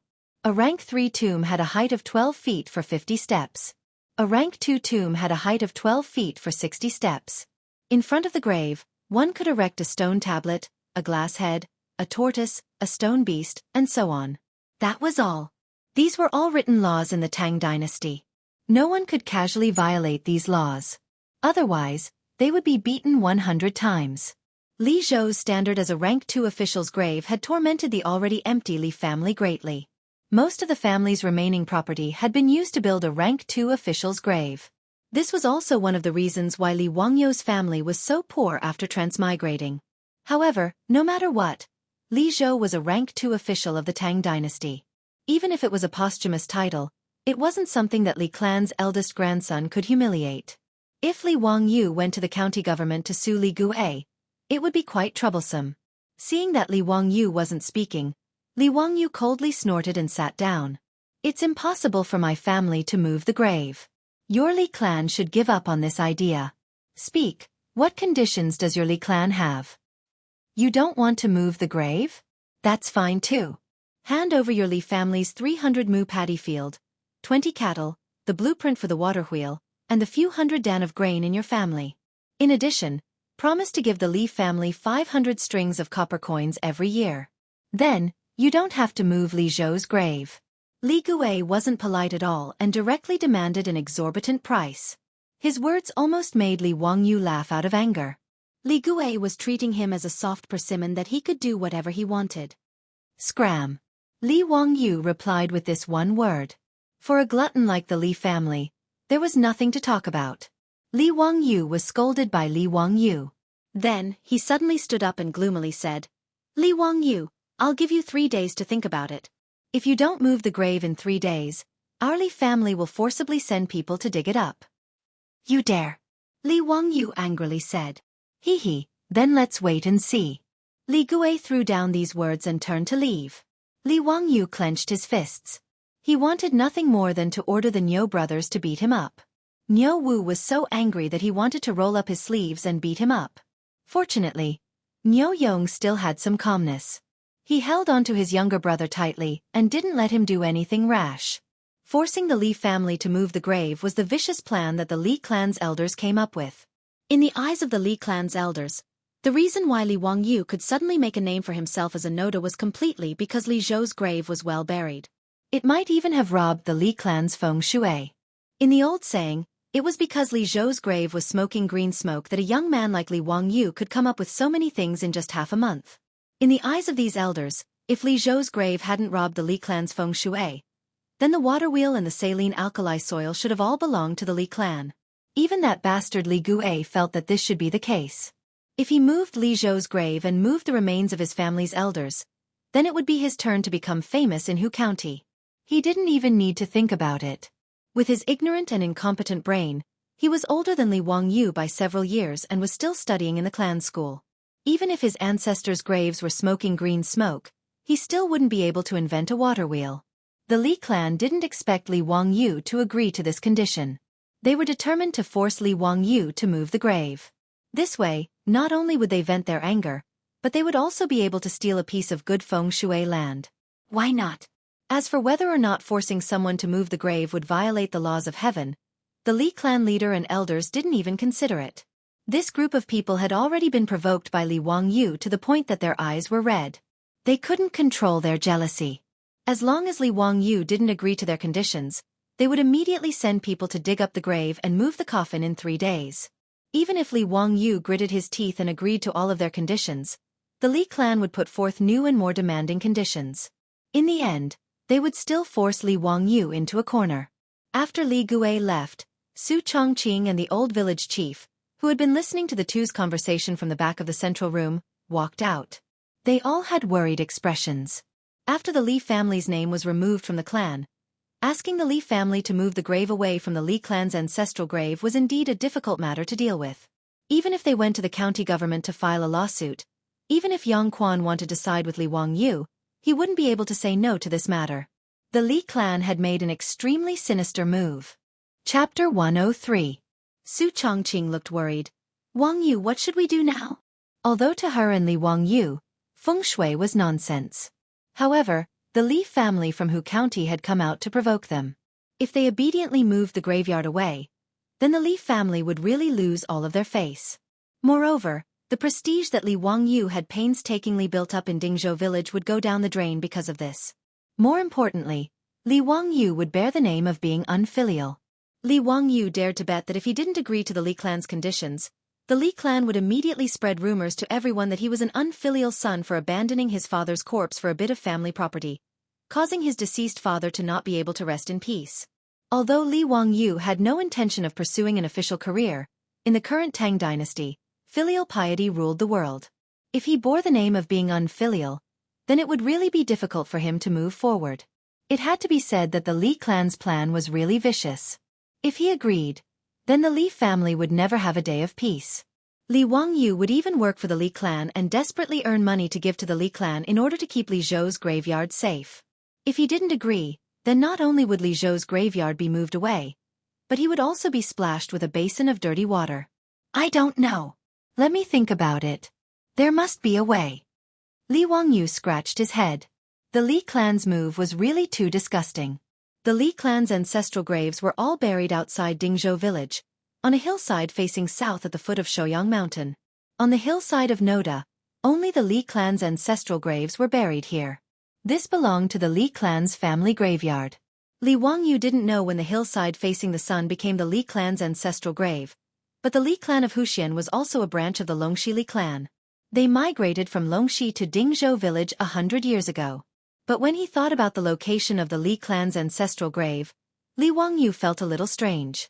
Although he didn't understand feng shui, he knew that the feng shui of the hillside facing the sun should be good. It wasn't far from Dingzhou village, so why didn't other people's ancestral graves there? Old village chief, when did the Li clan's ancestral graves belong to the Li clan? Ah, the Li clan was originally a small clan in Dingzhou village. Because of the good feng shui of the hillside facing the sun, many people in the village had ancestral graves there. Later, when the retired emperor seized the country and established the Tang dynasty, the Li clan suddenly became a relative of the imperial family. The Li clan came forward and forced other people to move their ancestral graves away. They forcibly occupied the hillside, and then it became the ancestral grave of the Li clan. Speaking of this, the old village chief shook his head. His ancestral graves were originally buried on the hillside, but they were forcibly moved away by the Li clan. The villagers of Dingzhou village had no power or influence. How could they dare to say no to the Li clan, a relative of the imperial family? Li Wangyu keenly caught the two words in the old village chief's words. Forcibly occupied. Forcibly occupied? Don't tell me that hillside doesn't belong to the Li clan? Li Wangyu immediately asked. It belongs to the Li clan? Of course not.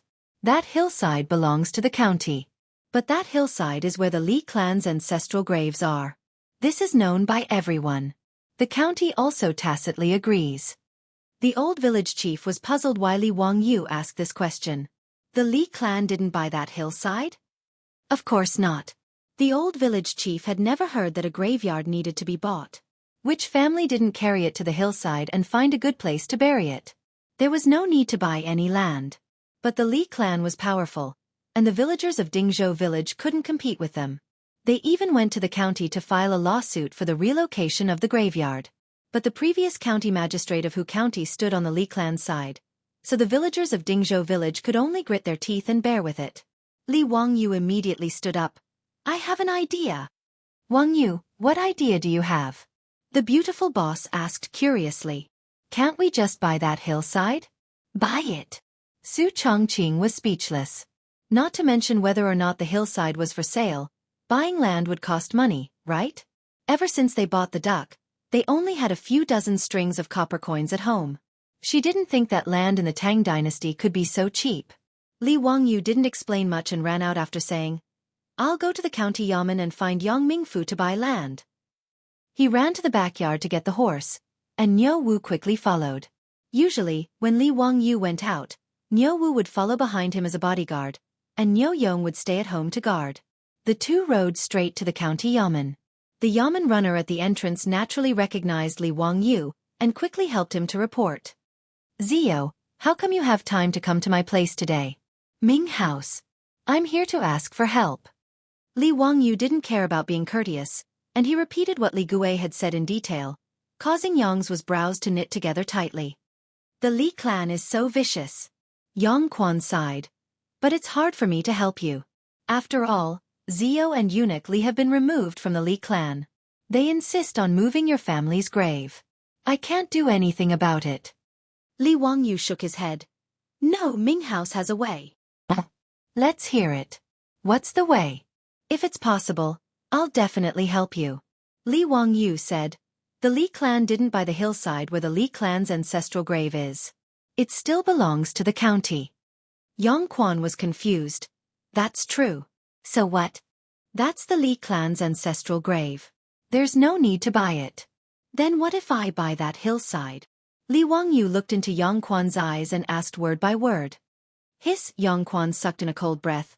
"Zio, you mean?" Li Wangyu nodded. "That's what I mean. If that hillside belongs to the Li family, I'm afraid it won't be the Li clan forcing me to move my family's grave. I'll be the one forcing them to move their family's grave." This. Yang Quan pondered for a moment and then nodded slightly. Logically speaking, this was true. Although the Li clan occupied the hillside outside Dingzhou village as their ancestral grave, according to the law, that piece of land didn't belong to the Li clan.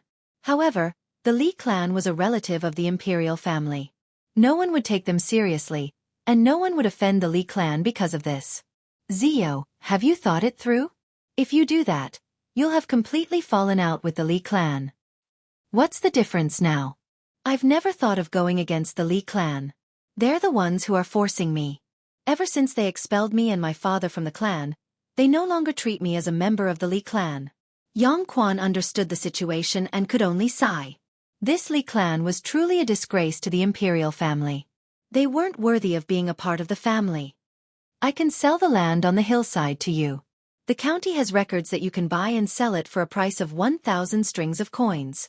Yang Quan didn't even need to look up the information to know the value of that land. As a diligent official who was close to the people, he had memorized all the large and small land data in his mind. Li Wangyu knew that the price wasn't expensive. The price of a hillside was usually 1 mu. That hillside was at least 1 mu. 1,000 strings of coins was a very fair price. It was fair, but Li Wangyu didn't have any money right now. He still owed the county government more than 1,600 strings of coins. Li Wangyu smiled at Yang Quan. "Ming House, lend me some more money." Chapter 104. What Li Wangyu said made Yang Quan want to slap him. "You still owe the county more than 1,600 strings of copper coins, and now you want to borrow more money?" Yangzhu didn't need to think to know that Li Wangyu couldn't take out 1,000 strings of copper coins. He wanted to continue borrowing money from the county. Yang Quan shook his head. "Zio, it's not that I don't want to help you, but I can't lend you any more money. Ming House, just borrow 1,000 strings of copper coins for a year. I will return the 1,600 strings of copper coins, and you can calculate the interest. Is that okay?" Li Wangyu started to coax. Borrowing money from Yang Quan was the only way he could think of. Originally, he wanted to borrow money from the Qiu family, but because of the locust plague, the Qiu family used all their funds to stockpile food. Li Wangyu estimated that the Qiu family might not be able to take out 1,000 strings of copper coins now. No. Zio, your family's debt has not been repaid. How can I lend you such a large amount of money? Even if I agree, the county magistrate will not agree." No matter how Li Wangyu promised that he would repay the debt within a year, Yang Quan did not agree. He was not deliberately making things difficult for Li Wangyu, but he really could not do it. In the Tang Dynasty, loans needed collateral. Back then, because Li Zhou was still in office, he and the secretary Liu Xiao provided a guarantee for Li Zhou to borrow money. The county magistrate would naturally do them a favor. But now, Li Wangyu still owed so much money to the county. If he wanted to continue borrowing money, this was not something Yang Quan could decide. Li Wangyu saw that Yang Quan really did not agree to lend him money to buy the land, and he could not help but feel a little dumbfounded. If he could not buy the land on the hillside, then he really did not know what to do. Could it be that he would bring the Niu brothers to risk their lives against the Li clan? Seeing Li Wangyu's distressed expression, Yang Quan suddenly twirled his beard and smiled. Actually, I can point you in the right direction. Ming House, hurry up and say it. Li Wangyu immediately perked up. Hee, it's true that I don't have the money to lend you, but someone can lend you money. Who? Yang Quan said. My division commander. Yu Shernan? Li Wangyu immediately realized that Yu Shernan was indeed rich. Last time, in order to seduce him into continuing his studies, Yu Shernan even offered to help him pay off his debt. However, Li Wangyu really didn't want to borrow money from the old man. He was afraid that he would be forced to walk on the right path. Li Wangyu was really afraid of Yu Shernan. Although he knew that Yu Shernan was doing this for his own good, he really didn't want to be an official. As an unambitious white-collar worker, he just wanted to eat his fill and wait for death to come. He just wanted to be a rich landlord. Yang Quan didn't say anything. He just looked at Li Wangyu with a smile and let him make his own choice. After a long time, Li Wangyu finally resigned himself to his fate and stood up. Well, there was no other way. If he died, then so be it. He could only thicken his skin and go to Chang'an to borrow money from Yu Shernan. Ming House, may I ask where Master Yu lives in Chang'an? Bu Zhengfeng. 2 hours later, Li Wangyu and Niu Wu had already appeared outside Chang'an City's Bu Zhengfeng. They politely informed the Yu Mansion's gatekeeper of their names and asked to see Yu Shernan. Yu Shernan was a lower third-rank official. Although he was not very prominent, he was still a high official of the Tang Dynasty. However, the Yu Mansion's gatekeeper didn't put on the airs of a high official. Although Li Wangyu was dressed in white, the gatekeeper politely asked him to wait for a while and went to inform the Yu Mansion's gatekeeper. Not long after, the Yu Mansion's old servant, Yu Tang, came out with a smile and invited Li Wangyu into the mansion. Yu Shernan didn't treat Li Wangyu as an outsider and received him in his own study. Zio, it's rare that you would take the initiative to come to my door, Yu Shernan said with a smile as he stroked his beard. Although Yu Shernan was already in his 70s, he was still full of energy and his face was glowing. It was no wonder that Pai Lupi didn't allow him to resign and return to his hometown. Li Wangyu respectfully bowed to Yu Shernan, then took off his boots and sat down on the table with his legs crossed. Master Yu, I've missed you since we parted at Crooked River Pool, so I came to visit you today. Li Wangyu was too embarrassed to directly say that he was here to borrow money, so he could only change the topic. Yu Shernan was old and shrewd. He looked at Li Wangyu with a smile and seemed to see through his thoughts. Haha, what a nice visit. You little bastard, you didn't show your face after Crooked River Pool. Are you hiding from me? Why did you come here today? Li Wangyu was indeed hiding from Yu Shernan. This old man was too eager to get him to become an official. However, this wasn't what he wanted, so he could only hide from Yu Shernan for now. When he saw Yu Shernan that day at Crooked River Pond, he understood 70 to 80% of the situation. This poetry gathering was most likely something that Xianxia and Yu Shernan had discussed. They wanted him to use this opportunity to make a name for himself. Li Wangyu naturally appreciated the old man's good intentions, but he was afraid that Yu Shernan would force him to become an official, so he didn't dare to visit. If he hadn't been forced into a corner today, Li Wangyu wouldn't have walked right into the trap. Hee, Master Yu, what are you talking about? I really missed your earnest teachings. This tea is personally made by the old immortal, Sun Simiao. It's good for the mind and heart. It's both medicine and tea. It's very hard to come by. I'm here to deliver this tea to you, Master Yu, as a gift. Li Wangyu hurriedly handed over the Medicine King tea that Sun Simiao had made. This was something he had specially asked Niu Wu to fetch for him after he had borrowed some money from Yu Shernan. It was to be a gift to Yu Shernan. Is that so? Then many thanks, Ziyu. I'll accept this tea. Ziyu, is there anything else? If there's nothing else, you can go back. I still have work to do. Seeing that Li Wangyu wasn't telling the truth, Yu Shernan smiled and chased him away after receiving the tea. Li Wangyu was dumbfounded. This old man didn't play by the rules. After receiving his Medicine King tea, He wanted to chase him away. Where was the old man who had encouraged him to study? Shouldn't he have encouraged him, then offered to help him pay off his debt, then persuaded him to study? After that, he would explain his predicament to Yu Shernan. Only then would he be able to borrow money? Now he was chasing him away after just a few words? Master Yu, you're not being kind. Li Wangyu stammered for a long time, then awkwardly said, Master Yu, I came here today to ask for a favor. I knew you wouldn't come here for no reason. Speak, what is it? Hee, I want to borrow money. How much? 1,000 strings of cash. Li Wangyu's words made Yu Shernan freeze. 1,000 strings of cash wasn't a small amount. What's the matter? To buy land. Since he had already spoken, Li Wangyu didn't hide anything from the old man. He honestly told him about the Li clan's visit today. He also explained that the only way he could get his hands on the land was to buy the mountain slope. When Yu Shernan heard this, he was so angry that he slammed his hand on the table. Despicable and shameless. Utterly shameless. I'll definitely report this to His Majesty and have him discipline these scum of the imperial clan. Li Wangyu was afraid that the old man would be angered to death, so he hurriedly tried to comfort him. After Yu Shernan finally calmed down, he suddenly looked at Li Wangyu with a smile. Ziyu, I can lend you money, but you have to agree to one condition. Chapter 105. When Li Wangyu heard this, he became alert. This old man wouldn't be digging a hole for him again, would he? He carefully asked. Master Yu, what's the condition?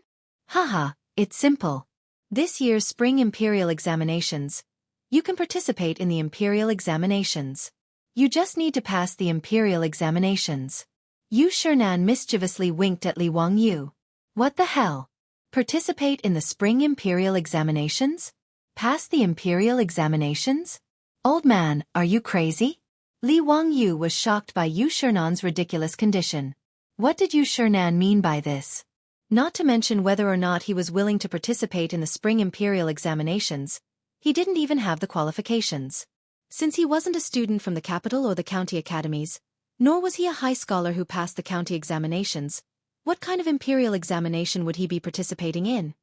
Master Yu, are you sure you're not mistaken? I'm neither a high scholar nor a high scholar. Haha, it's fine.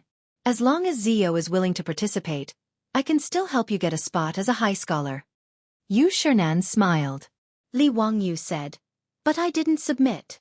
Yu Shernan said, with my recommendation, why would you need to submit? Those few poems of yours will be considered as submitted. Li Wangyu struggled. Master Yu, I'm still in the cutting off of decline. The Tang Dynasty believed in filial piety. Children were not allowed to participate in the imperial examinations within 3 years of their parents' death. I will plead for you. Yu Shernan was unmoved. Li Wangyu was completely dumbfounded. What did this old man mean? Did he really want to force him to participate in the imperial examinations? He began to weigh whether or not he should borrow the money.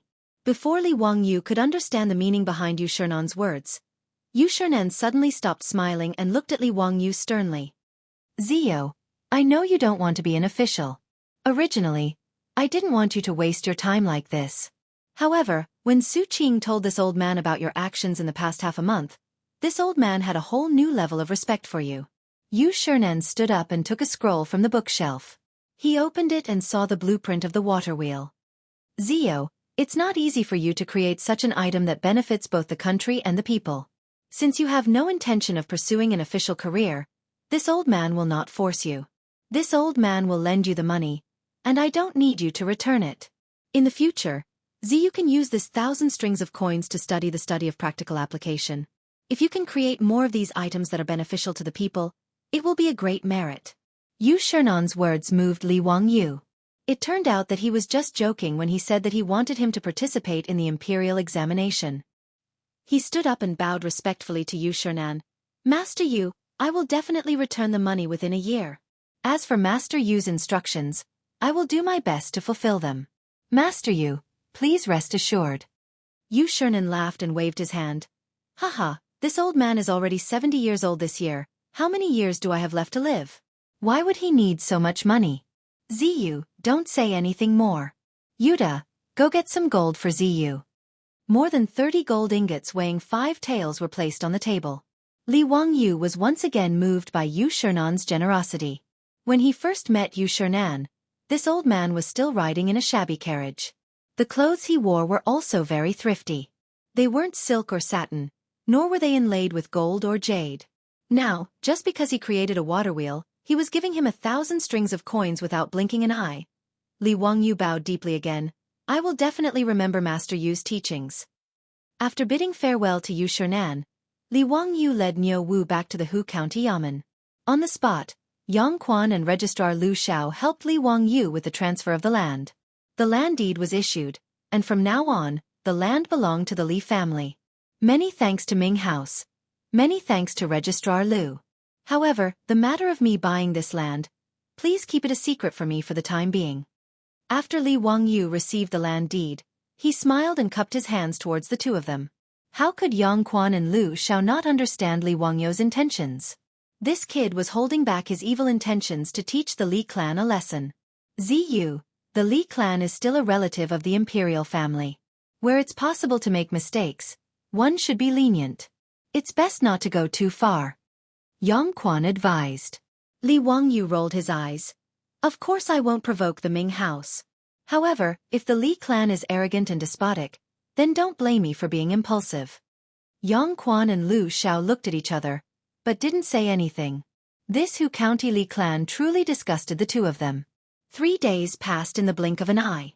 Early in the morning, the Li clan once again appeared in Dingzhou village. Not only did the Li clan's clan leader and elders appear, Li Gue and the other members of the Li clan also came. They even brought nearly 100 Li clan servants with them. They were prepared to forcefully excavate Li Zhou's grave today. Li Wangyu led the Niu brothers to block the entrance of the village. Li Jia Xiaolang, have you thought it through? Do you agree to our conditions? The Li clan leader asked with a mocking expression. In their opinion, Li Wangyu wouldn't be able to escape this calamity no matter what. Regardless of whether he agreed to their harsh conditions or refused, they would be able to play this disobedient brat to death in the palm of their hands. Li Wangyu, what do you think? Are you unwilling to part with the money? That's fine. Dig out your dead father's coffin and bury him somewhere else. Ha! Li Gue laughed loudly in the crowd. Tisese, this Li Zhou is really pitiful. He gave birth to an unfilial son, and even in death, he can't rest in peace. Do you think it's so easy to take advantage of the Li clan? You actually want to bury Li Zhou in our Li clan's ancestral grave. The old clan leader is kind and benevolent. He only asked for a small amount of money from your family. It's really too cheap for your family. Why aren't you thanking him? It's fine if you don't want to part with the money.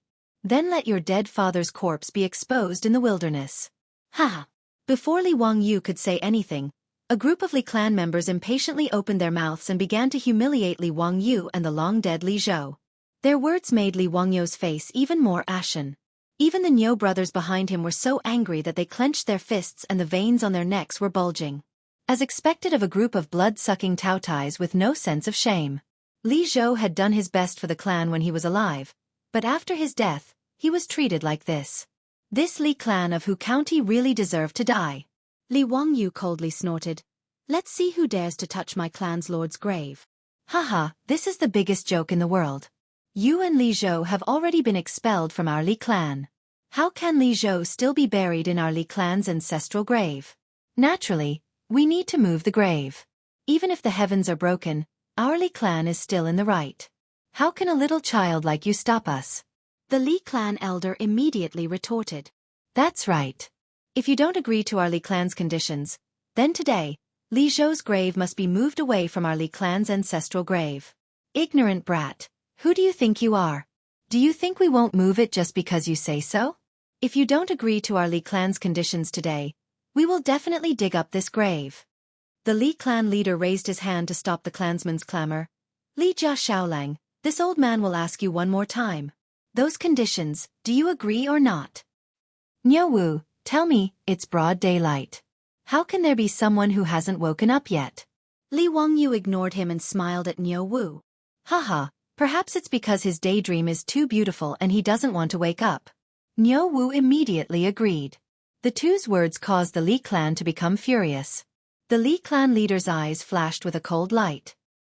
He prepared to order his clansmen to force their way into the village and dig up the grave on the hillside behind the village.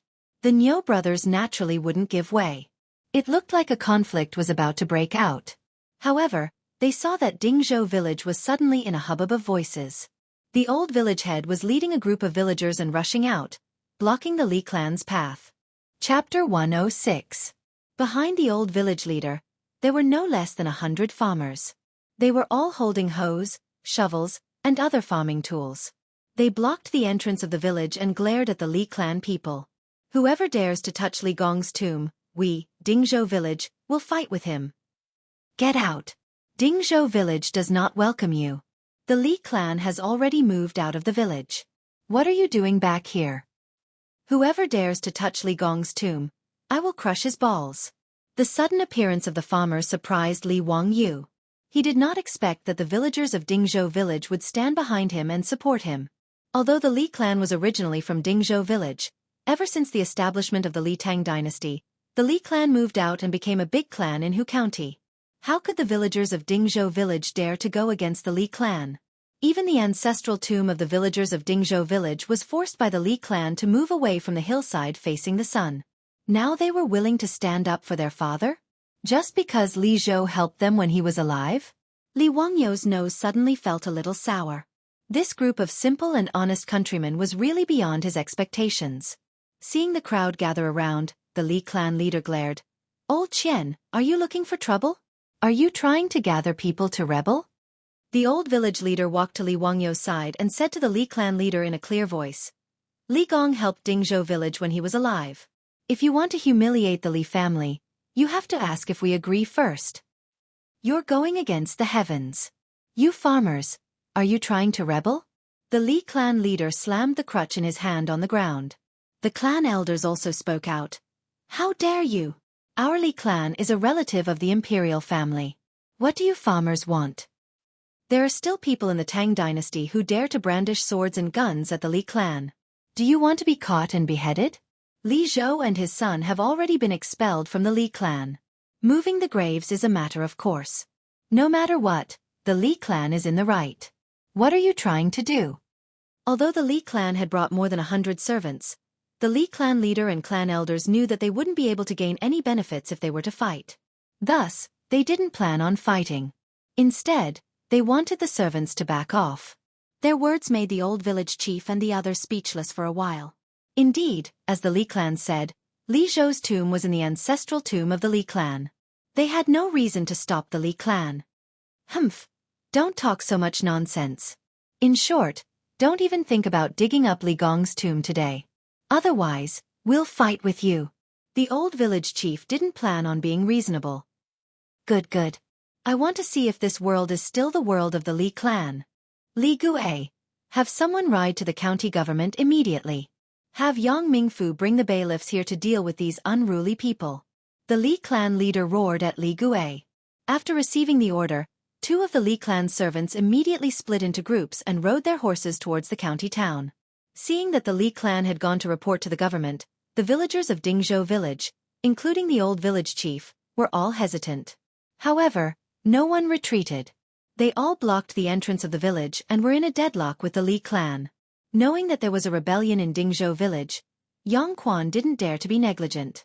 He led the county magistrate and 3 groups of bailiffs to Dingzhou village. What surprised Li Wangyu was that there was a middle-aged man wearing a light red official robe accompanying Yang Quan. This meant that he was a 5th-rank official. Li Wangyu didn't know who this 5th-rank official was, so he wasn't in a hurry to speak. Yang Quan actually knew what was going on today. However, since Li Wangyu didn't use his trump card, he pretended that he didn't know anything. In any case, he was sick of the Li clan in Hu County. However, he couldn't do anything because of the Li clan's status as a clan relative. The only thing that made him feel uneasy today was the 5th-rank official beside him, Chang'an County Magistrate Cui. The capital of the Tang Dynasty, Chang'an, was divided into 2 counties, East and West Chang'an and Wanyan. The county magistrates of these 2 counties were all 5th-rank officials. This was like the mayor of the imperial capital of China. Although he was still a mayor, his rank was equal to that of a provincial governor. The county that Yang Quan worked in, Hu County, was under the jurisdiction of Chang'an County. In other words, County Magistrate Chui was the boss of Yang Quan, a 7th-rank county magistrate. Today, County Magistrate Chui happened to be patrolling Hu County. When he was talking to Yang Quan, he heard that the Li clan had reported that there were troublemakers, so he hurried over. This is the Chui Ming house in Chang'an County. Li Jia Xiaolang, Li Gong. Quickly come and greet him. Yang Quan first introduced County Magistrate Chui to Li Wangyu and the Li clan elder. He then introduced Li Wangyu and the others to County Magistrate Chui Ming house. This is the leader of the Li clan. That Xiaolang is Li Jia Xiaolang, the son of Li Zhou's Li Gong. After hearing Yang Quan's explanation, County Magistrate Chui's eyes lit up. He cupped his hands towards the Li clan leader and said, "Are you the old leader of the Li clan in Hu County?" "That's me. Greetings to the Chui Ming house." Seeing the friendly attitude of this rank 5 official, the Li clan leader also smiled and greeted him. "Li Gong, there's no need to be so polite. The Li clan in Hu County is a relative of the Tang Dynasty. There's no need to be so polite. Haha." County Magistrate Chui clearly knew the background of this Li clan in Hu County, so he directly expressed his attitude. As for Li Wangyu, County Magistrate Chui didn't even bat an eyelid. He naturally knew about Li Zhou, but Li Zhou had already passed away. As the saying goes, the tea cools down when the person is gone. He had no interest in making friends with this young man, Li Wangyu. County Magistrate Chui's attitude made Li Wangyu and Yang Quan's faces darken. It seems that this County Magistrate Chui is going to ruin things. This County Magistrate Chui is a collateral member of the Chui clan in Jianghu, one of the 5 clans and 7 watches of the Tang Dynasty. His name is Chui Zhua. This person's reputation as an official was average, but because he was a collateral member of the Chui clan, he was able to ride on the Chui clan's glory and become the county magistrate of Chang'an County. Yang Quan and Chui Zhua's relationship was average. Although Chui Zhua was his superior, Yang Quan wasn't afraid of him. After all, his teacher was Yu Shernan. The reason why Yang Quan was now the county magistrate of Hu County was actually a kind of political gilding. After a year, when his term was up, Yang Quan would have a meteoric rise and enter the imperial court. Yang Quan silently glanced at Chui Zhua, who was talking cheerfully with the Li clan leader. He thought to himself that if Chui Zhua wanted to take sides today, he would have to fight with this person. After all, Li Wangyu was a friend that his teacher, Yu Shernan, valued. How could he allow this county magistrate Chui to bully him? "Li Gong, what's the matter today? Why has it gotten to this point?"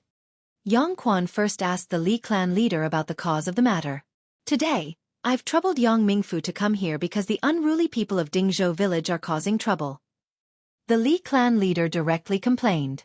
Before Yang Quan could speak, Chui Zhua spoke first. "Sure enough, unruly people come from barren hills and turbulent waters. Yang Mingfu, you have such unruly people under your rule. You should discipline them properly." His words made Yang Quan and Li Wangyu curse in their hearts. They hadn't even asked what the cause was and he had already labeled the villagers of Dingzhou village as unruly. Could you be any more biased? Chapter 107. Yang Quan cupped his hands towards Chui Zhua. "Chui Ming house, will you wait for me to finish asking about the case?" His words didn't give Chui Zhua any face, but Chui Zhua couldn't do anything. He just snorted and didn't say anything else. Yang Quan's actions weren't wrong at all. After all, he was the county magistrate of Hu County, and Dingzhou village was under Hu County's jurisdiction. Although Chui Zhua was an official, he shouldn't interfere with Hu County's internal affairs. "Li Gong, please tell us, what is the matter today?" The Li clan leader looked at Chui Zhua, then pointed at Li Wangyu and said, "Yang Mingfu clearly knows that the Li family has already been removed from the Li clan by our Hu County. Naturally, Li Zhou can't be buried in our Li clan's ancestral grave. However, I saw that the Li family was pitiful, so I kindly suggested that Li Jia Xiaolang give us some money as compensation for our Li clan, and we won't pursue the matter of Li Zhou's grave anymore." The Li clan leader had a compassionate expression. However, this Li Jia Xiaolang abandoned his father, Li Zhou, and flatly refused our Li clan's good intentions for some money. Since this is the case, our Li clan naturally has to move Li Zhou's grave away. This matter is reasonable. I hope that the Tu Ming house can uphold justice for our Li clan. The Li clan leader's words were righteous, but Yang Quan couldn't help but curse in his heart. Despicable and shameless. Do you only take a small amount of money? You want to pull out Li Wangyou's tendons, pull out his bones, and swallow him whole. After hearing the Li clan leader's words, Cui Zhuo didn't wait for Yang Quan to speak and continued. Li Gong is righteous. This matter is completely reasonable. Li Jia Xiaolang, how can you treat your parents like this? For the sake of some money, you actually did such a disobedient and unfilial thing. You're really unbearably stubborn. Li Wangyou raised his eyes and glanced at Cui Zhuo. He did not answer. He finally understood that this guy was here to cause trouble. Yang Quan ignored Cui Zhuo's words and asked Li Wangyou, Li Jia Xiaolang, is what Mr. Li said true? Li Wangyou respectfully saluted Yang Quan. I've returned to the Ming house, but there's this matter. Since that's where the Li clan's ancestral grave is, why aren't you willing to move it? Yang Quan also played along with Li Wangyou's act. The Ming house may not know this, but the place where my master was buried is not the ancestral grave of the Li clan in Hu County. Naturally, I cannot agree to their request. What? What nonsense are you talking about? Everyone in Hu County knows that the hillside is where my Li clan's ancestral grave is. How dare a brat like you talk nonsense? As soon as Li Wangyou finished speaking, the Li clan's clan leader and elders immediately jumped up in anger. The world is clear. How can a brat like you talk nonsense? Li Wangyou, you're lying through your teeth. Aren't you afraid that the heavens will send down lightning to strike you to death? Cui Ming House, did you hear what this brat said? Li Wangyou was not in a hurry to defend himself. He waited for them to stop causing a ruckus. Then he calmly asked, What, did I say something wrong? Since you keep saying that the hillside facing the sun is where your Li clan's ancestral grave is, what proof do you have? Li Gui rushed out and pointed at Li Wangyou's nose. He scolded, Everyone in Hu County knows about this. Why do we need proof? Li Wangyou, do you think you can escape by pestering me endlessly like this? Bah! If I don't dig up your damn father's grave today, I'll crawl back to Hu County. Haha, then you can crawl back now. 20 li isn't a short distance. Li Gui, take your time. If you don't crawl, then you're a bastard. I'll say it here today. Don't you dare touch a single blade of grass or tree in my master's grave. Li Wangyou replied disdainfully. You. Li Gui, the eldest grandson of the Li clan in Hu County, had never been humiliated like this before. Cui Zhuo coldly snorted. What a glib tongue. Twisting words and forcing logic. Hu County's Li clan's ancestral grave is here. Even this county knows about this. How dare a brat like you argue? Li Wangyou, did you hear that? Even the Cui Ming house knows about this. What else do you have to say? Li Wangyou immediately took advantage of the situation and shouted at Li Wangyou. Li Wangyou was not moved by Cui Zhuo's words. He calmly replied, The hillside facing the sun outside Dingzhou village has always been the ancestral grave of every family in Dingzhou village. When did it become exclusive to the Li clan? Bullshit. Since the founding of the Tang Dynasty, that hillside has been my Li clan's ancestral grave. Do you have proof? Li Wangyou asked. These words stunned the group of Li clan members. They had used their status as clan relatives to forcefully claim it. How could they have proof? However, Cui Zhuo ignored his status and spoke again. What a glib tongue. However, no matter what you say, your family's elders are still buried in Hu County's Li clan's ancestral grave. Since you and your family's names have already been removed from the Li clan of Hu County, you should naturally move the graves. His words, which directly sided with Madame Li, caused an uproar among the villagers of Dingzhou village. Some people in the crowd even scolded him with the words, dog official. Cui Zhuo heard this and immediately glared at the village chief and the villagers. You bunch of unruly people. Do you want to rebel? Get out of my sight. Otherwise, don't blame me for arresting you. Yang Quan saw that his superior was becoming more and more excessive. He couldn't help but lightly cough. Cui Ming House seems to be under my jurisdiction. According to the Tang Dynasty's official system, Yang Quan only had to answer to Cui Zhuo. However, Cui Zhuo had no right to directly intervene in Hu County's affairs. Naturally, Cui Zhuo knew this. He was only doing this because of the Li family's status as a member of the imperial family. He had disregarded his reputation and wanted to do the Li family a favor. Seeing that Yang Quan actually didn't give him face in front of everyone, Chui's expression immediately became ugly. However, he also knew that Yang Quan's teacher was Yu Shernan, a big shot that he couldn't afford to offend. Thus, he suppressed the anger in his heart and temporarily restrained himself. Yang Quan saw that Cui Zhuo was silent and turned to the Li clan leader. Mr. Li, Li Jia Xiaolong's words are somewhat reasonable. That hillside doesn't belong to the Li clan. Why don't you give me some face and drop the matter of moving the graves? No. The graves must be moved today. Yang Quan's words not only didn't make the Li clan leader and elders give up on the idea, but they also became more aggressive. Even if we go to the Zongjing temple, there's no reason to let Li Zhou continue to be buried in my Li clan's ancestral grave. The graves must be moved today. The Zongjing temple was an official office in the Tang Dynasty that specialized in managing the affairs of the royal family. All members of the royal family with the surname Li, regardless of their status or blood relationship with the emperor, were within the jurisdiction of the Zongjing temple. They managed the genealogy records of the royal family, clan, and relatives, and guarded the royal tombs. Because Taoism was the national religion of the Tang Dynasty, the Zongjing temple also managed Taoist priests and monks. Therefore, if the Li clan wanted to complain, they would have to go to the Zongjing temple. After Li Wangyou's name was removed from the genealogy records, the Zongjing temple naturally cancelled his records as well. In response to the Li clan's clamor, Li Wangyou only smiled. Since you keep saying that my Darren is buried in your Li clan's ancestral grave, then do you have the title deed? When Li Wangyou said this, the Li clan was stunned. What the hell was a title deed? Chapter 108. Without waiting for the Li clan member to speak again, Li Wangyou took out a land deed from his bosom.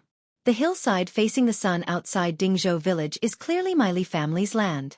When did it become your Li clan's ancestral grave? You're simply distorting the truth. As soon as he unfolded the land deed, the Li clan member and Cui Zhuo felt as if they had been struck by lightning. They were speechless for a long time. When the Li clan leader saw the land deed in Li Wangyou's hands, his hands began to tremble. When did you get this land deed? Impossible, this is absolutely impossible. Cui Zhuo sneered from the side. 1,000 mu of mountainous land is worth at least 1,000 strings of cash. How could a young man like you afford it? Absurd. Tell me the truth, who forged this land deed? His words were like a life-saving straw for the Li clan members, and they immediately began to echo his words. That's right, it must be a forged land deed. This boy's current net worth is at most 300 mu of paddy fields, 20 cattle, and 100 strings of cash. How could he afford this mountainous land? Forging a land deed is punishable by imprisonment and flogging. This Li Wangyou is simply crazy. Haha, how funny. In Hu County, it said that Li Wangyou is extraordinarily intelligent, but I didn't think he would do such a stupid thing. Forging a land deed? Only he could think of something like that. If it weren't for the Cui Ming house, we really would have been fooled by this bastard. The words of Cui Zhuo and the Li clan members didn't move Li Wangyou. Instead, he smiled as if he was looking at a group of idiots. Before the Li clan members could finish mocking him, Yang Quan coughed softly. This land deed isn't forged. What? Yang Mingfu, what nonsense are you saying? Cui Zhuo was stunned and retorted. Yang Quan stroked his beard and said indifferently, this deed was personally handled by this county 3 days ago. This county naturally knows. His words stunned the people who were laughing at Li Wangyou, and they all fell silent. Li Wangyou actually bought the land on the hillside outside Zhou village. If that was the case, some of the Li clan clansmen who reacted quickly were already sweating profusely. If this was true, then the consequences would be too severe. Li Wangyou grinned at them and said, that's right. Did you see it clearly? That hillside belongs to the Li family. It's written in black and white, and the official seal is very clear. So. He then looked at the dumbstruck crowd and smiled even more happily. So, I'm sorry, but since that hillside belongs to the Li family, I'll have to ask all of you to move those unrelated graves away. Otherwise, if you continue to occupy my family's land, you'll ruin my family's feng shui. Li Wangyou's words were like a deep water bomb exploding, setting off huge waves. The Li clan leader and clan elders went crazy after hearing his words. Asking the Li clan to move their ancestral graves? This was no different from stabbing a few bloody holes in their bodies with a knife. You're so vicious. This old man will fight you to the death. The Li clan leader wanted to slam his head into Li Wangyu as soon as he finished speaking. Li Wangyu hurriedly dodged to the side. This old man was trying to extort money. The Li clan clansmen were also agitated and rushed forward. Yang Quan hurriedly ordered the bailiffs to separate the crowd to prevent any accidents. Cui Zhua looked at Yang Quan with a shocked expression. Yang Mingfu, explain to this county why you handled the deed for this ignorant brat? Who allowed you to do this? Yang Quan looked at him as if he was an idiot. Cui Minghouse, what do you mean by that? Someone bought land with money, and it's an ownerless piece of land belonging to the county. Why can't I sell it? That's where my Li clan's ancestral graves are. The Li clan elder roared angrily. Yang Quan said, since it's where your Li clan's ancestral graves are, why don't you buy that hillside from the county? You. The Li clan elders were so angry at Yang Quan's words that they almost vomited blood. It was true that the Li clan should buy that hillside facing the sun. Moreover, both Yang Quan and Yang Quan's former county magistrate had asked the Li clan whether they should buy that hillside. However, the Li clan was a member of the imperial family, so no one dared to have any ideas about them. Spending money to buy a graveyard would be a waste, so they had never thought of buying their ancestral graves. Who would have thought that because of greed, after coming up with the idea of forcing Li Wangyu to move the graves, they would force Li Wangyu to spend money to buy the hillside facing the sun. This made the Li clan elders regret their decision. Li Wangyu lightly brushed the dust off his body. All right, everyone is clear about the situation. I'll give you 3 days to move all the graves buried in my family's land. Otherwise, don't blame me for having your corpses dug up in the wilderness. You dare. That's where my Li clan's ancestral graves are. This old man will go to the Imperial Ancestral Temple and report you for insulting the imperial family. The Li clan leader shouted fiercely. Li Wangyu, don't forget that that's where your ancestors are buried. Aren't you afraid of being struck by lightning? This was an emotional card. You dare to insult my Li clan? This world is still my Li Tang's world. Cui Ming House, this Li clan is acting recklessly. You have to make a decision for my Li clan. Someone pressured Cui Zhua, hoping to borrow the power of the government to stop Li Wangyu. As for Yang Quan, the county magistrate of Hu County, no one went to beg him. All of the Li clan members could see that Yang Quan didn't want to deal with their Li clan. The Li clan leader was already secretly planning a way to get rid of Yang Quan. Although the Li clan of Hu County didn't have an official in the imperial court, as a member of the imperial family, they knew many big shots in the imperial court. Naturally, there were people willing to work for them. For example, Chang and county magistrate Cui Zhua, as Yang Quan's immediate superior, might be able to do something. In Hu County, there was actually a county magistrate who opposed their Li clan. This was simply going against the heavens. Last time, when Yang Quan fought a lawsuit against Li Wangyu, the Li clan leader and the clan elders didn't like Yang Quan. However, because they were deceived by the monk and didn't want to expose their family's dirty linen, they didn't do anything. Today, seeing Yang Quan oppose them like this, the Li clan felt that their face as members of the imperial family had been slapped by Li Wangyu and Yang Quan. They couldn't take it anymore. Cui Ming House, please make a decision for our Li clan of Hu County. The Li clan leader and the clan elders cupped their hands and said to Cui Zhua. Cui Zhua also had a face of dissatisfaction. As a 5th-rank official, he was actually insulted by Yang Quan, a 7th-rank official. It was really embarrassing. One had to know that there was a difference of 8 ranks between the two of them. In the Tang Dynasty, there were 30 ranks in the 9th rank, from the 1st rank to the lower 9th rank. There were a total of 30 ranks. Yang Quan was currently a low-level official in the Tang Dynasty, while Cui Zhua was already a middle-level official. The difference in status was huge. So what if Yang Quan had Yu Shernan behind him? Was the Cui clan of Qinghe made of mud? Thinking of this, Cui Zhua didn't want to give Yang Quan any more face. He planned to use his status as a 5th-rank official to suppress Yang Quan and Li Wangyu. He wanted to curry favor with the Li clan of Hu County. Nonsense! How can you casually buy and sell other people's ancestral tombs? This county will definitely investigate this matter and see if there is anyone involved who is corrupt, bending the law, and practicing favoritism. Men, bring this Li Wangyu back to the county office. This county will personally interrogate him. He planned to directly shed all pretense of cordiality with Yang Quan. He didn't care about the rules of officialdom and forcefully intervened in Hu County's affairs. When Chuizhua's words reversed black and white, Yang Quan and Li Wangyou's expressions turned cold.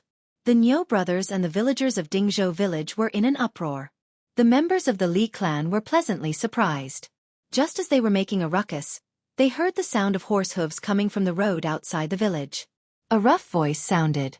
Wahaha, nephew, I've come to see you, little kid. Chapter 109. Everyone looked over and saw a dozen strong horses galloping from the dirt road outside the village. When Li Wangyu saw the person in the lead, he felt a faint pain in his buttocks. The person who came was the Duke of Lu, Chang Yaojin. Behind him were 3 young men and more than a dozen bodyguards. Li Wangyu was very surprised. Why did this devil incarnate come to Dingzhou village? Did he want to find trouble with him again? He did not dare to be rude and quickly went forward to respectfully greet Cheng Yaojin. Uncle Cheng, how come you have time to come to this nephew's place today? Wahahaha, today is the day off. I just heard that you brat made some pig slaughtering feast. I brought my sons to eat the rich. Pig slaughtering feast? This cheap meat can also make Cheng Yaojin, the Duke of the Tang Dynasty, come here? Moreover, what do you mean by eating the rich? I am now in debt of more than 2,600 copper coins. You brought more than a dozen men to eat the rich. Does your conscience not hurt? Before Li Wangyu finished cursing in his heart, Cheng Yaojin habitually used his large palm to slap Li Wangyu's shoulder. The slap almost made Li Wangyu's body go soft. This old man did not realize it and instead frowned. Nephew, your body is too weak. Yes, Uncle Cheng is right. I will go back and train. Li Wangyu was sweating like a waterfall. Do you not know how heavy your hand is? Come, Laozi will introduce you to my 3 sons, Cheng Chumo, Cheng Chuliang and Cheng Chubi. In the future, you 4 brothers should get to know each other better. Cheng Yaojin pointed at the 3 young men beside him. Li Wangyu looked up and almost bit his own tongue. This Cheng Yaojin's genes were really strong. Those who did not know would think that Cheng Yaojin's 3 sons were triplets. They looked almost exactly the same. Except for the beard and the wrinkles on their faces, they were almost identical copies of Cheng Yaojin's triplets. Li Wangyu quickly greeted Cheng Yaojin's 3 sons. Wangyu greets my 3 elder brothers. Haha, what elder brother? Call me big brother. Cheng Chumo, like Cheng Yaojin, patted Li Wangyu's shoulder. Cheng Chuliang and Cheng Chubi did the same. They laughed heartily as they used their big hands to rub Li Wangyu's weak shoulders. F***ck. Did this bastard Cheng Yaojin want to bring his 3 sons to kill me today? Li Wangyu was about to collapse. Also, why were the father and son of the Cheng family so friendly? Cheng Yaojin asked him to call him uncle the moment they met, and these 3 younger versions of Cheng Yaojin asked him to call him brother. In the Tang Dynasty, titles such as uncle and elder brother were not used casually. They were reserved for relatives. Rubbing his numb shoulders, Li Wangyu could only smile bitterly and greet them again. Wangyu greets my 3 brothers. Virtuous nephew, what are you doing? Why are hundreds of people gathered together? After greeting, Cheng Yaojin pointed to the crowd at the village entrance and asked. Li Wangyu smiled and briefly told Cheng Yaojin what happened today. In the end he pointed to Chuizhua and said, Uncle Cheng, I'm afraid I can't treat you to a meal today. This county magistrate Chui is going to take me back to Chang'an County for questioning. When he said this, Chuizhua was almost scared to death. After Cheng Yaojin and his party appeared, Chuizhua's heart thumped. After hearing Cheng Yaojin and his son greeting Li Wangyu so warmly, he felt his legs tremble. Of course, Chuizhua knew Cheng Yaojin. Not only did he know him, but he was also very familiar with him. Because Cheng Yaojin's second wife married the daughter of the Chui clan of Qinghe. Chuizhua was also born in the Chui clan of Qinghe. But the difference was that he was a collateral descendant of the Chui clan of Qinghe. Madame Cheng Yaojin was the eldest daughter of the Chui clan of Qinghe, the eldest daughter of Chui Xian, the head of the Chui clan of Qinghe. The difference in status between the two was like clouds and mud. As one of the members of the Chui clan of Qinghe who was an official in Chang'an, Chuizhua had to bring gifts to greet Madame Cheng at Duke Lu's mansion during festivals. Madame Cheng was just meeting the members of the Chui clan of Qinghe out of the family's needs. After a few words of encouragement, she sent them out and did not have much interaction with them. Cheng Yaojin was at most familiar with the members of the Chui clan of Qinghe, but he could not even remember their names. You're that Chui something? Come here and tell me what you want to do with my nephew? Chang Yaojin glared at Cui Zhua. Chang Yaojin glared at Cui Zhua, and Cui Zhua was so scared that he almost wet himself. He trembled as he came over and saluted Chang Yaojin. Duke Lu, it's a misunderstanding. It's all a misunderstanding. I didn't know Li Jia Shaolang was your nephew. He was so scared that he could not speak clearly. He did not understand how Li Zhou's son became Chang Yaojin's nephew. Was he blinded by lard just now? He actually wanted to arrest Li Wangyu and take him to the county government. No, it was all this damn Li clan's fault. Thinking of this, Cui Zhua shot a fierce look at the Li clan leader and the elders. It was this group of bastards who wanted to frame him. Misunderstanding my ass. Tell me what you want to do. Chang Yaojin grabbed Cui Zhua's collar and pulled him to his face. Duke Lu, please forgive me. I really didn't know. It was the Li clan of Hu County. They were greedy and wanted to humiliate your nephew. Cui Zhua was completely confused. In order to get Chang Yaojin to forgive him, he did not hesitate to betray the Li clan. Compared to Chang Yaojin, the founding duke of the Tang Dynasty, the Li clan of Hu County was nothing. Cui Zhua naturally knew which side he should side with. Chang Yaojin threw Cui Zhua away in disgust. Go and apologize to my nephew. If he doesn't forgive you, you don't need to enter my Cheng mansion anymore. Hearing his words, Cui Zhua quickly got up from the ground. He did not care about the dust on his official robe and respectfully ran to Li Wangyu. Young Master Li, it's all this county's. He wanted to put on a show of authority, but he heard Chang Yaojin's soft snort. He quickly changed his words. It's all my fault. Please forgive me.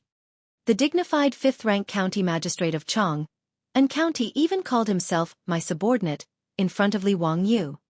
My subordinate was a humble way of saying that he was just someone who could run errands. Li Wangyu saw that Chang Yaojin knew this county magistrate Cui, so he was too lazy to argue with him. He disdainfully curled his lips. All right, there's nothing for you to do. He then turned to the clan leader and elders of the Li clan and shook the land deed in his hand. Everyone, if you don't come to move the graves in 3 days, don't blame me for finding someone to take action. Humph, don't say that I didn't warn you. Li Wangyu's words were like a hot slap on the face of the Li clan. The people of the Li clan did not expect the situation to suddenly change. Just a moment ago, Cui Zhua was on their side, but now he changed his attitude. How did Duke Lu, Chang Yaojin, become Li Wangyu's uncle?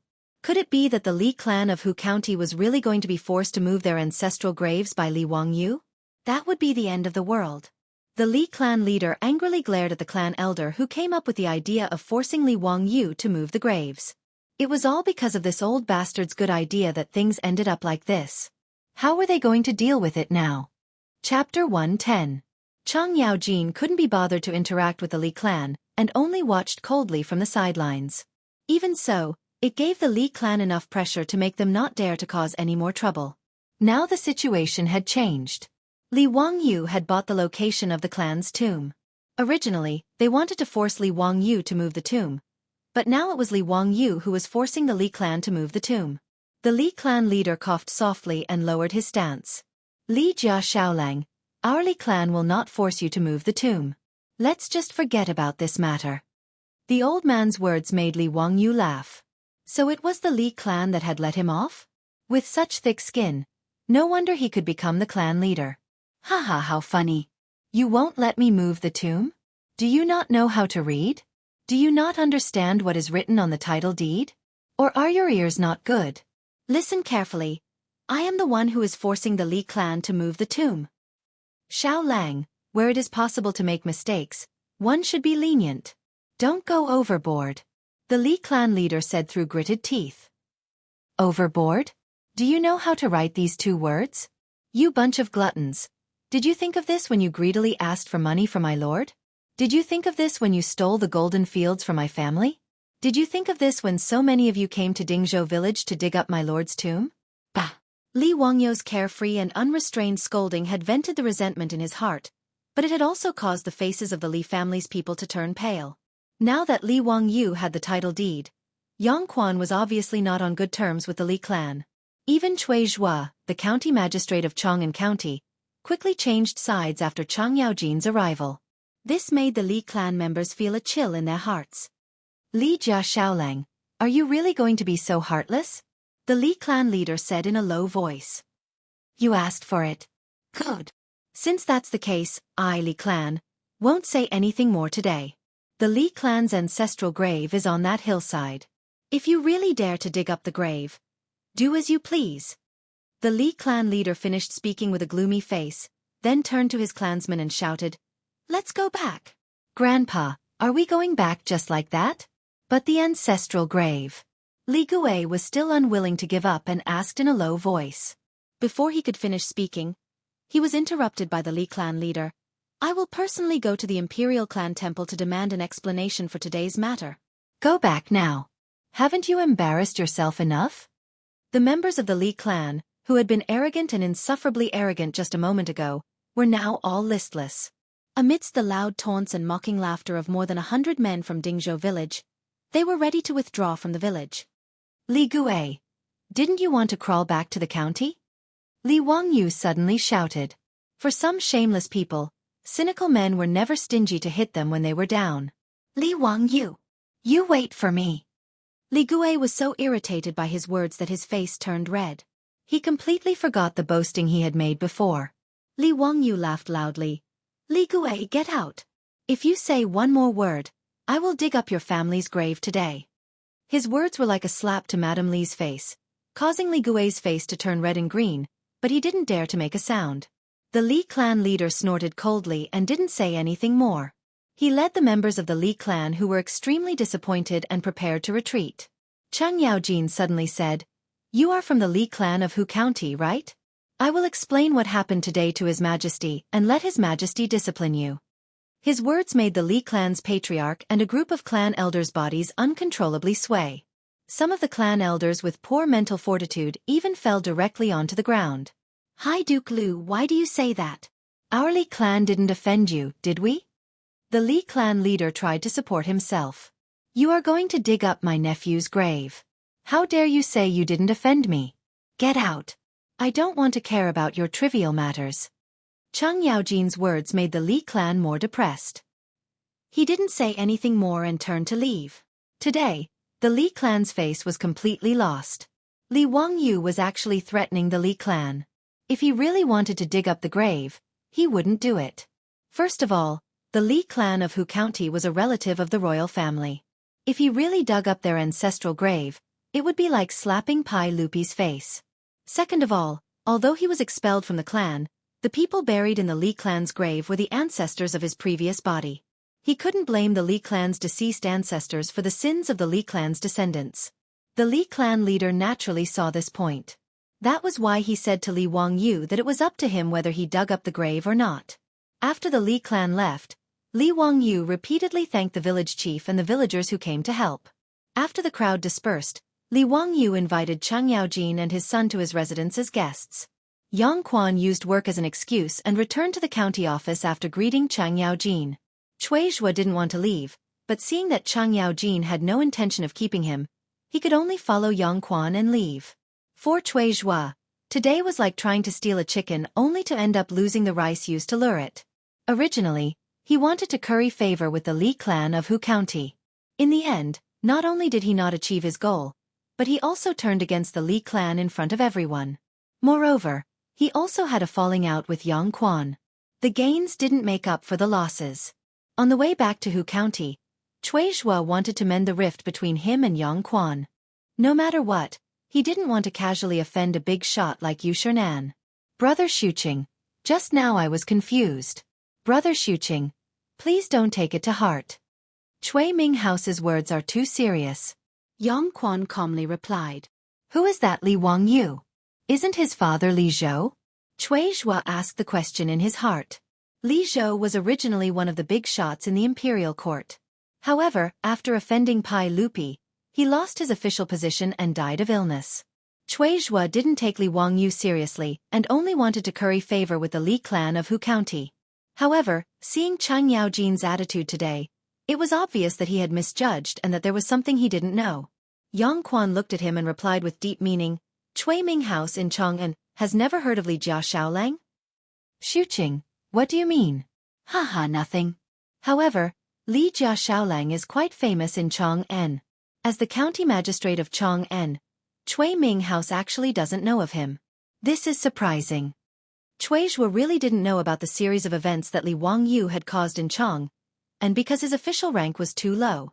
Regardless of whether it was the poetry recital at Lake Xiujiang, the important ministers who were able to enter the waterside pavilion, or the guests who were able to attend Zhang Liangfu's birthday banquet, Cui Mingfu was still miles away from that level. Yang Quan didn't continue to say anything to him. After returning to Chang'an, Cui Zhuo went to inquire about the name Li Wangyu from Dingzhou village in Hu County. Although he didn't know much, it was enough to make him break out in a cold sweat again. He had kicked an iron plate this time. He couldn't help but feel lucky. If it wasn't for Chang Yaojin's sudden appearance, he was afraid that he would have brought Li Wangyu back to Chang'an for interrogation. That would really be like poking a hornet's nest. Cui Zhuo didn't think about how to repair the relationship with Li Wangyu in the future. However, in Dingzhou village, Li Wangyu was very depressed at this time.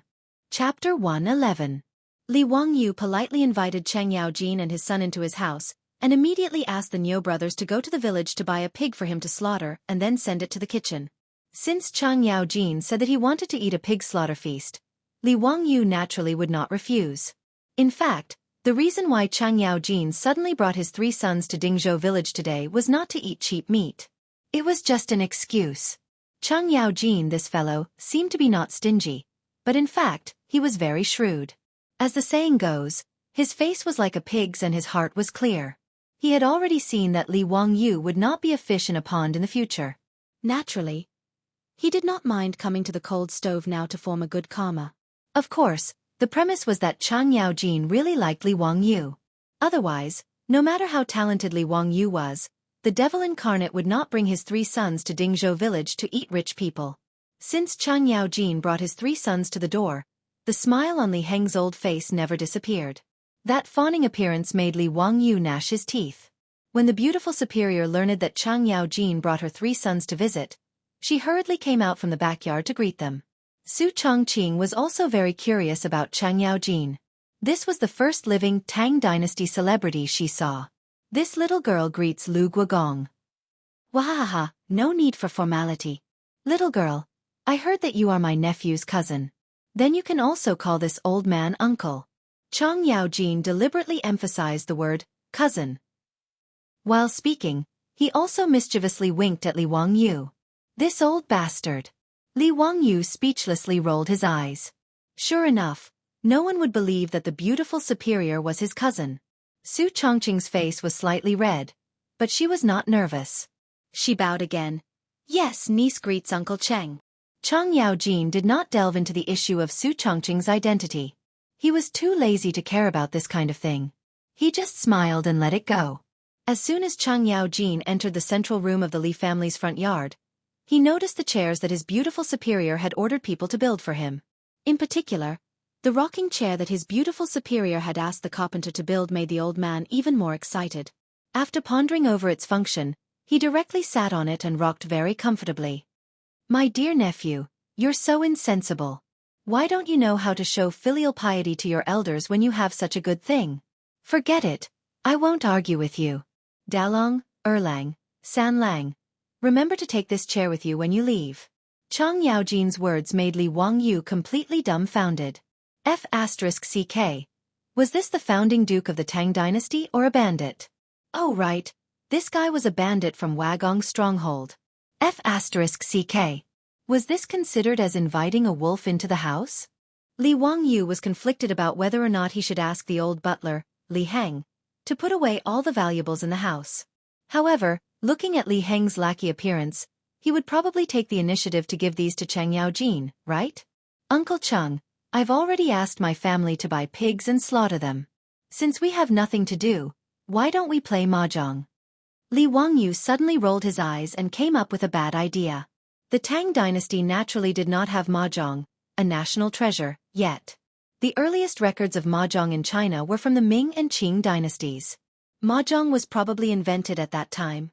However, because he was bored a few days ago, in order to pass the time, Li Wangyu specifically asked the carpenters in the village to help him make a wooden mahjong set. Now in the house, including the 4 maidservants, Li Hang, Perrin, and the Niu brothers had all learned to play mahjong as a recreational activity. Since they had nothing to do, Li Wangyu and Su Chongqing had the people in the house accompany them to play mahjong. Li Wangyu was angry with Cheng Yaojin, this old fellow, who came to his house to eat and take things. He wanted to seduce Cheng Yaojin to play mahjong and then win some copper coins from him. As a person from Sichuan, Li Wangyu naturally knew how to play mahjong. He dared not say that he was an expert, but he was invincible in Lai Hot. The beauty's skill level was average. She only knew how to play mahjong. However, in the Tang Dynasty, she had nothing to do, so she was addicted to playing mahjong. What is mahjong? Cheng Yaojin curiously asked. Li Wangyu led the Cheng father and son to the mahjong table and poured out the mahjong tiles. He and Su Chongqing explained the rules of mahjong in detail, which made Cheng Yaojin and his 3 sons itch. Nephew, this mahjong game was also made by you? Yes. Li Wangyu shamelessly agreed, causing the beauty to cover her face with her hands. She was embarrassed to see this fellow's thick skin. This mahjong game is interesting. Come, sit down and try it. Cheng Yaojin did not hesitate and sat down at the mahjong table. Dalong, you come too. Erlang, Sanlang, you guys watch from the side. Li Wangyu looked at the beauty with a smile and pulled her to sit at the mahjong table. After teaching Cheng Yaojin and his sons how to shuffle and number the tiles, the 4 of them began the game of sparrows. Li Wangyu reached out and picked up a tile from the mahjong wall. He rubbed it with his right thumb. Little chicken. He flipped the tile open. It was indeed a piece. Cheng Yaojin and his 3 sons' eyes lit up when they saw this. They felt that it was really cool. In fact, Li Wangyu was just showing off. He was invincible in Lai Hot, but in his previous life, he was only slightly better than a rookie. Anyway, every time he went back to his hometown in Sichuan, he would play mahjong with his friends and relatives. He would lose 9 out of 10 times. However, his skills were enough to show off in front of beginners like Cheng Yaojin and Cheng Chumo. When he deliberately went easy on them, Cheng Yaojin won a few rounds and laughed happily. Cheng Chuliang and Cheng Chubi, who were watching from the side, were itching to play mahjong, but they could not sit at the table. They just wanted their brother to give up his seat. Cheng Chumo, who had just tasted the sweetness of mahjong, would not give up his seat. He pretended not to hear his 2 brothers' pleas. Li Wangyu saw that the time was right. He smiled like a fox who had stolen a hen. Uncle Cheng, it's boring to play like this. Why don't we put some money on the table? Wahahaha. Nephew is right. Then let's put some money on the table. How about we do it the same way? Cheng Yaojin had just learned how to count and had just won a round of 4 tiles. Li Wangyu looked at his beautiful boss and immediately nodded in agreement. Everyone started to arrange their cards again, and the battle started anew. It had to be said that Li Wangyu's luck was not bad today. Cheng Yaojin and his sons were beginners. They were no match for him. Selfie. It's all right. A total of 8 tiles. Uncle Cheng, Brother Chumo, He, Cheng Hui, a total of 8 tiles. Li Wangyu pushed down the tiles in his hand and smiled brightly. Keep the tab. We'll count them together later. Cheng Yaojin shouted impatiently. Li Wangyu immediately called the old housekeeper, Li Hang, to keep the tab. Everyone started playing again. I won. Uncle Cheng, I'm sorry. I won. Brother Chumo, you won. 2 rounds of mahjong were not finished. Cheng Yaojin's originally black face became even more unbearable. It was as black as the Kunlun slaves in Chang'an. Cheng Chumo was also depressed. He did not win a single round of mahjong. He was losing money. Li Heng, how much do Uncle Cheng and Brother Chumo owe me? Li Wangyu smiled proudly. Lang Jun, Lu Guogong owes you 56 strings of coins. Cheng Gongzi owes you 43 strings of coins.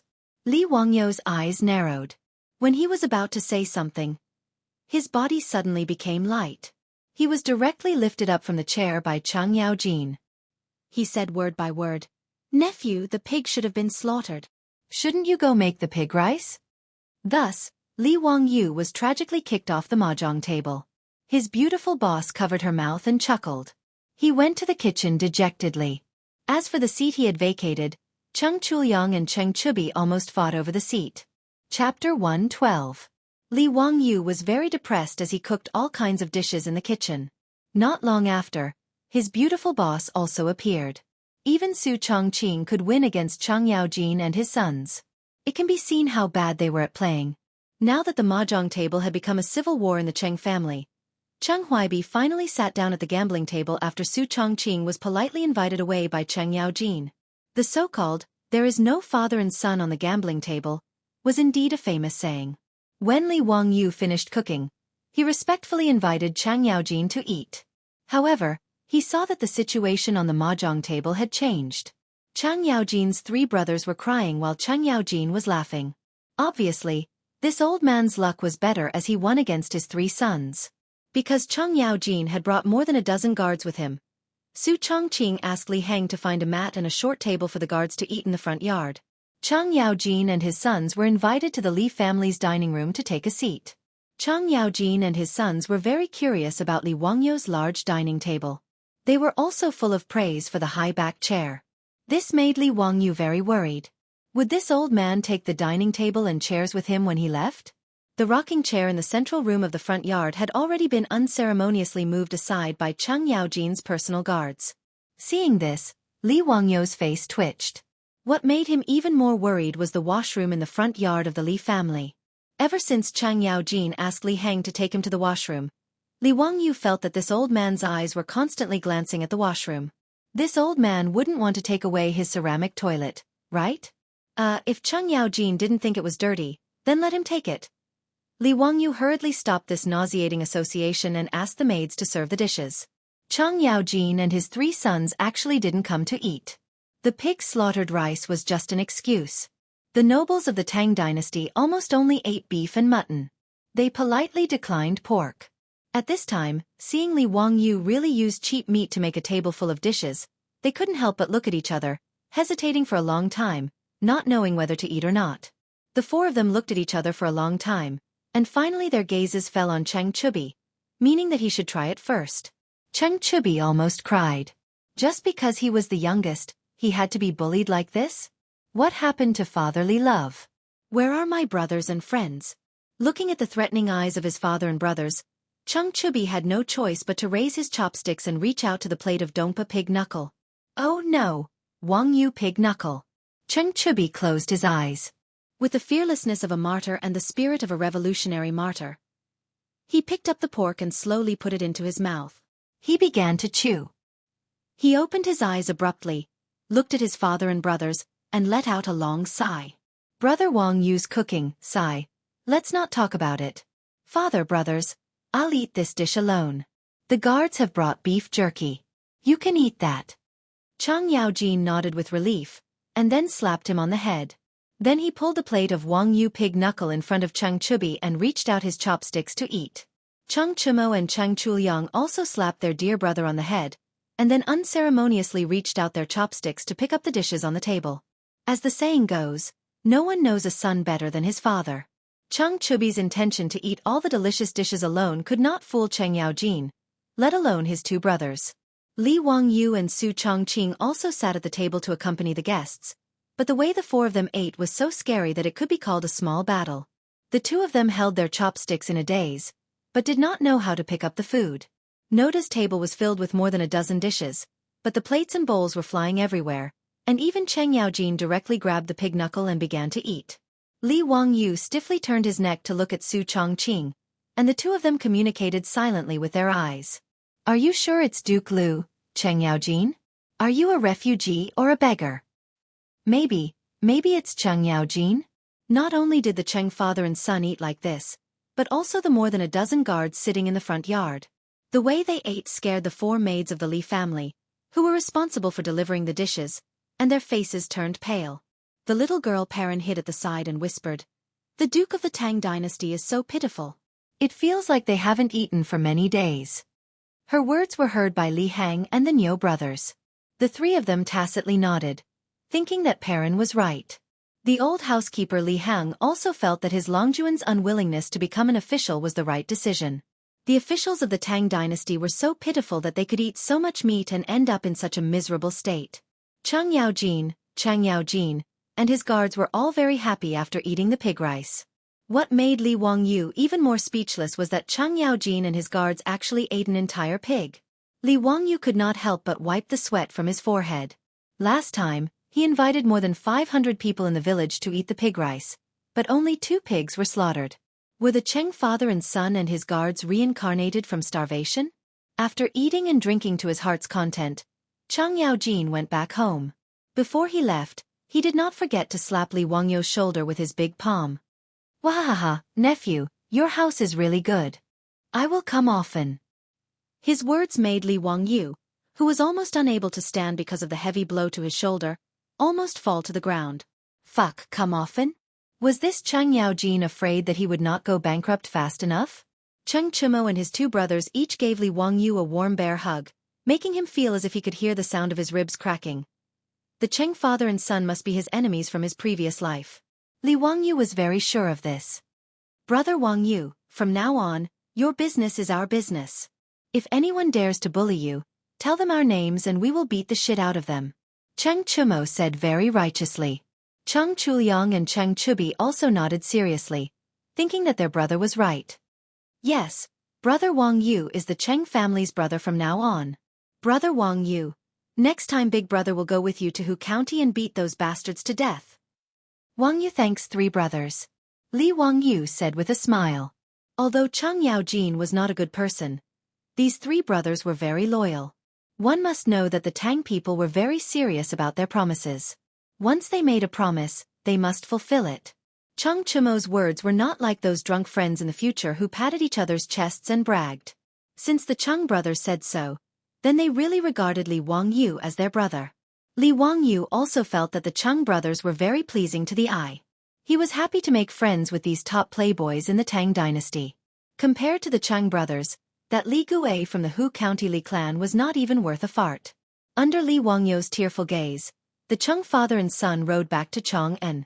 Li Wangyu's tearful gaze was not because he was reluctant to part with Cheng Chumo and his brothers, but because that old bastard Cheng Yaojin not only took away his rocking chair, but also the mahjong table and the most precious mahjong set in the history of the Tang Dynasty. What made him cry even more silently was that Cheng Yaojin, that old bastard, actually went back on his word.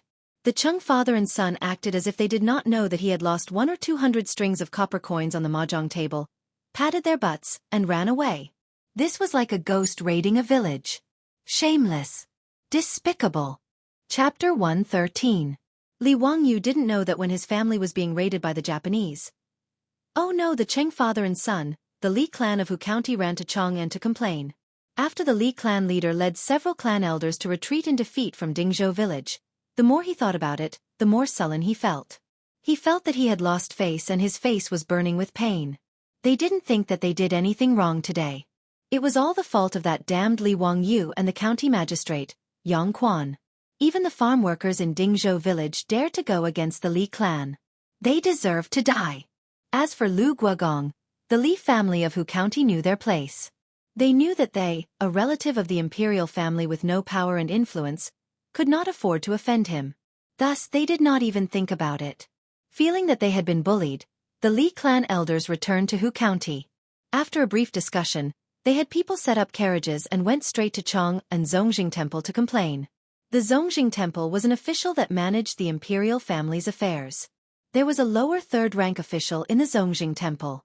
There were also 2 junior officials who helped the official manage the Zongjing Temple. Because they were mainly responsible for managing the imperial family's affairs, during the Zhengguan era, the position of official was often held by members of the imperial family. Zhao County Prince Li Xiaogong's father was Li Yuan's cousin. After Li Yuan started the war, he was in charge of managing Bashu. With Li Jing's help, he killed Xiao Xian and Fu Gongyu. The south of the Yangtze River was under his command.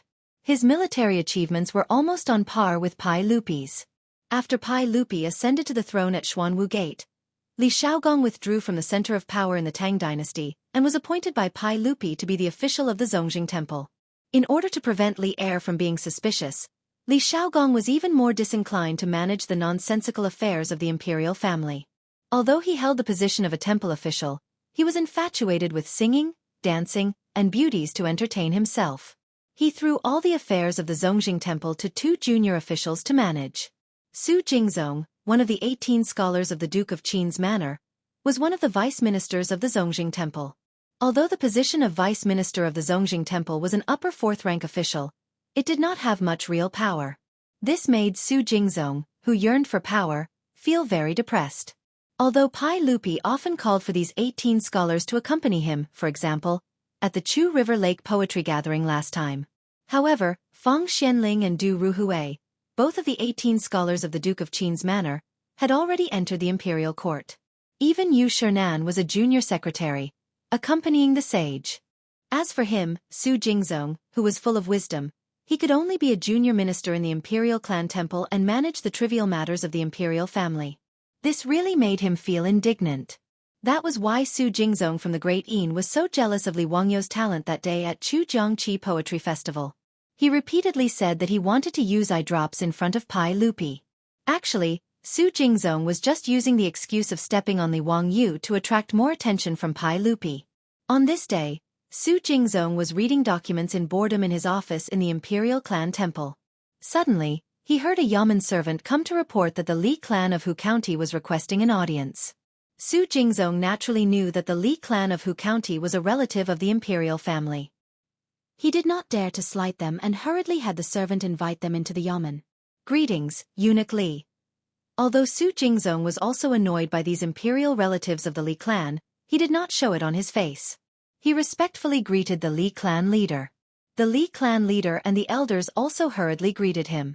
Naturally, they would not be disrespectful to the vice minister of the Zongjing Temple.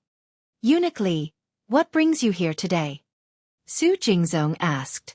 The Li clan leader and the elders had sorrowful expressions. A complaint. Our Li clan of Hu County's ancestral grave is about to be dug up. Please, Vice Minister Su, help our Li clan of Hu County get justice. Su Jingzong was shocked by the Li clan leader's words. There were still people in the Tang Dynasty who dared to dig up the ancestral grave of the imperial family? Wasn't this like an old man eating arsenic and tired of living? He hurriedly asked for the details. The Li clan leader and the elders added fuel to the fire and told him how Li Wangyu and the county magistrate of Hu County, Yang Quan, had bullied them today. Vice Minister Su, this Li Wangyu and Yang Quan, as well as those farmers from Dingzhou village, are truly despicable. They actually ignored the saints and wanted to dig up our Li clan's ancestral grave. How can this be? They are simply rebelling against the emperor. The Li clan leader said angrily. Su Jingzong was from the Great Yin, so he immediately knew what was going on. It was obvious that the Li clan of Hu County had tried to dig up Li Zhou's grave, but Li Wangyu had bought the area where the Li clan's ancestral grave was located. This was clearly the result of the Li clan of Hu County not only failing to show off, but also being pushed to the ground. This bunch of useless imperial family members had the nerve to complain over such a trivial matter. Su Jingzong was just about to send the Li clan of Hu County away with a few words when he suddenly remembered something. The name Li Wangyu sounded very familiar. He pondered for a moment and immediately remembered that Li Wangyu was the young man who had performed outstandingly at the Zhujiang Lake Poetry Festival not long ago. When Su Jingzong thought of the two poems that Li Wangyu had composed that day, he felt his blood boil, and a sense of indignation once again welled up in his heart. When it came to Li Wangyu, other than jealousy, there was only jealousy. He was jealous of Li Wangyou's talent, jealous of everyone's praise of Li Wangyu, jealous of Empress Zhongxuan's protectiveness of Li Wangyu. Now that he heard the name Li Wangyu from the Li clan leader's mouth, Su Jingzong couldn't help but think of something else. Su Jingzong coughed lightly. Eunuch Li, this matter is not easy to handle. First of all, Li Wangyu has the title deed, so he is in the right. Second of all, this Li Jia Shaolang is only trying to scare you. He wouldn't dare to touch the Li clan's ancestral grave. As for the Hu County magistrate and the field attendants of Dingzhou village, I have no right to interfere. The imperial clan temple does not have this right.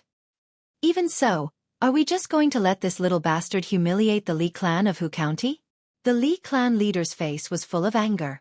He naturally knew that Li Wangyu wanting to dig up the Li clan's ancestral grave was nonsense. As long as the world was still part of the Tang Dynasty, no one would dare to touch the Li clan's ancestral grave.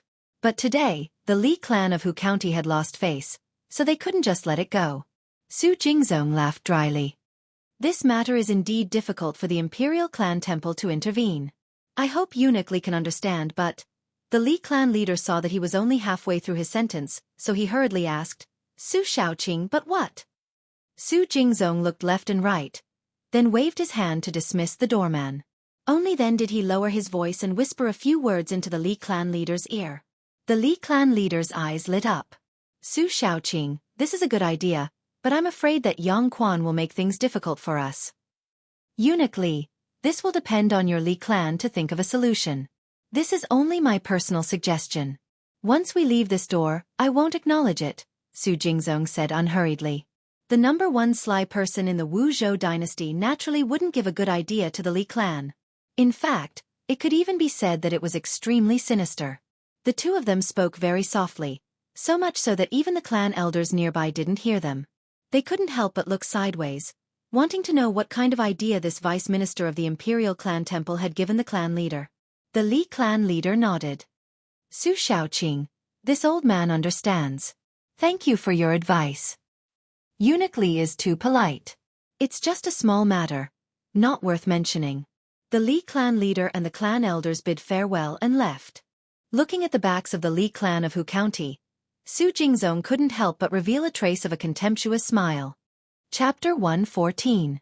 Li Wangyu still hasn't recovered from the shock of being robbed by Cheng Yaojin and his son. Bad news came again. The next day, the old villager ran into the Li family in a panic. Xiao Lang, something bad happened. Li Wangyu and Su Chongqing quickly greeted him. Old villager, why are you in such a panic? Just now, the county government official sent me a letter saying that this year, it's my turn to rent the village clothes. Isn't this delaying the spring plowing? The old villager's face turned red. The official in charge of household registration, taxes, warehouse payment, and other things. Su Chongqing doesn't understand the old villager's meaning. What is rent the spring? He quickly looks at Li Wangyu and waits for him to explain. In rent, we have to serve the corvée. Because the time is not fixed, if it's in the spring, it's called rent the spring. Li Wangyu whispers into his beautiful boss's ear. According to the rent, every man has to serve the corvée for 20 days a year, which is official service. After explaining to Su Chongqing, Li Wangyu looks at the old villager. Old villager, didn't Yang Mingfu agree to cut this year's rent by half? Why does he suddenly want to conscript corvée? The old villager gasps. This time, it's not the Hu County government that wants to conscript us. It's the Chang'an County government. Li Wangyu immediately thinks of Chang and County Magistrate Chui from yesterday. Is he behind this? Without waiting for him to ask, the old villager tells Li Wangyu and Su Chongqing another terrible news. After Li Wangyu was removed from the Li family, he is now a white man. He also needs to serve the corvée. This time, he is one of the white men in the village who will serve the corvée. Li Wangyu is dumbfounded, but I'm not a middle-aged man. In the early Tang Dynasty, men above the age of 16 were middle-aged men, and above the age of 21 were adult men. Li Wangyu had just turned 16, so he was not considered a middle-aged man, so he should not serve the corvée. The old villager shook his head. I don't know why, but your name, Xiao Lang, is on the list of people who need to serve in the corvée this spring. Li Wangyu was stunned for a moment before he shook his head helplessly. Then I'll use Na Xian as a substitute. The payment of silk for labor was the payment of money. Every ding had to pay 3 feet of silk per day, for a total of 20 days. Li Wangyu didn't lack this bit of money now. Even if he converted it into copper coins, it would be less than the usual amount of money. The old villager shook his head again. The county secretary of the army said that this time, everyone in our village must serve in the army. We can't take silk as substitutes. These words made Su Chongqing's beautiful face turn pale. Li Wangyu's body was only 16 years old. How could he serve the corvée? In the mind of the beautiful boss, serving the corvée was hard work, similar to the time when Qin Shi Huang built the Great Wall. In fact, what she thought was not wrong. The contents of corvée included local civil engineering, building bridges and roads, managing rivers and canals, transferring grain, and other labor. Wangyu, what should we do? How can you serve the corvée? Why don't you go to County Magistrate Yang? If you can't, you can go to Cheng Yaojin to help plead. Su Chongqing was so anxious that he was about to cry. Li Wangyu also pondered over this matter. Why did it seem that there was something fishy about it? Chongqing, don't worry. I'll go to the county office right away. First, I'll ask Yang Mingfu what's going on. Su Chongqing quickly nodded and asked him to inquire. Without waiting for Li Wangyu to take the horse out, Yang Quan angrily came to the door. Ming House, you came at the right time. Why am I involved in this transfer of spring? And why am I not allowed to take in silk? Li Wangyu saw Yang Quan and quickly asked. Yang Quan angrily said, Zio, I had a big argument with the Chang'an County magistrate because of this. He did it on purpose. That bastard. Why? I've never met the Chang'an County magistrate before. Why did he do this? Li Wangyu was puzzled. Yang Quan said, the Chang'an County magistrate's surname is also Li. Do you understand? Li Wangyu slapped his forehead. Is he from the Li clan of Hu County? That's right. I don't know which bastard came up with such a wicked idea for the Li clan of Hu County to include you as a middle-aged man and force you to serve the corvée. Li Wangyu was puzzled. Don't middle-aged men have to be above 16 years old? Yang Quan shook his head. The Li family's magistrate said that your nominal age is already 17, so you're considered a middle-aged man. Nominal age? Li Wangyu was speechless. How could this age be calculated like that? Sure enough, the word official was divided into two parts. He could say whatever he wanted. The old villager carefully asked, Ming House, I heard that the transfer of spring this time is for us to transport grain? Transporting grain meant transferring grain to the Chao Valley. It would have been better if the old villager didn't mention this. Now that he mentioned it, Yang Quan was even angrier. That's right. That bastard gave you 20 days of corvée labor to transport grain from Chang'an to Yinzhou. Li Wangyu didn't know where Yinzhou was, so he asked Yang Quan about it. He estimated that it should be around Yulin City and Miji in the future. It wasn't too far, about 400 kilometers away. In the future, it would only take 4 hours on the highway. Although the old villager had never been to Yinzhou, he knew the approximate distance. After a rough calculation, he heaved a sigh of relief. Not bad. It's about 800 to 900 kilometers away. The ox cart will take about 10 days to get there. 20 days is enough for a round trip. Yang Quan coldly snorted. Do you know how much grain your village is required to transport this time? His words stunned the old villager. He quickly asked, Ming House? In the past, wasn't the grain transport task about 200 dan? Is there a change this time? Yang Quan directly raised one finger. Another 100 dan? 1,000 dan. After Yang Quan finished speaking, the old villager fell to the ground.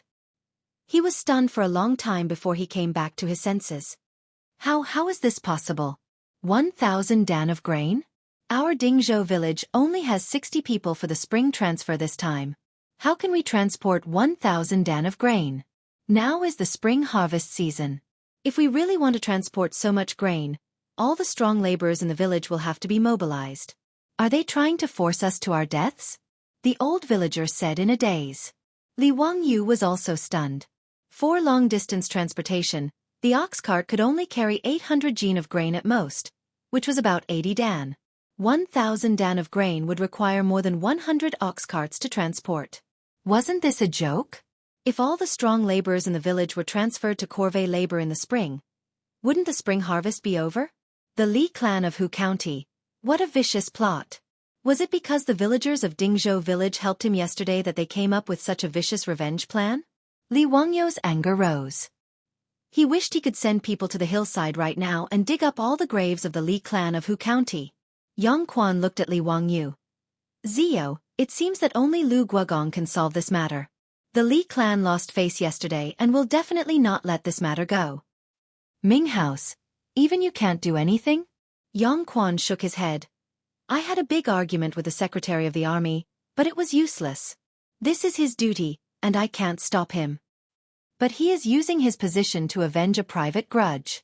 I know, but I can't do anything. Yang Quan sighed. The beautiful superior finally understood what was going on and quickly advised. Wang Yu, you should go to Uncle Cheng to plead. We can only ask him for help. Li Wangyu waved his hand. Wait, let me think about it first.